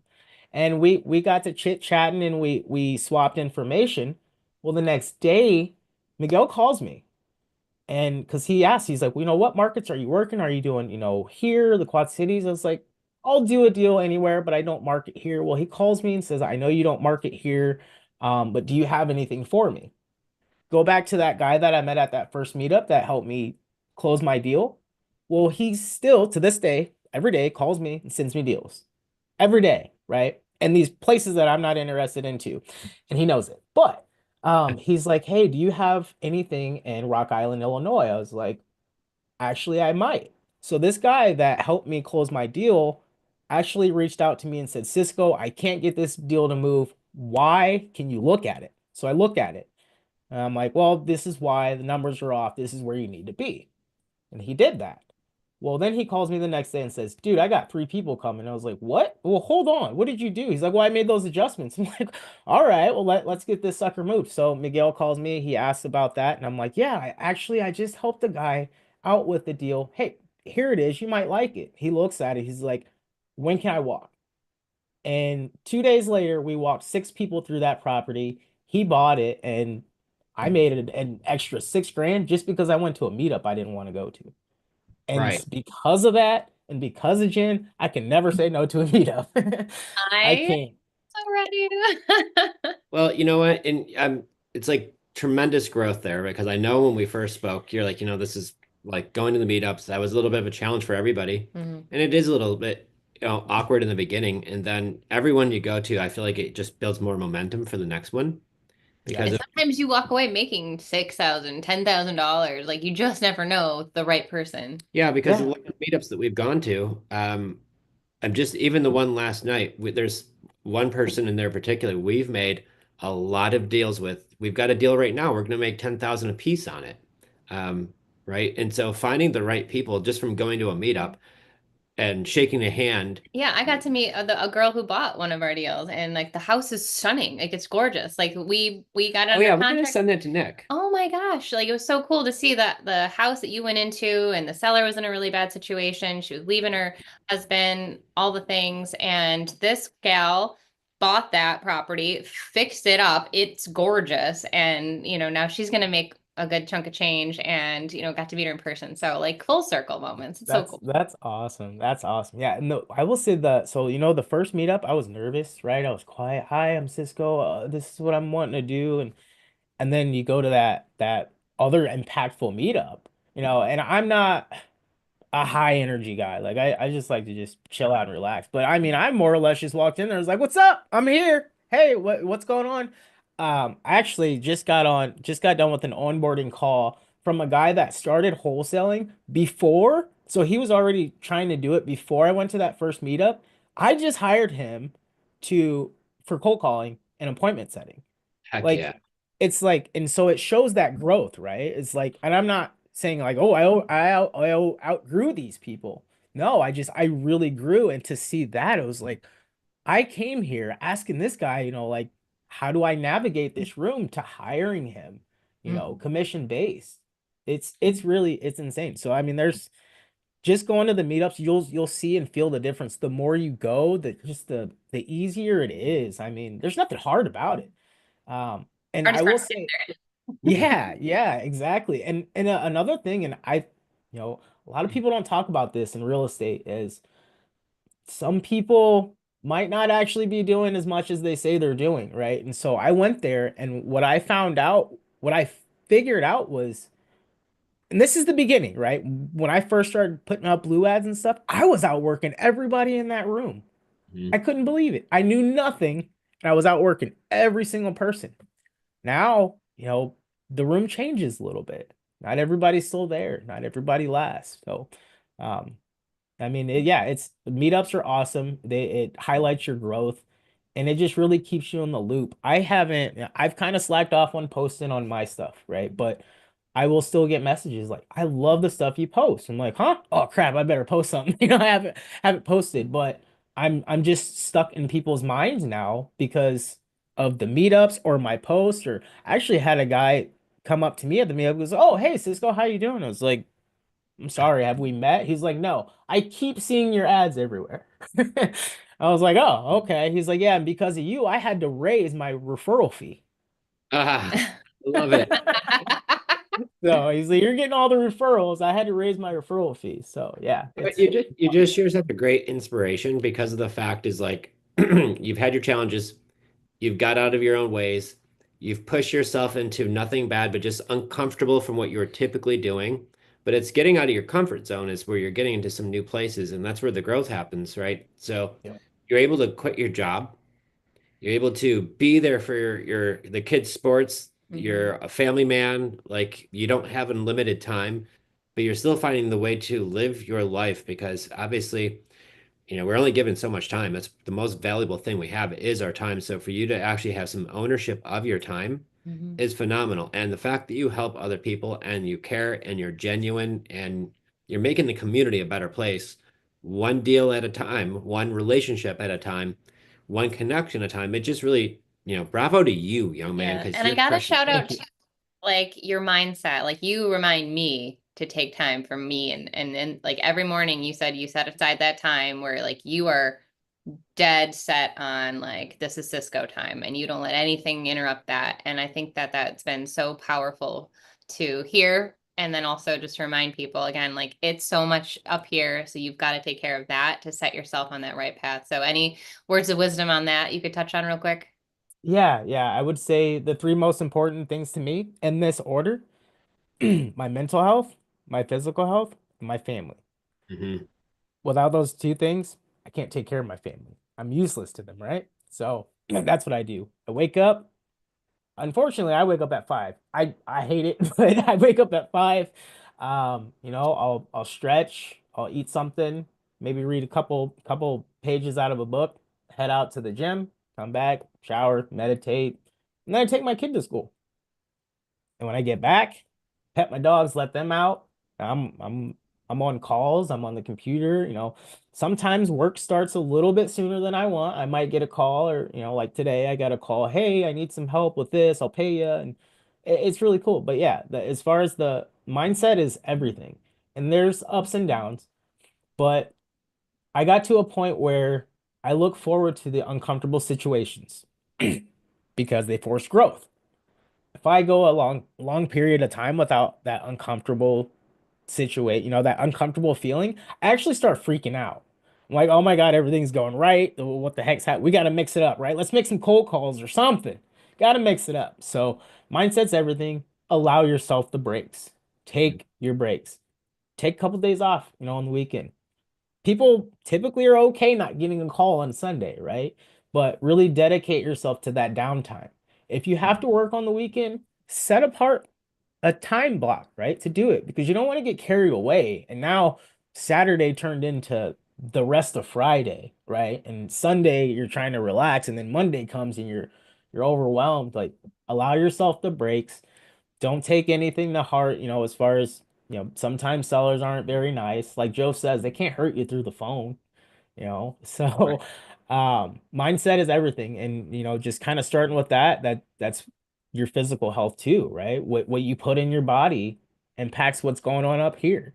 Put something good in your body. I like my snacks too, but I start the day off juicing. I put some carrots in, maybe some kale, some ginger and some oranges, and I'll juice that up, and then I'll know, like, at least I did that for myself, right? So Yeah, but think about your lifestyle now. You're not rushing out the door to run to a job. You're able to rush out the door to go to the gym, yeah. right? Take care of your mind, take care of your physical. You're And, eating better. and taking your kid to school, like that's such a luxury that most people can't do. So Yeah, yeah, such a win. yeah, absolutely. One of my favorite times was here recently. My son made it to state. Um, he made it to state for wrestling. So we're driving. It was like 2.5 hour drive. I'm on seller calls. Yeah. Yeah. I'm driving and I'm on seller calls. We get to the hotel. I'm all done. I'm like, all right, cool. Cause that was Friday. It's like, cool. I might get some text tomorrow, but here we are. I don't, instead of trying to work my life around work, I just fit work into my life where I have openings, Yeah. which is incredible. So, and it feels really good anyway when I get a call and I'm with my family joking around with them, and then I get a call and I'm serious and I'm back to joking with them. My kid, he's like, "You really think you're somebody, huh?" You know? The neat thing is though You too, are. is like your kids are seeing dad and such a great role model and example, right? Dad's there. Dad's there for the things, right? Yep. Mhm. And you're also showing them that you could do it other ways. You don't have to have a job, the job just over broke is what that stands for. But you're Yep. able to create something bigger than that. It's bigger than you, it's your family, Yes. right? So the fact that they could see that, the trajectory of your kids, sports is always wonderful for them, right? It teaches them team, it teaches them overcome obstacles, all these things, but then also seeing this as a role model, like you're not only making success for you and your family directly, but like indirectly, what's going to happen to your kids' future is just going to be truly amazing. So, and I look at the same thing for my kids, like get them started young, Mhm. like get them seeing that role model of, what that looks like. And, just really proud of you, Cisco. You're doing it, Thank you're you. taking action, And you're, thanks for coming in today. I was yeah. so excited. Yeah, Pulled you away from anything you were absolutely. working on. But man, I know your story is so powerful. And if anyone could take anything away from you, I know that like they are gonna be able to go out and just do the scary thing, do the hard thing, and get comfortable with being uncomfortable. Yes. So Cisco, I know you didn't come in here for this, but if anybody wanted to follow you, do you want them to? Yeah, absolutely. I mean, you guys probably best to just hit me up on Facebook. Yeah, I do have my Instagram, but it's just got old artwork on there. You can check that out too. But yeah, hit me up on Facebook, message me. I'm pretty good about getting back. I love connecting. I absolutely love it. If you're in this market, actually, I got a message earlier from Michael. If you're in this market or any other markets, like let's just connect, right? Like I said, I don't work in any specific market. I don't stick to just one strategy, anything like that. And honestly, I just like to talk and just see, what let's just talk, right? Let's just forget about what can we do for each other. Let's just talk because you'd be surprised. That's the big thing is just have the conversation. Seller, buyer, other investors, doesn't matter. Have the conversation. Some of the best people I've met, I randomly messaged them on Facebook Mhm. because Joe and Jen said, just add real estate people, just add them, right? And that's what I did. Just add them, and you don't even have to necessarily message them right away. They'll see your posts and stuff. Sometimes they'll reach out and connect with you. It's really awesome. But yeah, So we I'd dropped love your to link connect down on below. Facebook. Yeah, we dropped that link down below. So if you're listening, guys, you want to connect with them, I just want to share that real quick. It's right there, so you could follow Cisco. And you've already got some new friends coming your way, bud. And you know what? The key Awesome. is you are, proven not by what you say, but what you do is to be a leader in even our coaching community. So everybody in there absolutely loves you and they look up to you. And the fact that you've always poured so much back into the community and such a leader and a helper, just naturally, right? And we can't thank you enough. And Yeah. obviously, too, he shares a lot. Not only is he completely awesome in real estate and an amazing dad and husband, all that great stuff, but the dude is an amazing artist Yep. too. So really, really good at that. Multi-talented. But yeah, I would definitely recommend giving a follow, guys. And if you're looking to connect, just a great example of somebody who came in, was very coachable, got out of his own comfort, did the small little steps, took massive, messy action, got us involved, and now it's turning into a really beautiful business for him and his family. And I'm so happy So for you. fun to watch. Keep Yeah. up the great work. Let's go. Thanks for Absolutely. Yeah. Thank you guys. Thank You you. have a wonderful weekend, and we'll see you in class. Yeah, you guys too. Yeah, I'll definitely be around. And for everybody else, just fail forward. Yep. And thank you for your advice today too, because that goes inside. I know a lot of people that were listening, and it could be a little scary, but guess what? Like what Cisco said, and I think we've had this conversation, like nobody gonna beat you up through a phone, so don't worry about it. Just do it. So Yeah. Well, I uh, appreciate you guys. Thank awesome. Well, you. great to see you, partner. Love ya. We'll see ya. Bye bye. So there we go, guys. This is the point of it, what we love about having our community. And I think this is the big thing for us is being around these like-minded people. And Cisco and I and us, we connected and just listening to his story and knowing why he wanted to get into this. He was like the big thing for him. He's like, I'm just willing to do what it takes to show me what I need to do. Right. And he was at the point in his life, he knew his why, him and his family, right? His maybe even getting to leave his job, right? Mission accomplished, yay, like check mark. But he also knew like it was more than just that. Like, I'm gonna have to take action. We're gonna have to have we've had some uncomfortable calls before where, we're just faced with challenges. And I'm like, but just sometimes slow down because he was so fast and furious. He was working his tail off. And sometimes when you get around A+ players like somebody like Cisco, he needs to be reminded to take a break sometimes, right? Which is why he's reminding all of He's you. why he's reminding everybody here. So he's giving you actually advice on conversations that we've had. And also too, like to sometimes take the pressure off because sometimes we put a little bit of unnecessary pressure on ourselves. And I'll tell you where that comes from. For me, I know before when we were just learning and we were generating leads, and I'm spending $4,000 or $5,000 on doing direct mail to get some leads. Yep. Like I felt like I had to perform, right? I put so much pressure on us now. I'm like, what do you mean we didn't get back to this lead? Like I was like losing my mind. Well, and for me, is anytime that I get too involved in too many things, and then I start like imploding almost. Like I feel like I've got to be doing this and this and this and this and this. And that's where I'm like, whoa, like focus on what matters most and just get really great at that.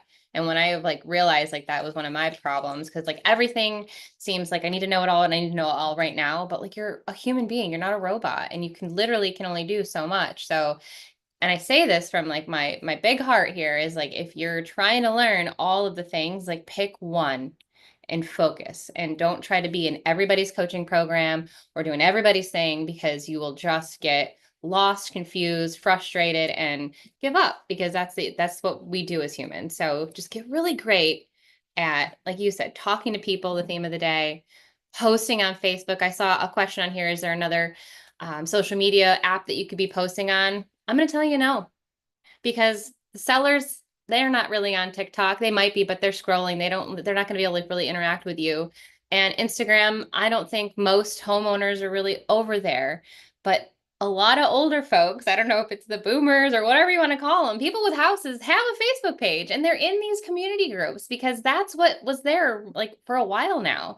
And so instead of worrying about TikTok, YouTube, Instagram, LinkedIn, all the things, like get really great at Facebook.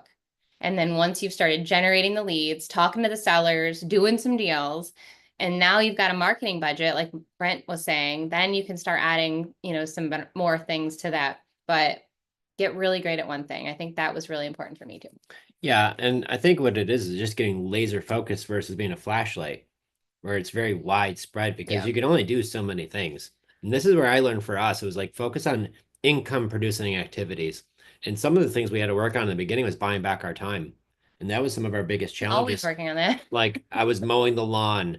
I worked a million hours. The Yeah. little bit of time I had, I was spending doing yard work and doing all these other things that where, I paid somebody like 25 bucks a week to come mow our lawn. Instead of it taking me an hour and a half, these guys would come through these machines and they'd be done in like 15 minutes. And You've I'm like, got to get good with your time and like letting go of your money and knowing what your hourly rate is. And there's a buyback rate you can figure out, a calculation of like how much are you worth per hour? Because if you can get on a phone and go make $10,000, $20,000 in an assignment fee, or get us a rental portfolio home, that we can add to that.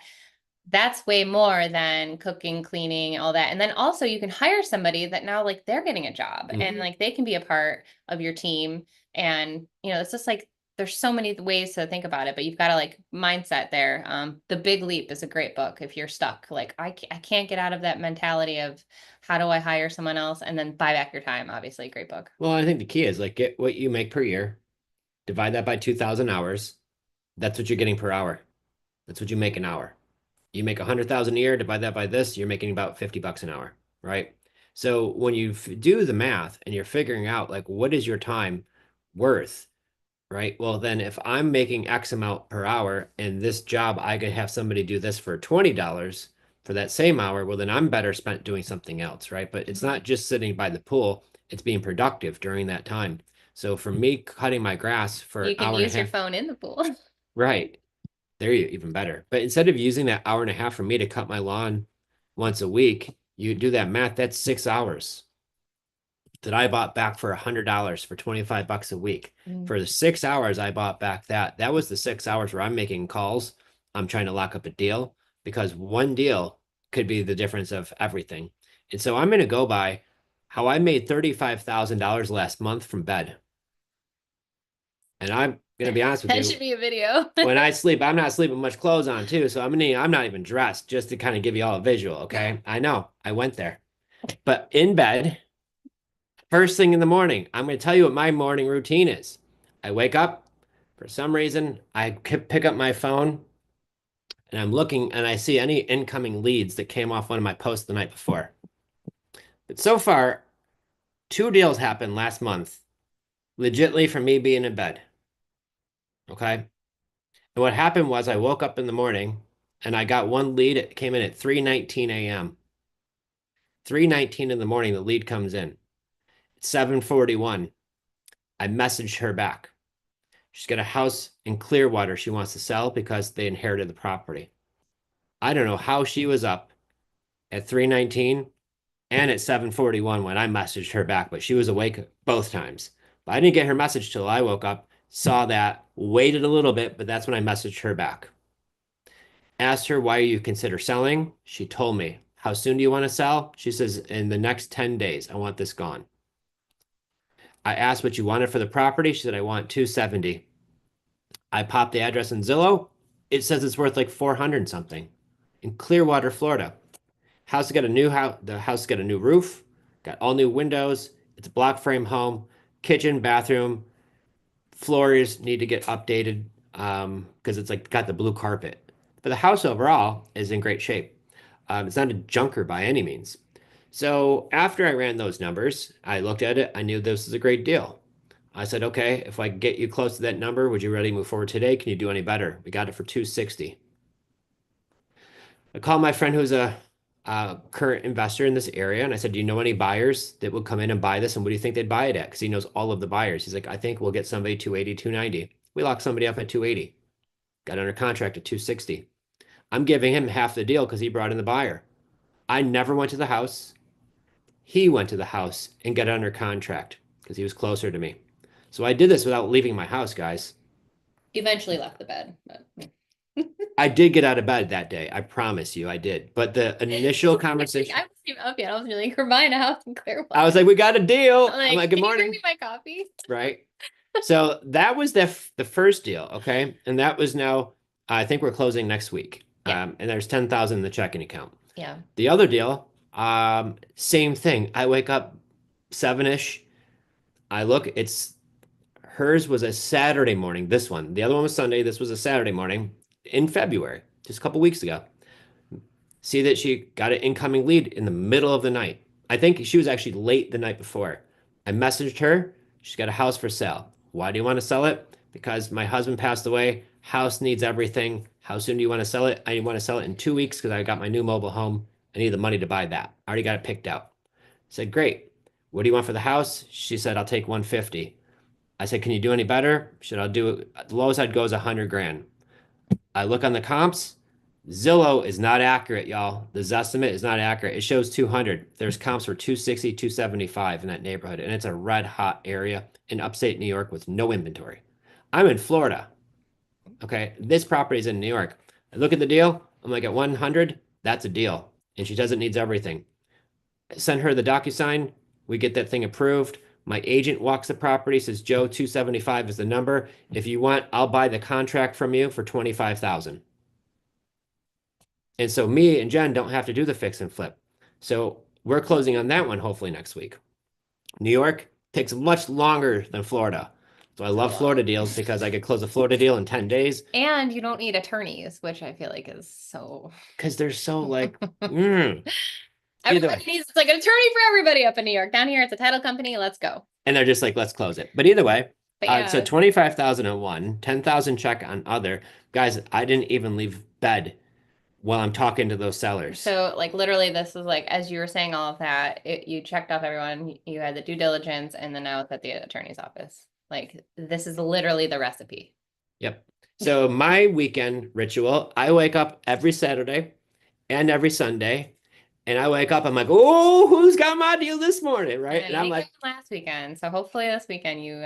I know tomorrow morning, guys, I'm going to be the happiest dude in North America because I know for sure I'm going to pull this up. I see what leads came in last night. And sellers want to sell on Saturdays and Sundays because they're looking around their four walls thinking, I'm ready. So if they see your blue ad, they see your DM, your stories, DM me. If they see your Facebook post, if they see your sign, if they hear a door knock, whatever way you're trying to contact them, like try to do it on a Saturday and Sunday.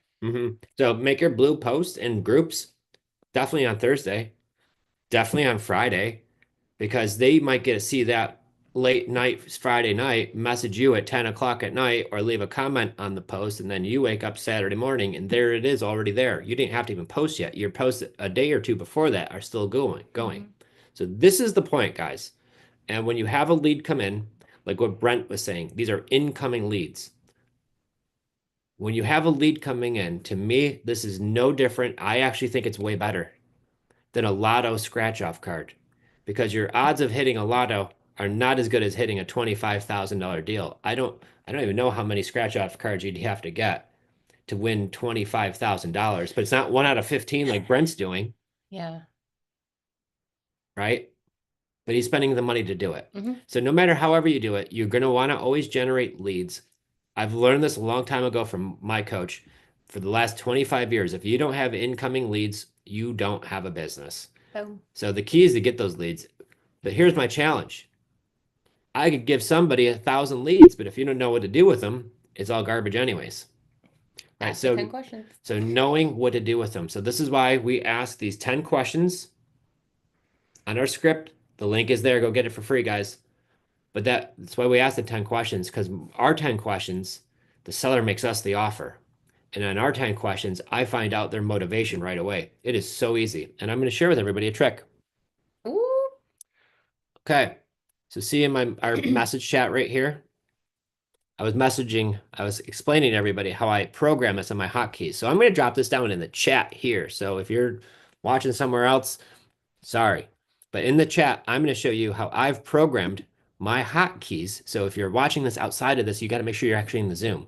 So all I do is I hit in this chat, I hit Q2 or Q1. Once I hit spacebar, there's my first question. Q2. Oh, I'm sorry, Q1B. Here it is. Q, next one. Right? So if I'm doing this early morning, when I just got out of bed, or if I'm still in bed, I'm not happy. Oops, I hit Q5 because I didn't hit spacebar. This is our script right there. But do you see how long it took me to type out all those questions? Because when you have an iPhone and a laptop and my iPad, once I program that quick keys into my phone, it automatically goes to all three of them. So if I'm on my phone or my laptop or my iPad, Q6. There we go. And you know what? To be quite honest with you, see how I hit Q5 here because you have to hit Q5 and spacebar, so it puts in the whole thing. A few times I've actually, especially first thing in the morning, I type Q5 without hitting the spacebar and I hit send like I did there. And they're like, what's this mean? I'm like, oh, sorry. And I actually hit send them a question again. So don't do that. But the rest of this, guys, you can see how easy it is. What number am I on? Nope, I already did that one, right? Q7. Oops. Just that simple. And this is how I could go through the script easy. But to be quite honest with you, when I get through these first 3, 4 questions, I already get a good idea what's going on. Thank you so much for reaching out. I'd love to learn more about your property. Can you tell me a little bit more about it? They're going to tell you. Sometimes they tell you the address, sometimes they don't. If they don't, here comes the next question. Why you consider selling, just in case we get disconnected. Does the house need any work, right? So I want to know these things. And when I understand, does the house need work? Why are they consider selling? How soon do they want to sell it? Now we start getting into some of the numbers.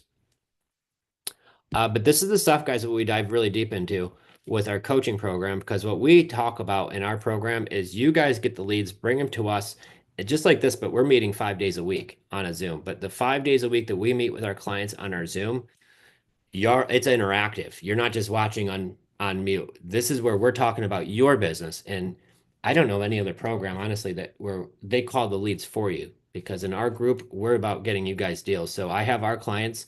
I know on Monday I'll spend probably 2 hours on a Zoom like this, but in a small Zoom, like 12 people, and we're gonna be calling all of the leads, and I call them for you. Yeah, and like we have check-ins, like just hearing like some of the wins that happened today on the support call. We've got a couple that are really getting more consistent with their posting, so that's their big win for the week. Another couple was really excited to meet everybody last night at a meetup, and they're going to come to another Sarasota meetup happening next week. Awesome. We also had another client had an awesome win. He not only helped a distressed seller by buying her property, but he helped her by assigning another property over. He built great rapport and got it under contract, did the walkthrough, then negotiated the price from 190 to 125. Okay, we talked about the process and how he approached this with the seller, and the seller agreed and is so happy that she told him she wanted to adopt him. Oh my gosh, who was that? Steven. Shout out Steven, rock star. Yeah. And the thing is, we all teach it, we do it virtually. Yep. Steven's in Canada. But like, did you understand what he did there? Like, so he's helping a seller, but she needed to find another house. So then he went and talked to like local realtors or whatever it was and found another house that she could then move into and like help negotiate some of that pricing so he could buy her house that she could move into. Yeah. Another one. Yeah. Like, again, go giver, right? Like, how can we help these people solve their problems? And then also you get paid along the way, but like, how freaking cool is that? Yeah. Yeah. Oh my gosh, I love that story. Shout out Steven, complete rock star. But this is the point, is being around people like that. You hear these wins, you see these stories happening. And, when they came in, most times they haven't ever done a deal. Cisco, he was in other programs before. Avery, been in other programs before, but never did a deal. So what is the difference? And I think really it is that consistent action. I know for me, it's showing up. I got to show up. I got to do this even when I don't feel like doing it, because it's not a feeling thing. Like, I'm here to get results. I don't have a job anymore.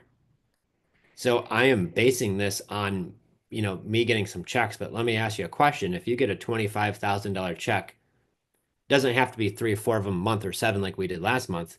But if you got a $25,000 check just once a quarter, what would that do for you? Once a year, even? Like, that'd be awesome, right? But if you could do it more consistent once a quarter, or even better yet, once a month, but then you could see the sky's the limit to doing, do the math on what Brent is making.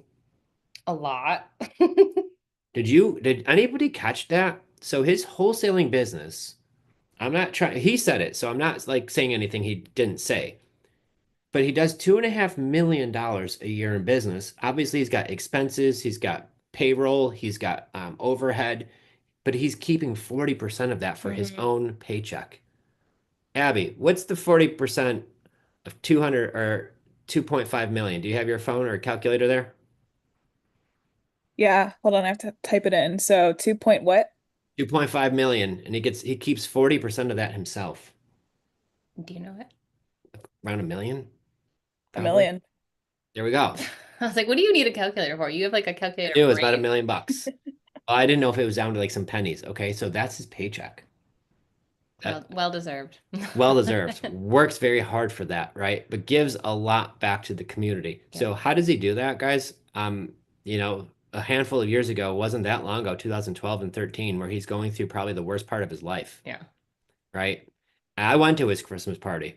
I got to meet his entire staff. I hung out with mom, dad, Aaron, the whole family.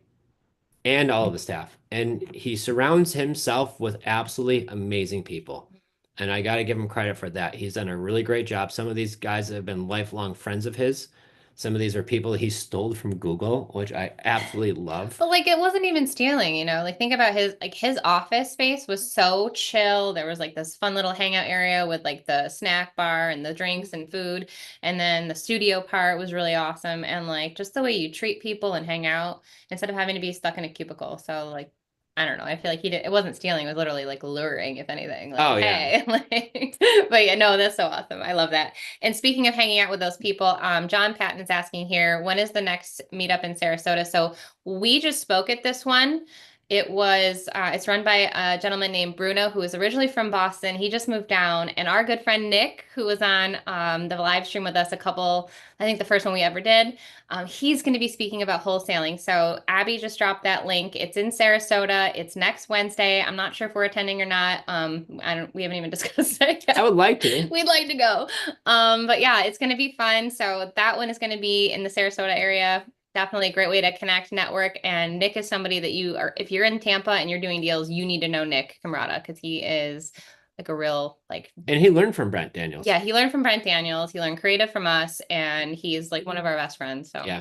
And he's the one we're actually partnering with that one deal in Clearwater. he walked the So property. he walked the property. He put it under contract. Sunday morning, he's like, yeah, I'll be out there in about an hour. And so I call him up and was like, hey, dude, I think we got a deal. He looked at it. He's like, yep, that's definitely a deal. He's like, do you want me to go out there now? I was like, do you want to? He's like, yeah, I'll be out there in an hour. I'm like, done. Text the lady back. I'm like, hey, I'll be there in an hour because she didn't really, I don't think, knew the difference. And so he shows up. He's like, hi, I'm Nick. You talked to Joe on the phone. Let's do this. And it was easy peasy lemon squeezies. Yeah, so we'll probably be there next week as well. So but it's gonna be We so gotta fun. give him some. We do. We should just show up. Yeah, and, absolutely. be there. Well, But plus yeah. we like to give him a little bit of a. Plus, I recommended him Bruno. So Bruno had a really big meetup up in the Boston area, and then he just moved down to Florida because hello, better weather, all the things. So now he's trying to build up his community. So definitely give him a follow on Instagram. You can meet him through the meetup.com thing there. So that'll be so fun. Yep. But yeah, like go to the meetups. Like if you didn't pick that up from Cisco, just go. I know you don't want to go, but you're gonna go. So commit to it. Just do it. Don't worry about your feelings or your mood. Nobody, like, except for maybe him, ever really wants to go to these things. But when you Nick get wants to go. there, it's amazing. I love I going. know I you're just, weird. I know it's so much fun. I'm seeing my Yeah, friends. but your B is off the chart. Your predictive index there. So My predictive index, my B was I amazing. could just sit here and like quietly be an introvert. I can go out and be extroverted, but it does. I think another reason why I was up all night with the kid, but we were peopling all day yesterday and last night. But it was so fun and totally worth it. We didn't get home till what time? Hun, it's a blur. We left the house at like 9 in the morning, got home at 10 last night. Yeah. So it was but I love doing that stuff and it was fun. All right. I know we got 10 minutes left here. Oh my gosh. Rapid fire Q&A. What we got? Somebody asked about prop stream. Did you not even get to prop stream yet? Didn't. Oh, We could spend a few minutes on prop stream going over some of that. Because I know that's always really popular. Prop stream is really how I found my buyer for our other deal, unless we got some questions we could get to. Hey, Jenny, you just got to find the right tab. She's asking about, can you share ideas to find these community groups in the search bar? You type up I'm on a join Tampa groups. And Here, you're gonna, should we do it? Yep. And then it'll say like, what do you want to sell today? And like, put your price. You just got to go over to the discussion tab. It's a little, click that word discussion, or maybe they changed it, but there is a way for you to post if it's a buy sell groups. I'm going to share my screen. Abby, can you drop the 10 questions link again? And then guys, it goes to promotions or spam. We're working on it. Stinking email server. So I promise you it's in there, but you got to probably go dig around. It's going to come from, I think, correct me if I'm wrong, team at Creative Finance Playbook.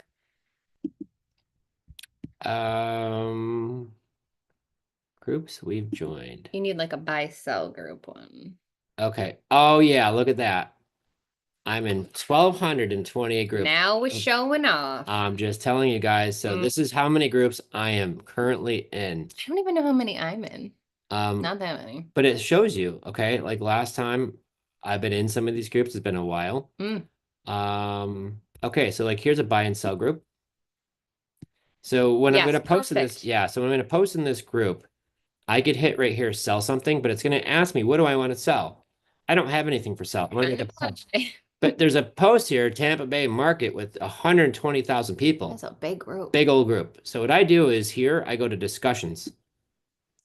Now I could just make a post. Now you can change the color of the background, and you don't want to copy and paste. You want to physically type it. I know it's annoying, but listen to us, please. So then once I create a post, whenever this is going to let me, I don't know what's going on. Take your time, Facebook. Either way, so something isn't working. Well, how about that? But that's the gist of it. You're just That's gonna how make I do sure. it. And on your phone, you might just have to kind of look if you're on your mobile device. Same concept, but you know, they get shrinks a little bit. Yeah, so I hit discussion and then I do that. I put my post in there. Before I hit send, I make sure I do the background color blue. Pink is really, really good. Both work really well. And then once I hit click, I'm going to do that in 5 groups per day. So the active KPIs that we've learned from not only our business, but for doing this for our clients, I think of Alyssa and Ryan that we were just discussing this. They post into 5 Facebook groups per day, 5 days a week. And if you do that for 1 month, the statistics are you're going to get roughly, you're going to get in about 100 groups that you're going to be posting in, which means you're going to be in more groups than that, right? So you're going to make your post into 100 groups.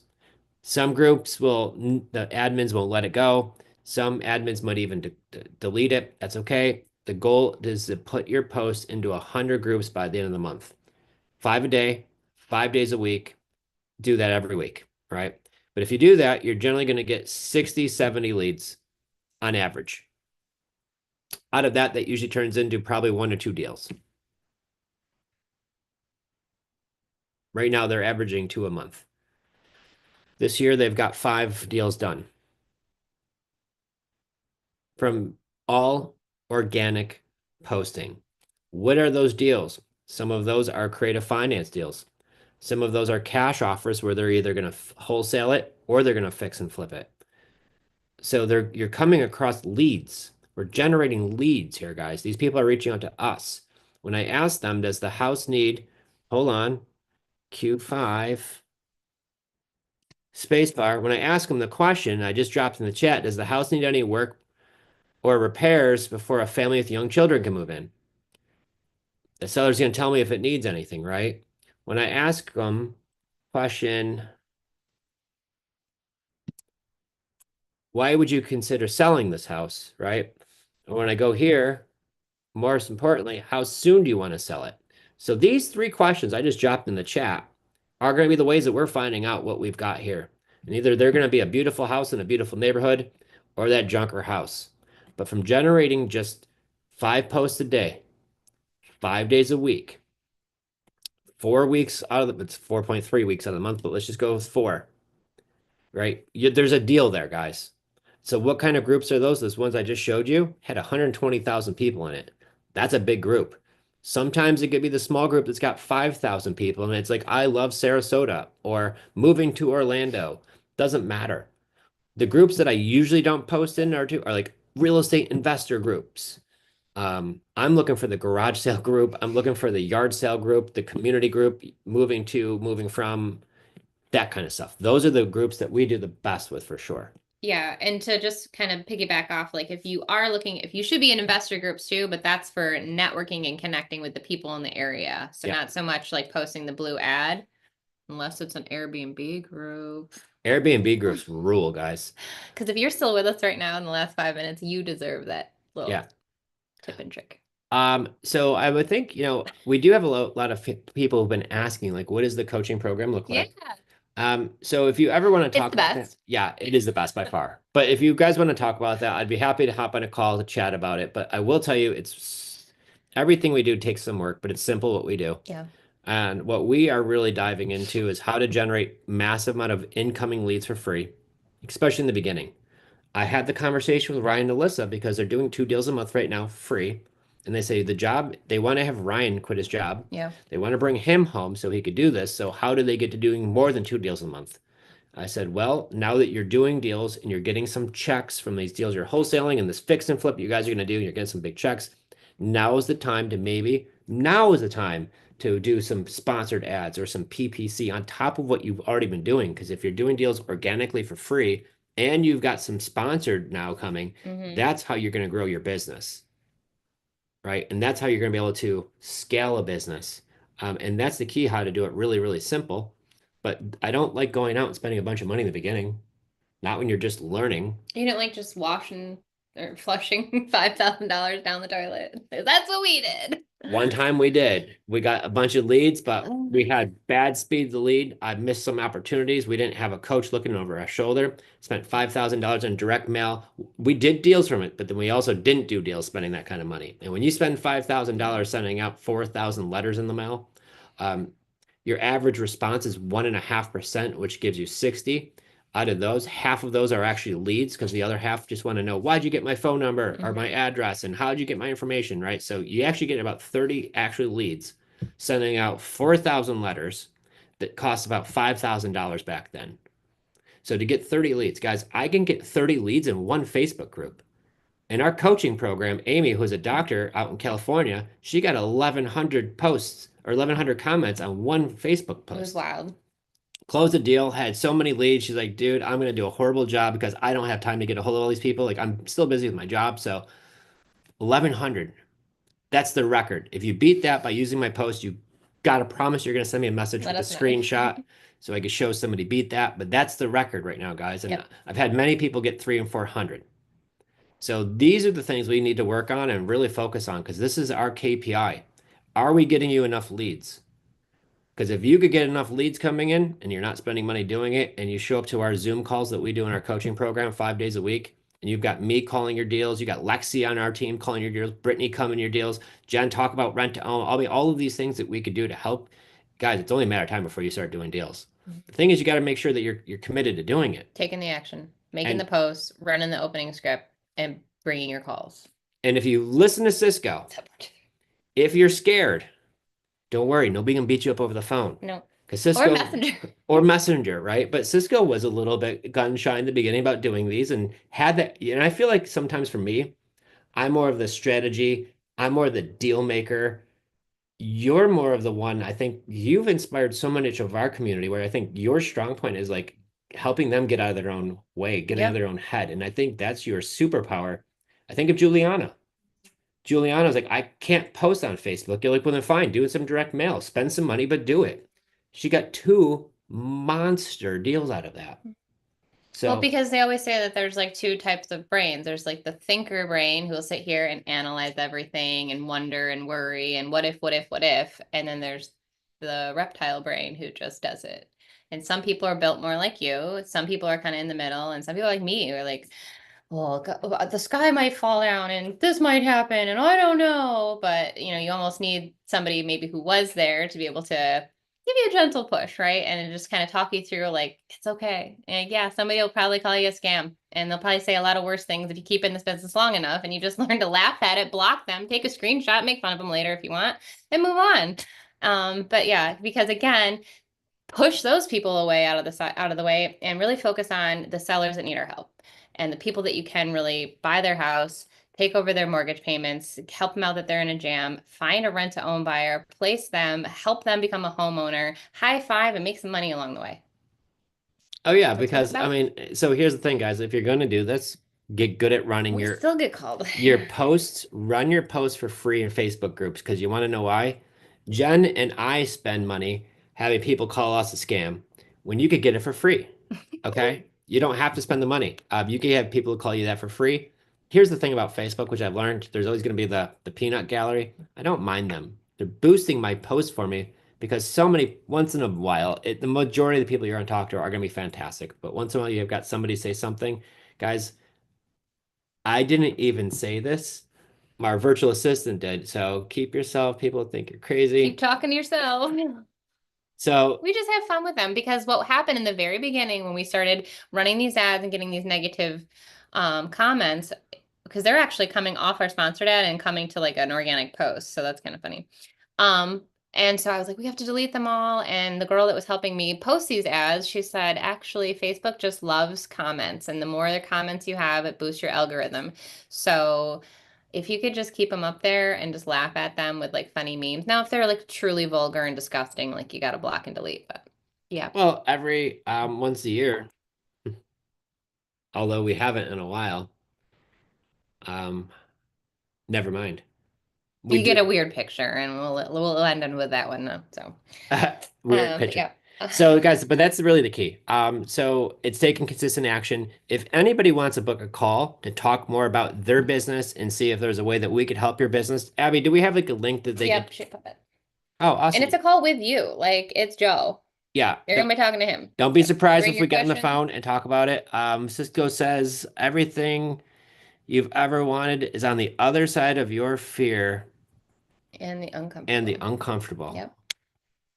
That's what I'm talking about, So make Cisco. a goal, like write out. We are almost done with quarter 1. We've got, I think, 2 weeks left of quarter 1, which means we have 3 full quarters left of the year. And if you heard Brent Daniels, he said most of your business is going to get done in how many months? 3 or 6 months of the year, you're going to do 60. So if you look at your very best months you've had over the year, 60 or 60% of your revenue that you're going to make for the whole year are done in 6 months, which means 6 months you're going to do only 30%. So what he's meaning is some of these months you're going to get some monster checks. Some months it gets a little bit tough. So if you do get one of those monster checks, and we have a lot of those flying around, I always recommend saving that money. So if your Google Calendar doesn't look like this, then it probably should start. So all these different colors should be, I'm posting on a group this day. I'm posting in my story that day. I'm connecting with Mr. Smith who lives on Apple Road because he told me that, follow up in 30 days. And you are sincerely taking this business seriously. Stop treating it like a hobby. Go after it. You deserve it. No one deserves it more than you. You just have to want it. So awesome, guys. Yeah. I got a little one I got to go check on. I think he was gonna ask him for a pretzel, I think. So we're on our way up. But guys, we love you. And we're so glad that you spent some time with us on Friday. And we just know that there are a lot of sellers out there that need help the proper way. And with what's going on right now with the economy and everything going on, there is some uncertainty. Some markets are thriving, some markets are slowing down. There's a lot of people who are just now at the point, I was waiting till next year. I'm waiting till after the election. I'm waiting till after the holidays. I'm waiting till the spring to sell. the waiting's over. Our CRM has been blowing up with opportunities and leads. So if you're thinking about joining in, I will tell you this has been a really exciting time, and this has been booming more than I have seen in probably like the last year and a half almost. I was gonna say I get goosebumps thinking about it. Like I feel like 2022, but like more serious or more like need. Like 2022 was like fun to sell. People were like buying and selling like crazy. But now it's turning into this like I need to sell. Yeah. Creative solutions might be the only option. So come and learn. Thanks for being here. Love you And guys. stay tuned. When are we doing the next one, Adam? Oh yeah. April 11th. April 11th. Yep. Do we have a link that we could share? So if Yeah. you want to get the sign up for the next one now so you get the alerts, we got some really cool stuff. Like I can't ever wait for the next one. And we're not even done with this one yet. But for the next one, it is going to be fire. We got some super amazing things we have. We're going to be back from that family mastermind by then, where we're going to be connecting. So there's going to be a lot of cool And I'll be things. back from Jacksonville. I'm going to be speaking at a women's event in Jacksonville. So if anyone's in Jacksonville area, let me know. What's the date on that? April 2nd. So that Wednesday, we're going to be up in the Jacksonville area too, maybe trying to plan a meetup with some ladies with creative financing. So stay tuned on that too. More to come. Make sure you're subscribed to our newsletter, that you are in our Facebook community, and you follow us on Instagram. Yeah, and we'll be up in Pittsburgh in June. Oh, we got plans. We'll be up in New York in Yes, July. yes, Like, yes, guys, yes. we got a lot of stuff coming. Yay. All right, Awesome. guys. Thank you so Thank you so much. Thank you, guys. And thank you, Abby, Thank you, Abby. for being an awesome host today with us. We appreciate it. And thank you, everybody, for coming. And